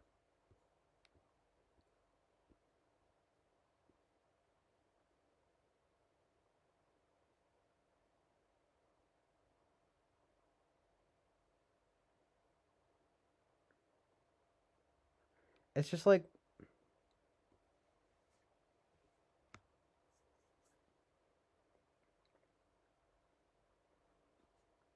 people are way too willing to like bow down at the altar of TI, and it's just like, why?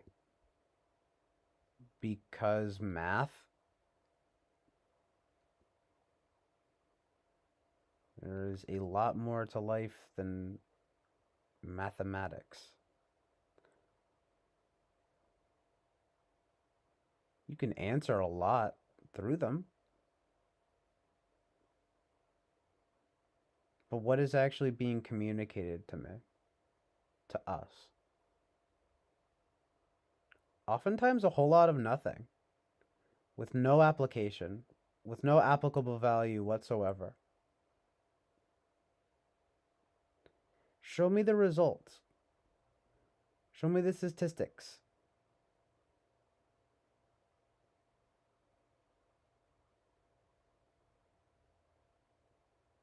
And that seems to be TE.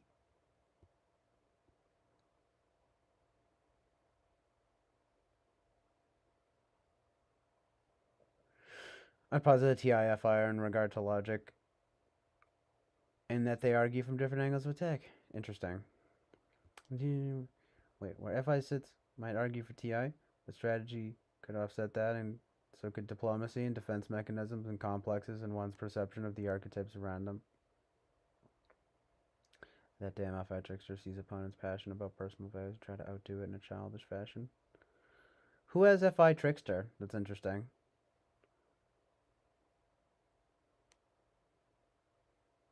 It seems like a very tragic thing to do to try to outdo someone's personal values in a childish fashion. Would that be like, well, my values are even better, right? Like my own personal values are way better. funny. Critical parent FE. Don't be too creative or too open-minded. You might get us in trouble. Could be. So speaking as if the polar aspect what you're attributing value with is a factual way of looking at it. Talking to me? What guy? Responding to things I hear said, right as I hear them. It's all about whenever you happen to get to it. The actor was Harold Lloyd. Right. Thank you. Yes. I used to be pretty indecisive. The ice cream to hold on. Yeah, for real.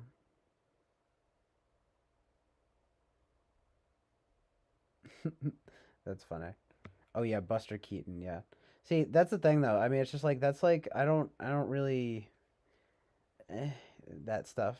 Physical. I've never really been that into like physical comedy. I'll just say it. It's not really my thing. Very like SE humor. Not not really my thing, to be honest.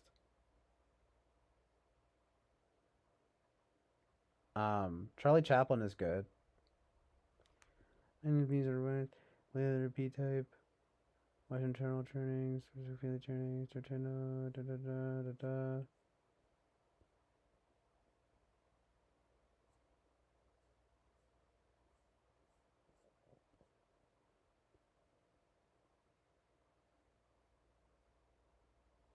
You want to see me watch that video? That's funny. Smike, perhaps you mean self-righteous. I don't get those vibes. I think we all just feels less righteous around those who are sincerely being righteous, just not talking about it.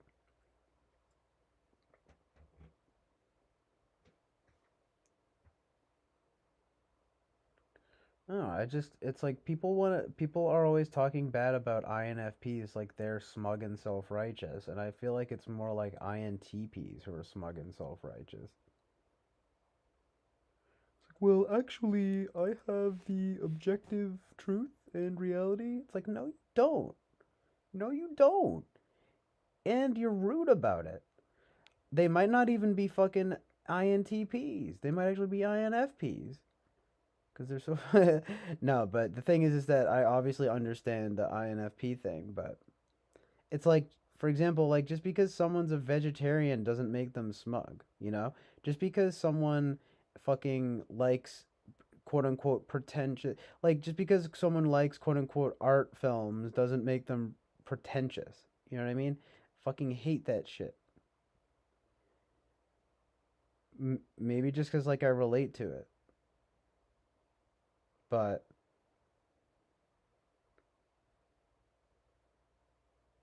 you know, there are a lot. Well, I don't know. INFPs, they can both be guilty of that. It's just like I've seen a lot of INTPs who have been pretty fucking annoying.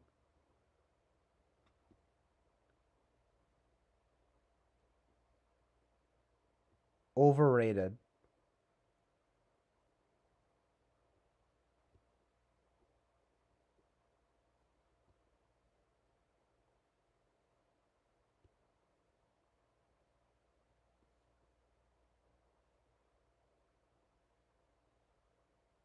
Shots fired, right? We like don't have any INTPs in here though.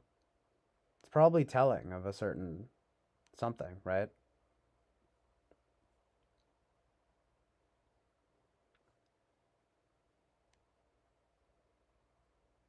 Something about sleepiness. You're talking to me? I don't know. But yeah. See, the thing is that I already could say that I tested ENFP and Kiersey, or at least Idealist in Kiersey and ENFP in Kiersey, but now I can say it times three. This is at least the third time over many years that I have tested both Idealist and ENFP in Kiersey. But yes, I have now done it on stream, so you guys can see the amazing truth and reality. But that is good to get some confirmation of it in the modern day. I agree. So I appreciate it, Winston's mom. You sending me that. It's good to take it. Says you're the rat. They used to the same age. Oh, that's funny. Principle is okay. TI front stack. First or second is seeking correct facts and figures and not concerning themselves with whether others argue. This is not facts or figures. Uh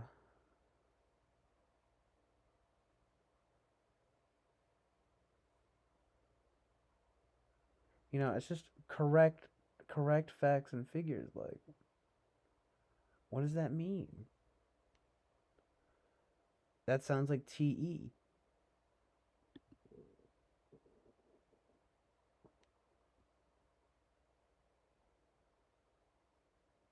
Eric is simply blind to being aware of how much FI he actually implements throughout his declarations, that being why he states it's just TI that engages it.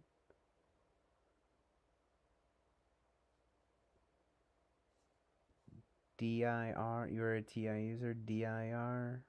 What does that mean?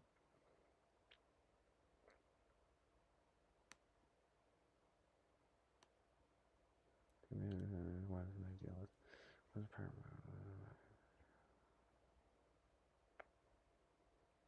Just streaming to extra. Go scrolling back in time and deciding to get maintaining a flow. That's context. Oh, good, thanks. Yeah, because sometimes even Eric himself has criticized it, and some of you guys have said it too. Just like keep up with the chat, and I'm like, yeah. Even right now, I'm like trying to keep up with it, but that's good. Thank you, Peter. I appreciate that.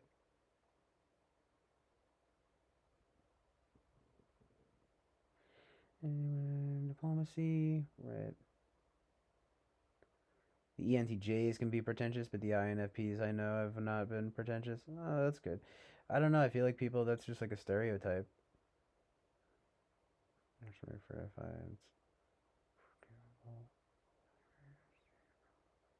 Yeah, INFPs are just tentious. Yeah. Finally caught up now. Oh, amazing. All right, let's see what this.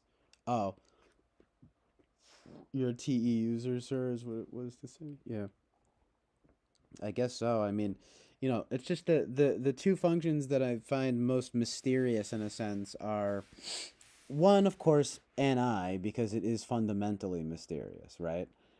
But TI easily too. You know what I mean? Again, I don't know if it's telling of my type, but I mean, I'm like, I always think of TI as being like the gears that work the machine, right? And you might say the TE is the. I'm thinking of a printer for some reason. I'm thinking like the TI is like the ink, or you could say a car, like the things that make it. I don't that make it work. It's the system behind it. Um, but my question is, okay, but does the car perform well? How is the car's performance? Like it doesn't matter if it has the best fucking the quote unquote best. If it doesn't perform well, it's not the best. You know what I mean? Fucking bullshit. TI is fake.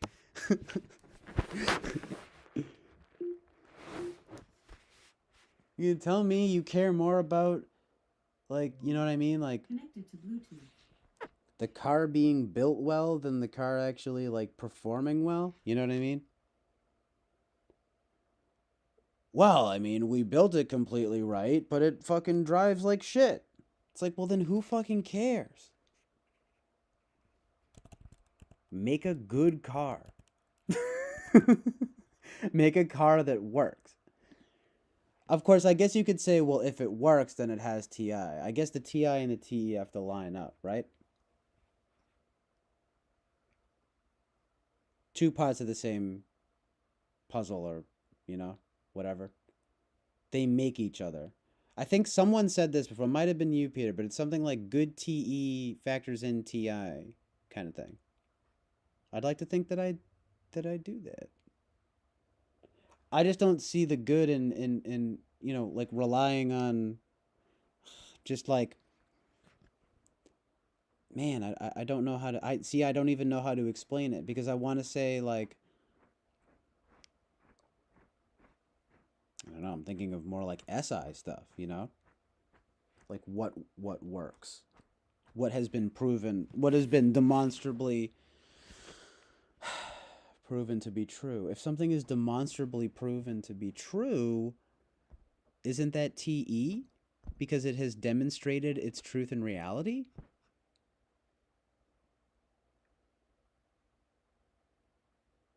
Again, and I also think I actually, in keeping with that, right, that good TI is good TE as well, right?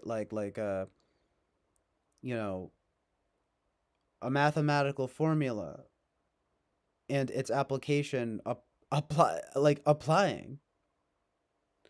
But everyone says, well, TE is application. It's like, okay, so then TE is better. Like, again, like, what good are the principles if they don't work? You know what I mean? Like,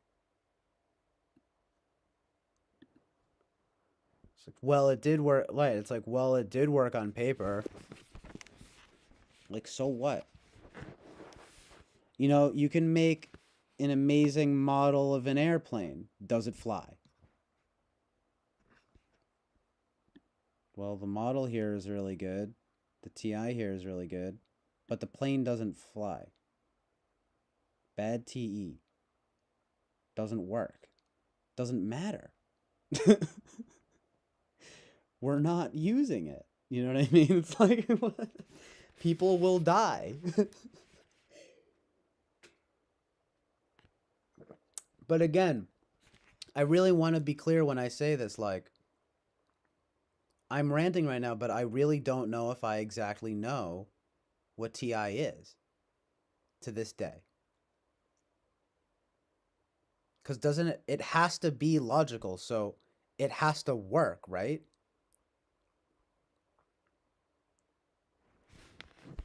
Doesn't it have to work?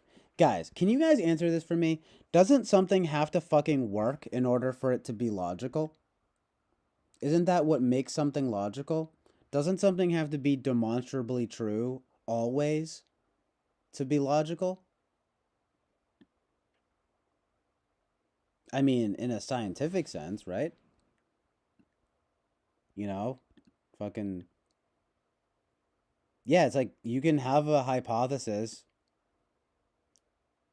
and it can be wrong.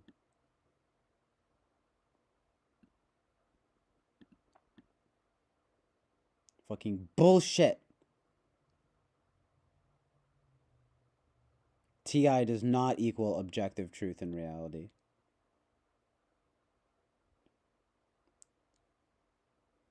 TE is what demonstrates truth and reality. Objective truth and reality. If it doesn't work, it doesn't work.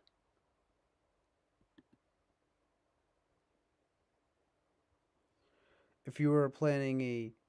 Okay, hold on.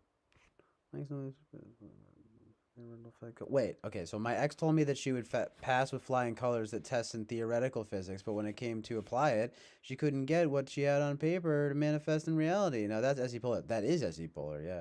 Isn't that? Was she INTP by any chance? Maybe INFP, but sounds like INTP, right?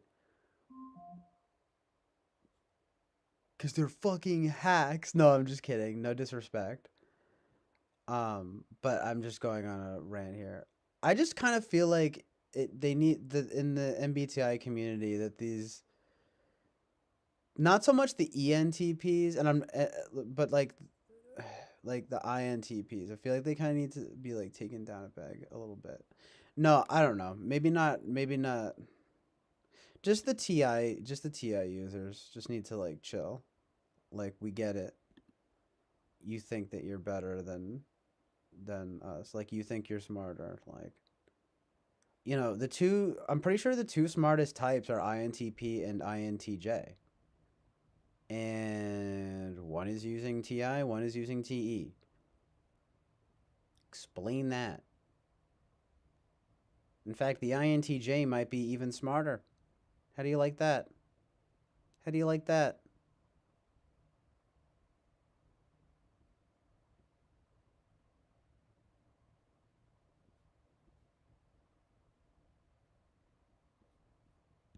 I just don't know what it is with INTPs, but I noticed that they're not very nice.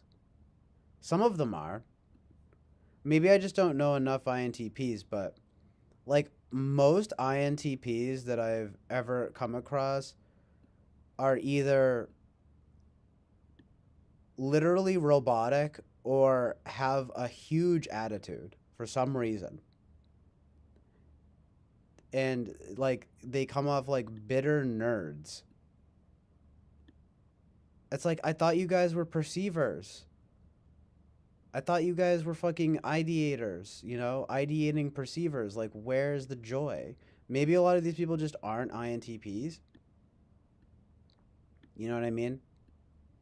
I mean, I had a good friend who tested INTP, and I believe that he's an INTP, and we got along really well because we riffed off of each other a lot. It's like that magic, right? No, you know what I mean? Like, um, it was totally all good. I knew another ENTP. I mean, I know there are plenty of examples where, uh, like we bond in that regard. But bro, like a lot of INTPs kind of seem like they have like a bad attitude. Maybe it's because of their fourth slot FE. It's like they use FE, but like they're bad at it. And I'm just like, can you like I'd almost rather like I that's again back to why INTJs are better. Is because it's like at least have the decency to like just be polar FE. You know what I mean? Like you just like actually aren't like noticing it. But it's like INTPs like notice it and like fuck with it. It's like annoying. They're like, "Yeah, I see the FE. I'm going to fucking be a bitch." You know what I mean? Like INTJs will be like will be like, "Oh, I'm sorry. Like I didn't mean it." You know what I mean? Like I didn't mean to like I just didn't, read the room properly or like I just whatever, like forgive me. And I'm like, it's totally cool, dude. You know what I mean? Like I love INTJs, right? But then it's just like and I'm like that's kind of refreshing. Like I like that. Like you don't like you know what I mean? It's your heart's in the right place, but the social atmosphere is not your forte. Like I get it, and I forgive you. But the INTP has this weird tendency that seems sometimes, at least, to somewhat notice the FE and play with it in ways that seem a little bit unhealthy. You know what I mean? Where I'm just kind of like, hmm, why are you like knowingly playing with the mood in this way? Your mood. I think the problem is with INTPs is that they don't realize that their moods are contagious. Do you know what I mean? I think the mark of a mature INTP is one who realizes that their FE actually has impact. You know what I mean? It's like, no, yeah, you're coming across as bitter right now. You know what I mean? Like, and if they have the humility to sort of be like, oh, am I? I'm sorry. Well, then there you go. Totally fine. But it doesn't seem to me that a lot of them do. It seems like a lot of them will double down and just be like, no, I'm fucking right. Fuck you. And I'm just like, okay, you're just a jerk. Funny enough, I don't feel like INTJs do that. Again, it's weird though because I would think they're perceivers and you know what I mean, like, and they've got that TI. They do use FE like, but I think it's the fourth slot FE. It just like can be kind of unflattering, at least to me. I don't know. But again, of course, it might be a lot of people just that like think they are INTPs and they're not. You know what I mean? But yeah, we've had this conversation with Peter about the internally consistent but not sound. It's just it's like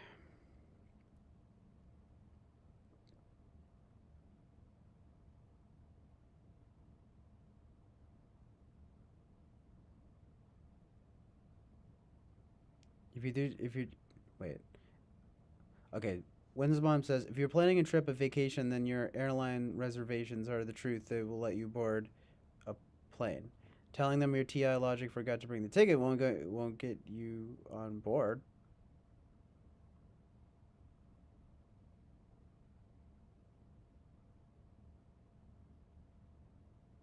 Yeah, you gotta have your ticket to board the plane.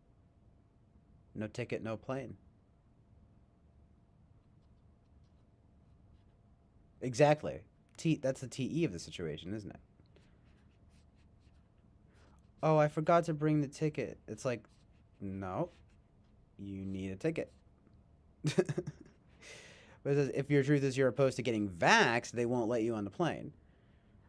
It's like, right? I mean, I can at least understand your FI value doesn't matter to their TL logic that if the pilot gets sick, he can't fly any planes, and their business model includes keeping their employees FE healthy. I mean, assuming that their motives are so convoluted and like positive in the end, then sure. But I mean, can't they just get other pilots? But true though about keeping your employees healthy. I mean, that's just like a good thing to do anyway, right? But still, something that's do do do do do do do do do do do. Right though, it could be that supervisor thing.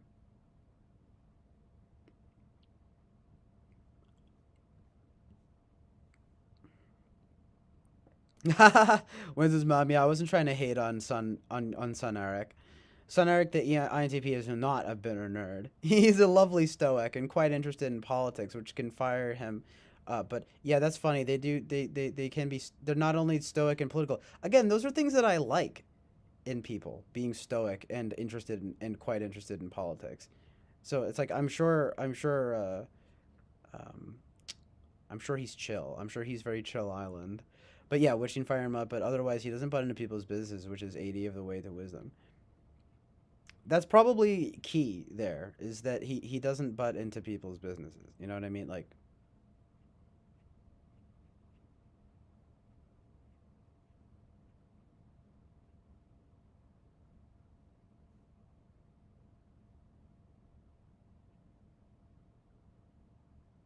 what's good, Lammy boy?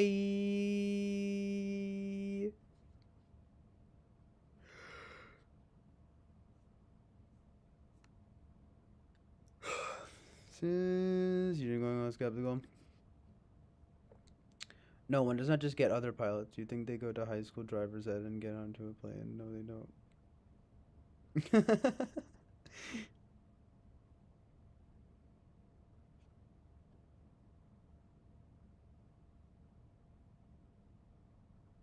But people go to pilot school, and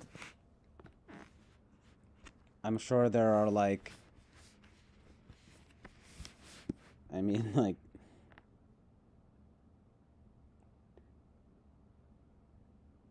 well, anyway, it's a silly argument. I mean, of course, it's just like not that easy, but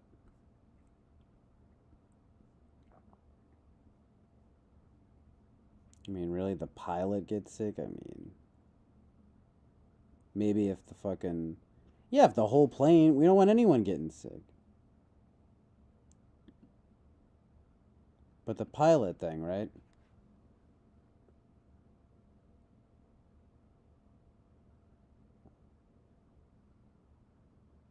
If that's TI, then indeed it's convoluted because it's just kind of like, okay, but the end result here is that like tons of people are like not able to fly, and it might not necessarily be fair. Like, just because the pilot might get sick. Hmm. I mean, for one thing, what about the whole plane?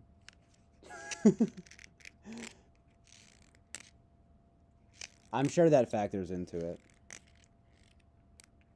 It's just the business model thing, of just being like, where I'm just like, ugh. Ugh. It's like you're honestly just trying to like look good, you know? Not like I mean the airline. But you know, it's like you're on a plane, you're in close quarters with people, like I get it. That's not like super egregious, you know?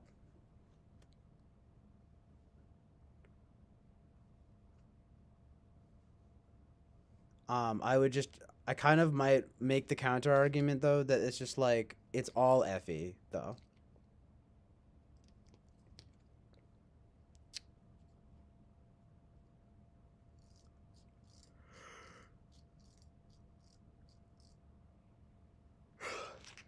Yeah, I think I like ISTJs too.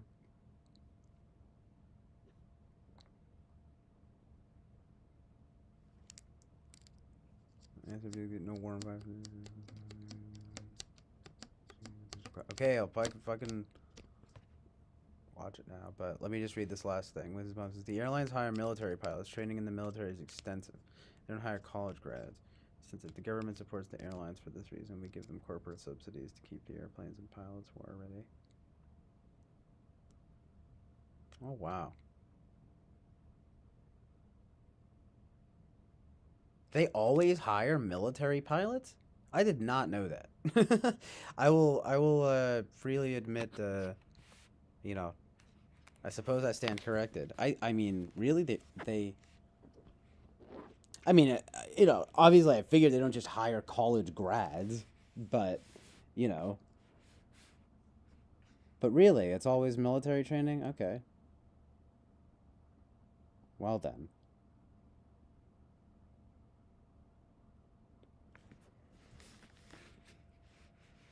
Like on a commercial airliner or whatever, you know, airline.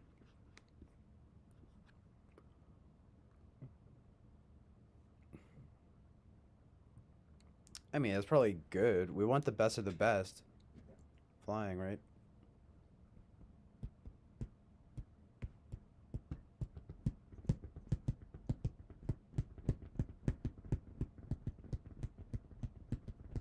Okay, I'm gonna watch this now. I mean, FI squeaky wheel gets oiled.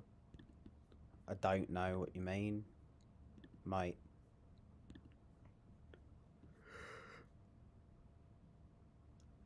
Fucking tired. Fucking tired, dude. Okay, here it is. No, no, no, no!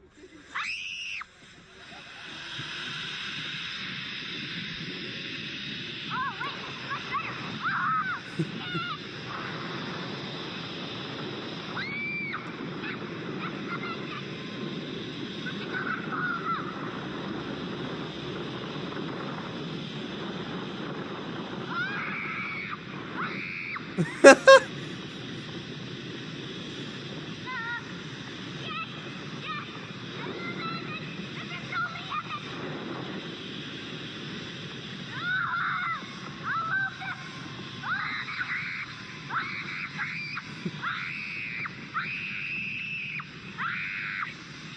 Oh my god. Oh, this isn't so bad!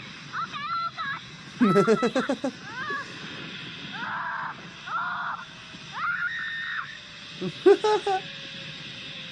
Dude, he's going back and forth. No, no, no! The smiling. Wow, that was absolutely epic. Dude, that smile. Me. Kind of relatable, TBH. A little bit manic, but relatable. The context of the spiritual awakening makes it hilarious. But even on its own, that video is very funny. That was a good one, Peter. I liked that. That was enjoyable.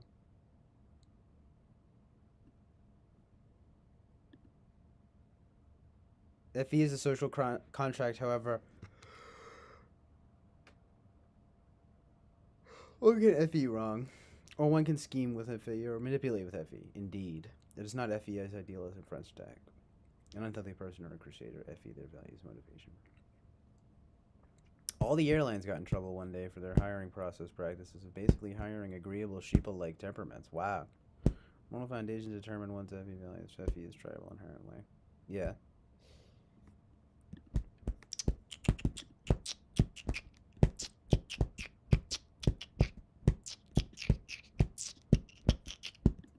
C.W. Lemoyne.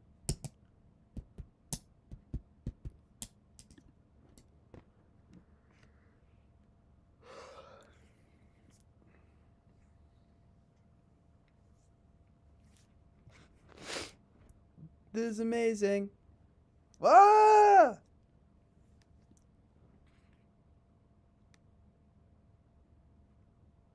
That was really funny. Ada. Thank you. No, no.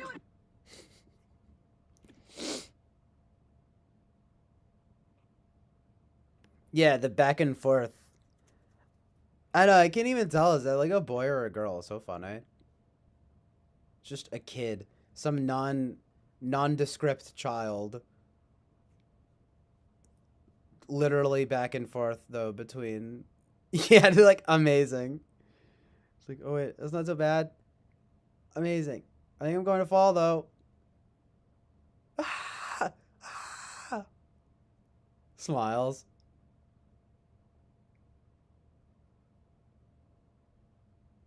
Relatable. Understandable and relatable.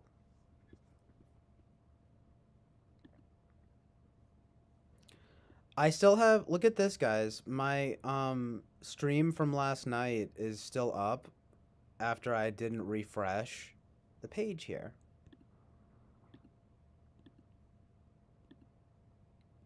Isn't that amazing? And then, hear me? Technically, I think, well, it's not so... It exists. But it's not up anymore. But as long as I don't refresh the page, it's here. Isn't that amazing?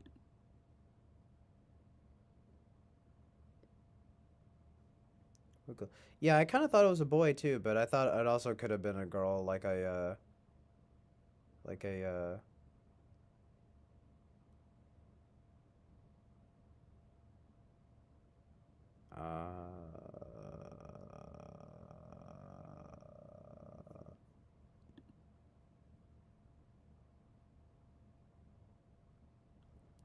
they seemed gender neutral.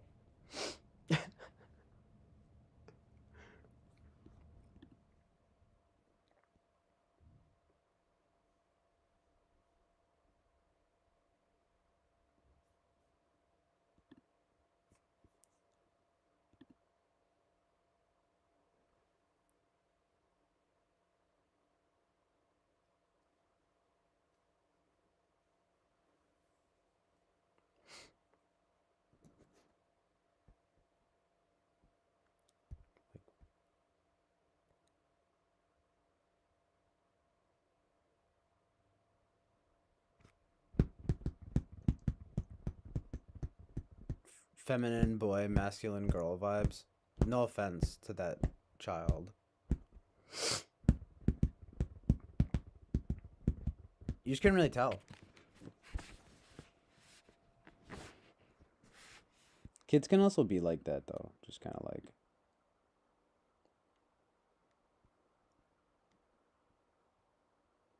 nondescript.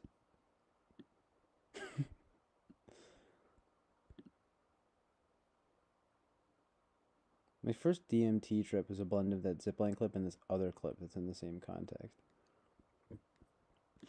Alright, let me peep. And then I'm gonna get some more coffee. Oh, wait. Oh, okay, yeah. Get a little more coffee. Processing this video.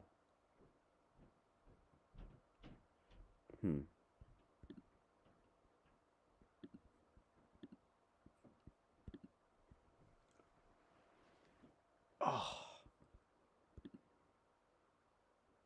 Fuck, I'm tired, but I don't feel like sleeping.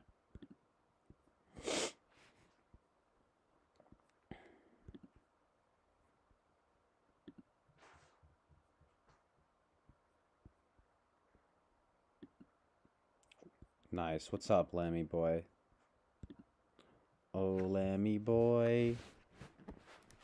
The pipes are calling.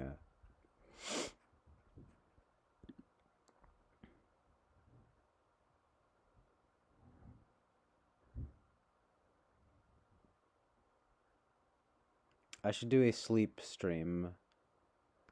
Just stream me sleeping.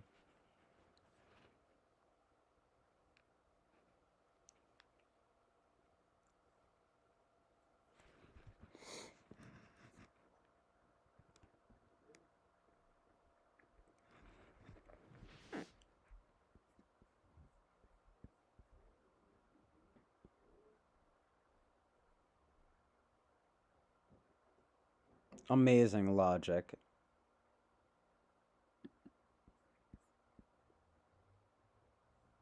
No, it's just that, it's just like, I had a headache since I started. But I want to stream. I don't feel like sleeping. I feel like streaming. It's like now at this point I'm pretty tired. Well, how long have I been going for? 4 hours, almost 5 hours. I'll probably stop very soon. Like for real. Kind of feel like I'm getting a cold, which is fucking annoying.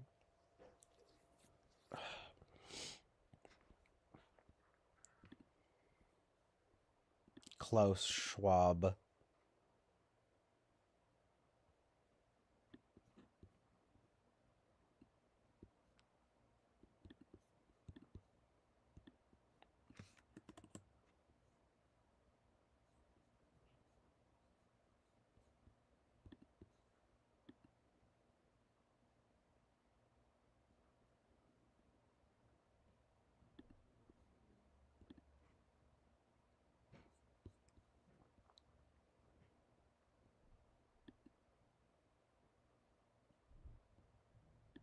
It's also been pretty low key tonight in terms of people being here, but it works out in that way.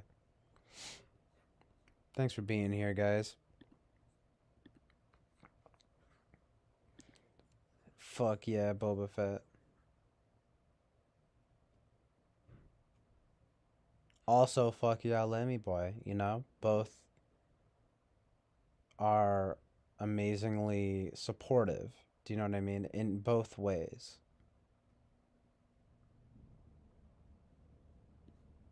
So beautiful and true. Yeah, I do so many marathon streams and like I need to stop doing that.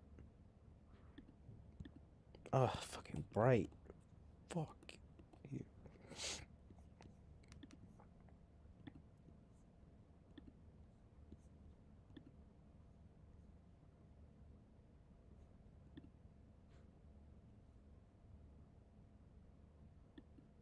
Yeah, just a little bit longer. It's a chill. This is the wind down session right now. Me sleeping on stream.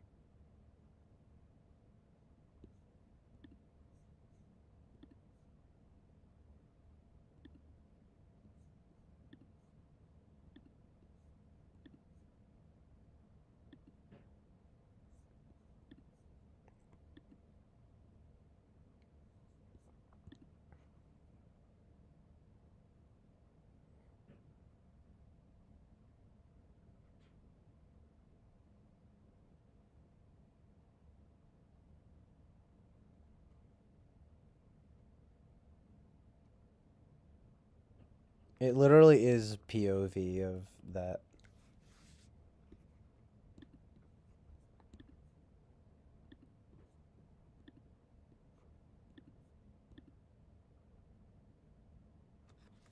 It's like, do I look tired? I'm dying.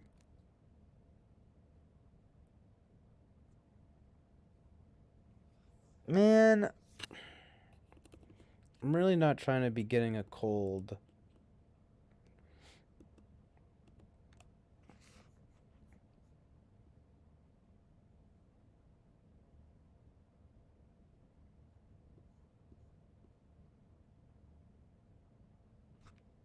It's not a movie. It's not Turner Classic YouTube streams. Turner Classic YouTube streams. I'm trying to be part of that, for sure. For sure.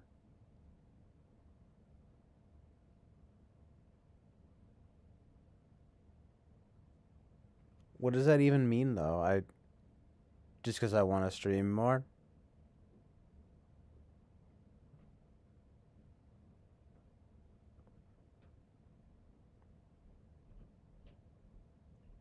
It's more fun. I do love sleeping.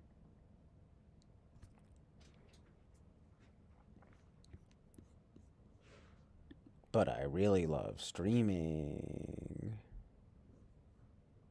Nah, I'm just kidding. I hate streaming. No, I'm just kidding. I love sleeping, actually. It's one of my favorite vibes. Top 5 favorite vibes.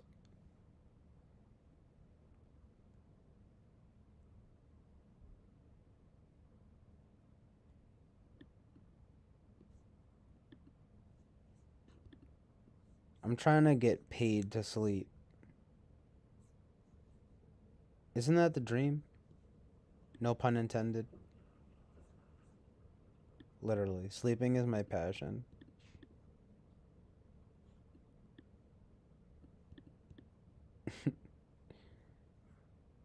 Sleeping is like the air that I breathe.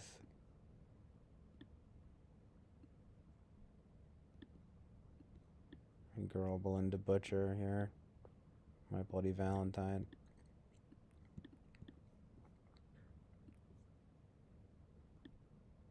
Bitches ain't shit but hoes and tricks. Yeah. How do you like that? It's nice. Sexy vocals. Okay. I'm finna grab a coffee. And I'm finna fucking pop a cap in y'all's asses real quick. Feel me? Sorry, not sorry. Bitches. Sorry, I'm getting really aggressive for some reason. My sleepiness is making me aggressive. Usually it doesn't work like that, but for me it does, because I have a fucking rare disorder called being a fucking crazy bitch douchebag. Yikes. Terrible self-talk. Oh my god. There's actually a weed strain called Strawberry Switchblade, like the band. What the? I'm just in images right now for Strawberry Switchblade, and it's just showing me like a weed strain. I'm like, fuck yes. Is it named after them?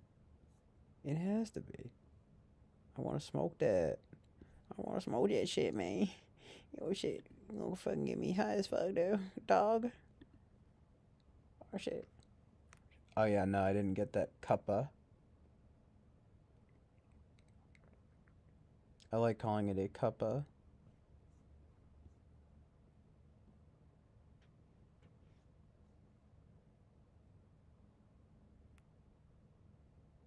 Okay, I'll be right back.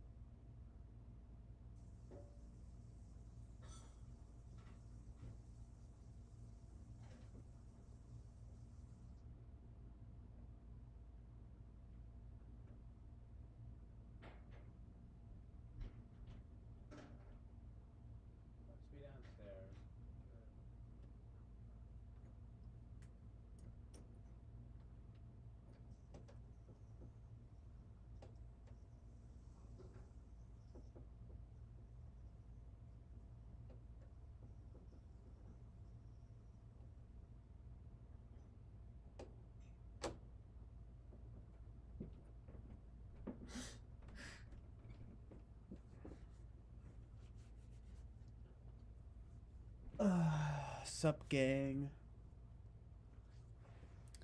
Finally back. I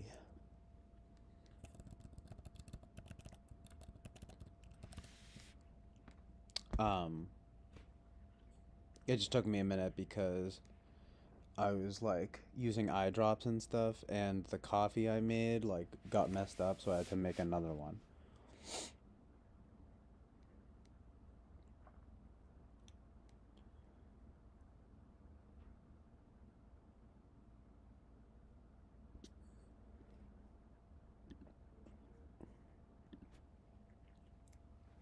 Can I experience a second wind now?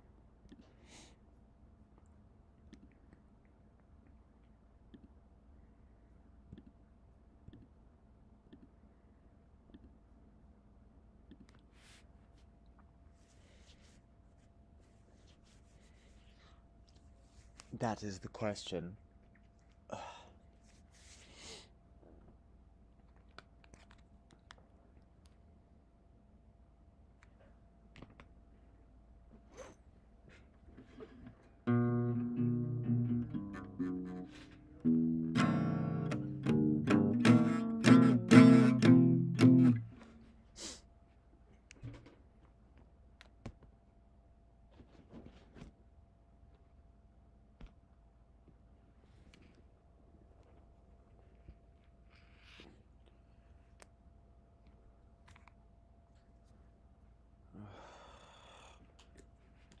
Fucking everything is annoying me right now. What the fuck?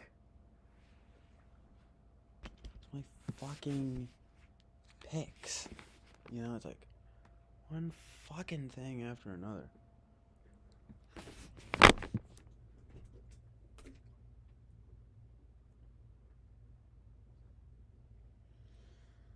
At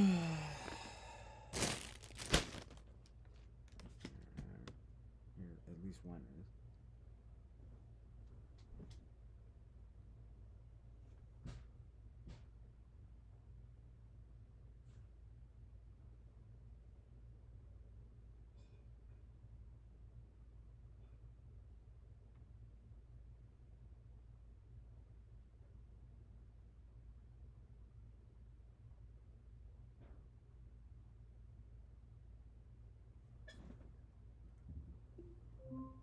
Connected to Bluetooth.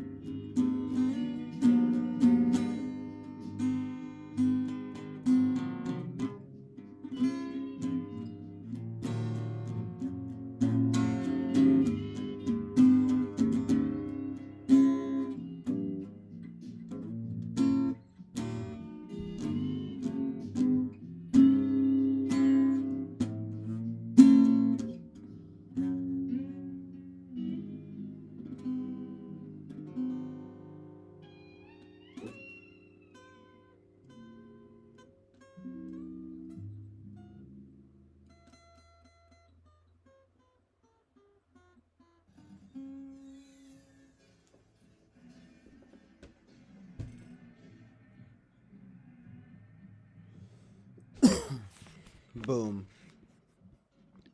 It's your boy coming through strong on the Chip Island. Yeah. On the Chip Island. Yeah.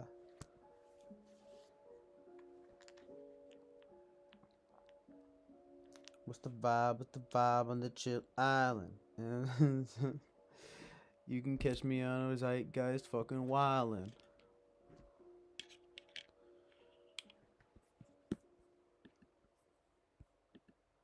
Mad style.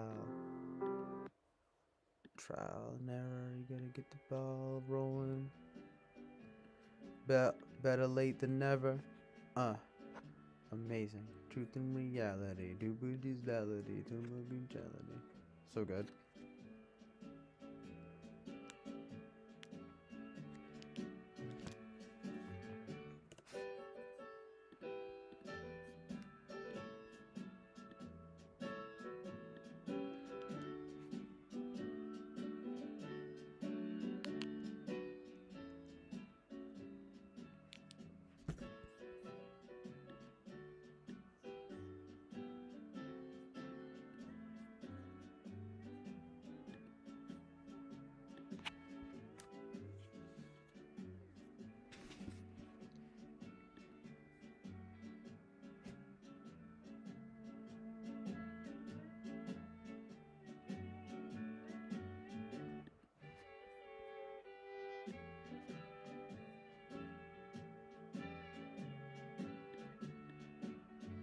Oh yeah, nice. Have Jonathan come through.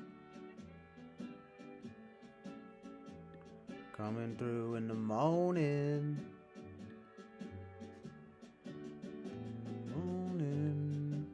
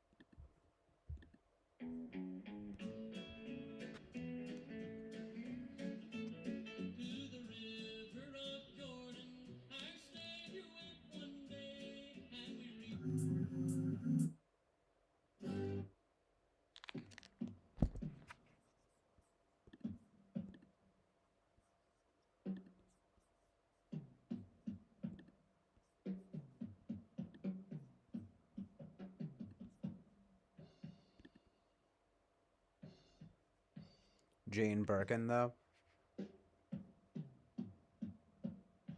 Amazingly beautiful. First messaging this fucking bullshit. Oh god. It's fucking. I'm irritated tonight.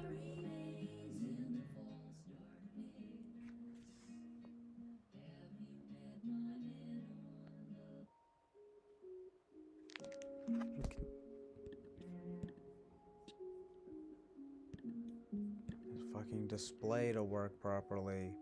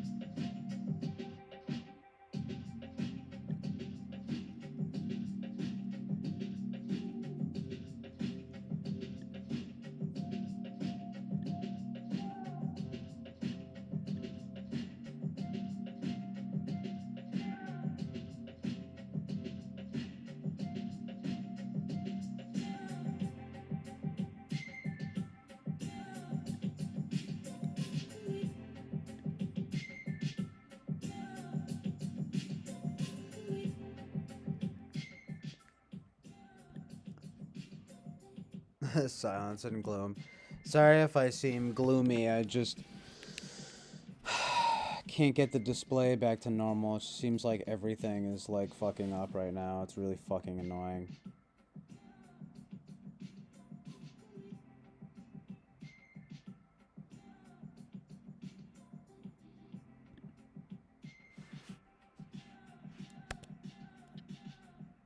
Like, all I need to do is be able to fucking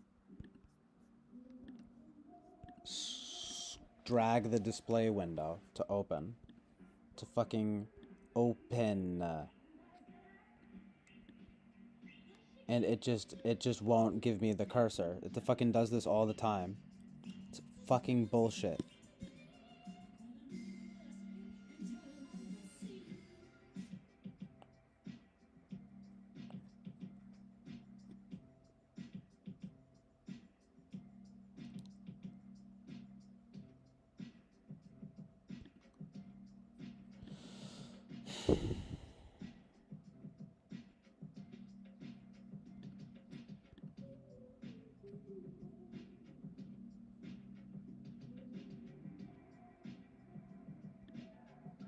If I close and open again.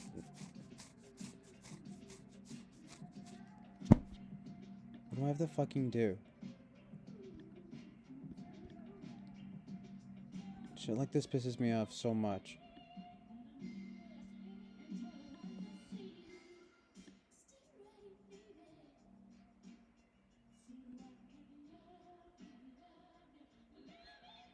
How do I get the fucking cursor back?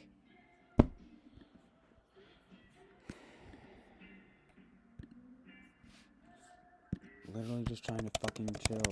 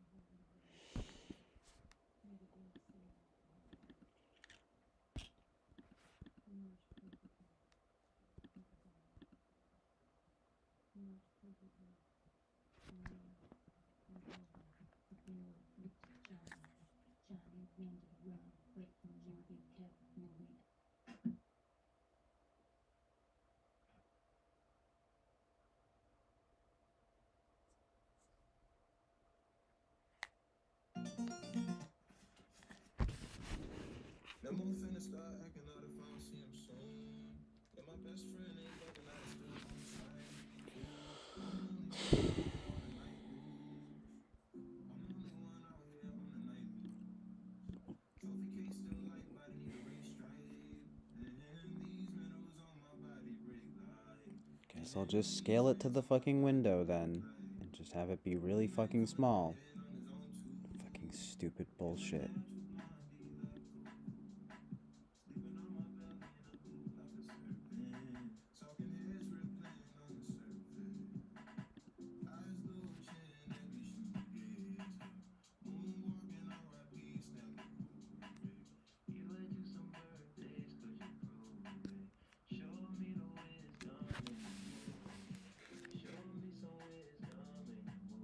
You provide, you provide.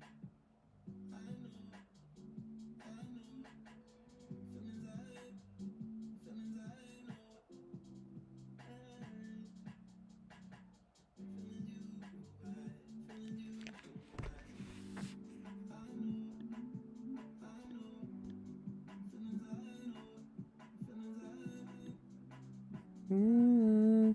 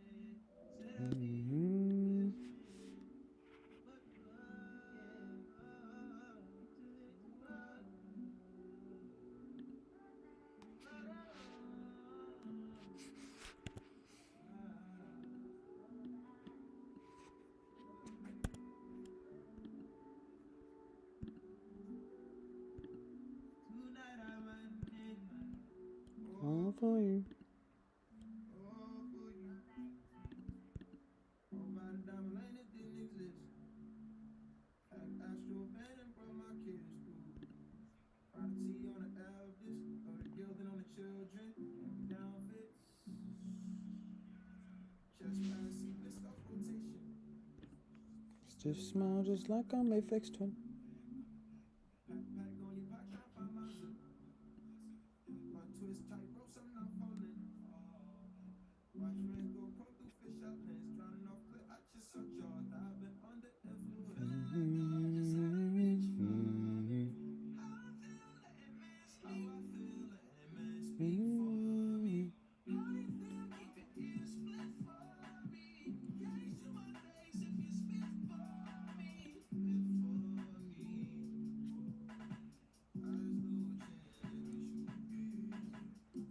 Walking over a piece and the cool break.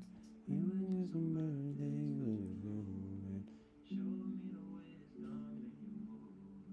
Show me the wisdom in your movement.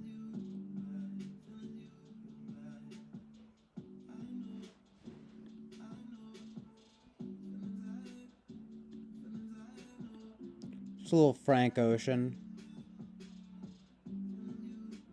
Frank Ocean's Provider.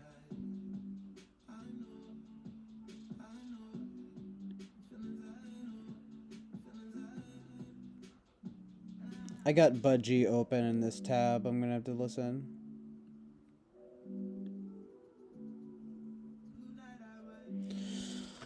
Sorry guys, I'm just trying to fix the display here so that I can just have it fitting to the window, but I might have to close out and start a new thing.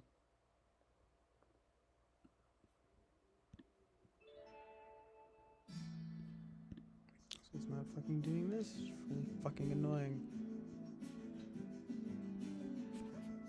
Don't understand.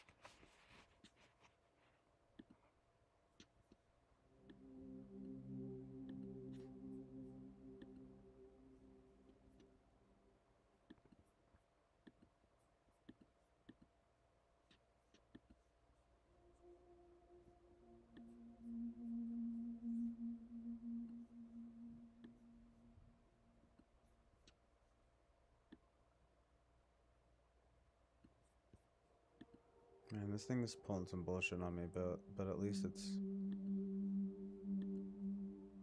basically it's better now.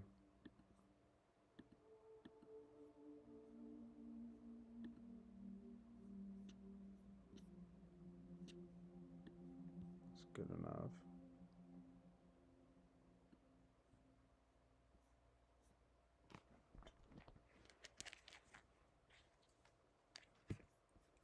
It's like this. But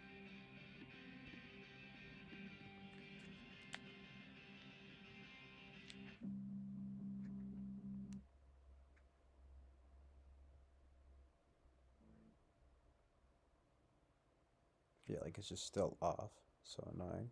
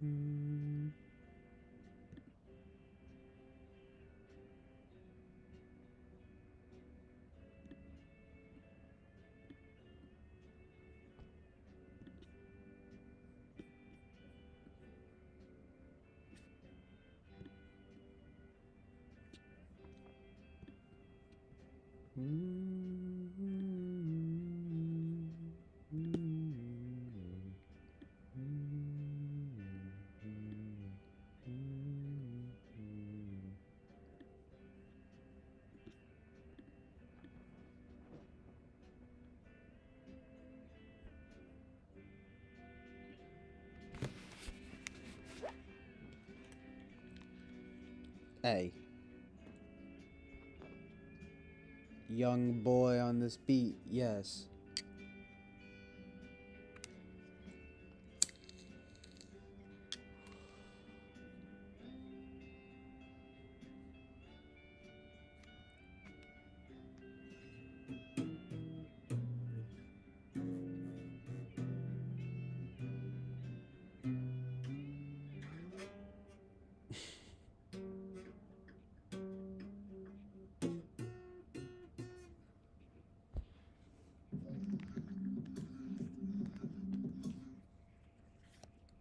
All I got is pain on my mind.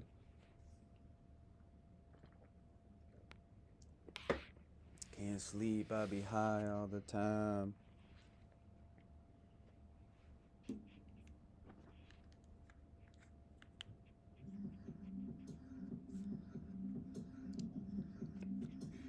Kind of a smacker.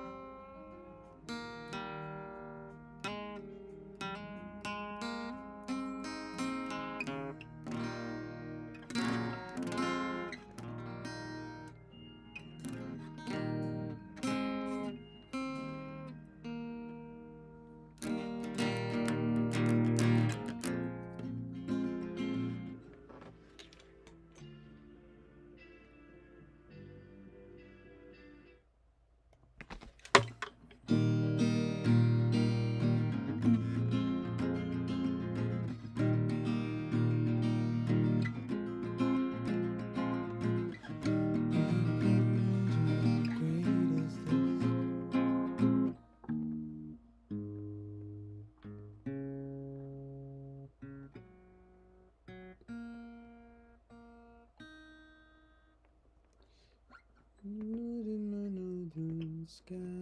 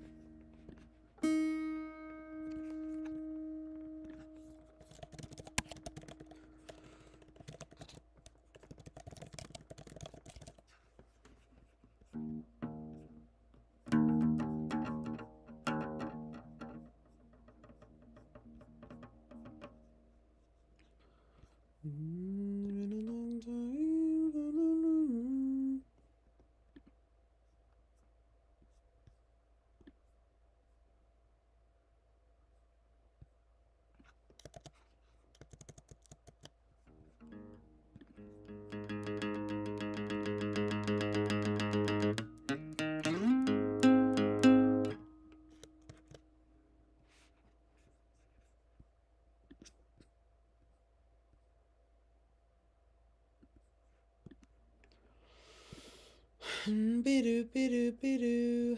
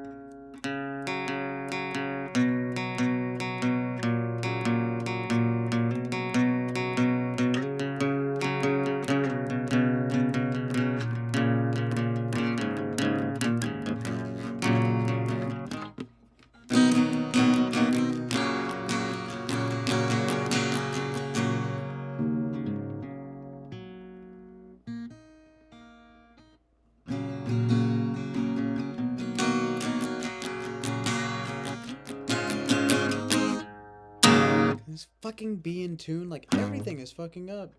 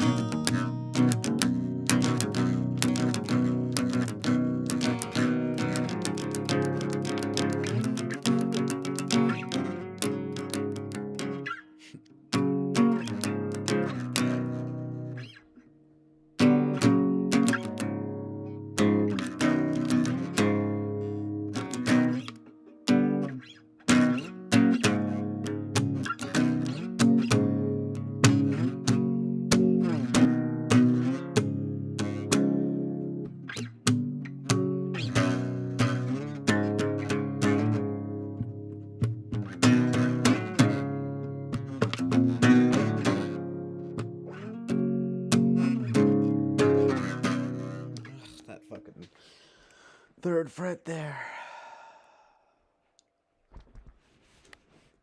The opposite of amazing. Annoying. Sup, fan. Love it, though. Speaking of which, perfect timing. Winston's mom says, it's amazing how chill the vibes are here now. Xena is drumming his bass guitar, and the truth is, as I fold clothes next to my bedroom window where the sky is gray, that I feel this Oasis is my reality. So good. That's basically the goal. You know? That's the aim.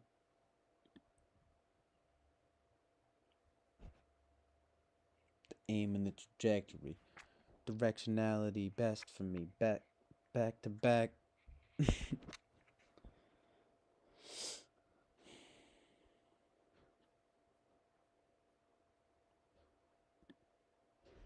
Oh, really? Some girl with my energy? Some girl with CJ energy? Little bit of that. Little bit of that. 3CM.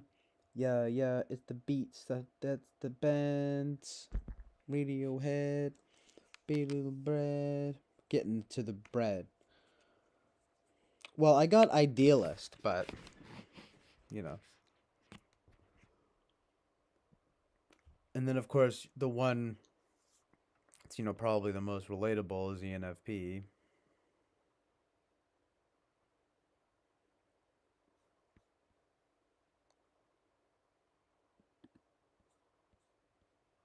Right, though. NF tendencies.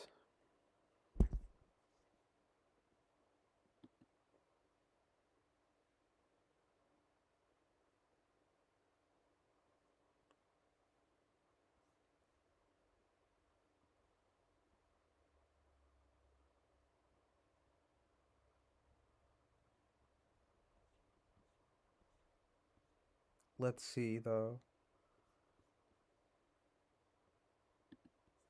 Oh, is this the same girl from before?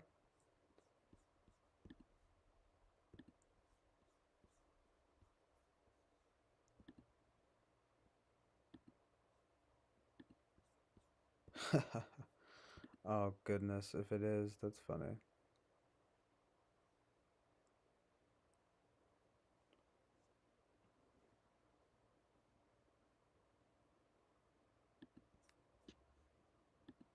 Oh, my goodness. Can I just fucking find a little stream? Like, my god. Okay. Here it is. Swaggington. No!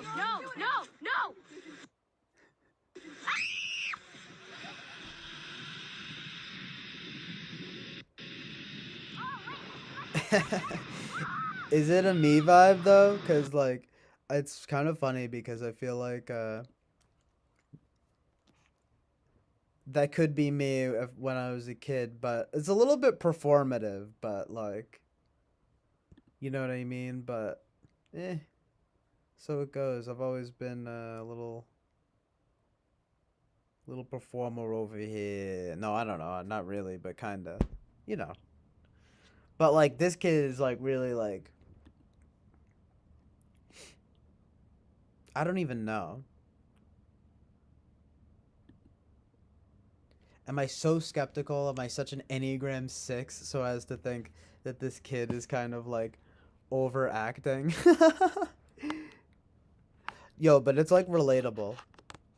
For sure. I mean, especially when I was a kid, so it's just, I don't know. It's funny you said that. And especially with the spiritual awakening vibes. Me right now, me currently. But what about this one? Is this supposed to be me too? I love just like videos that are me.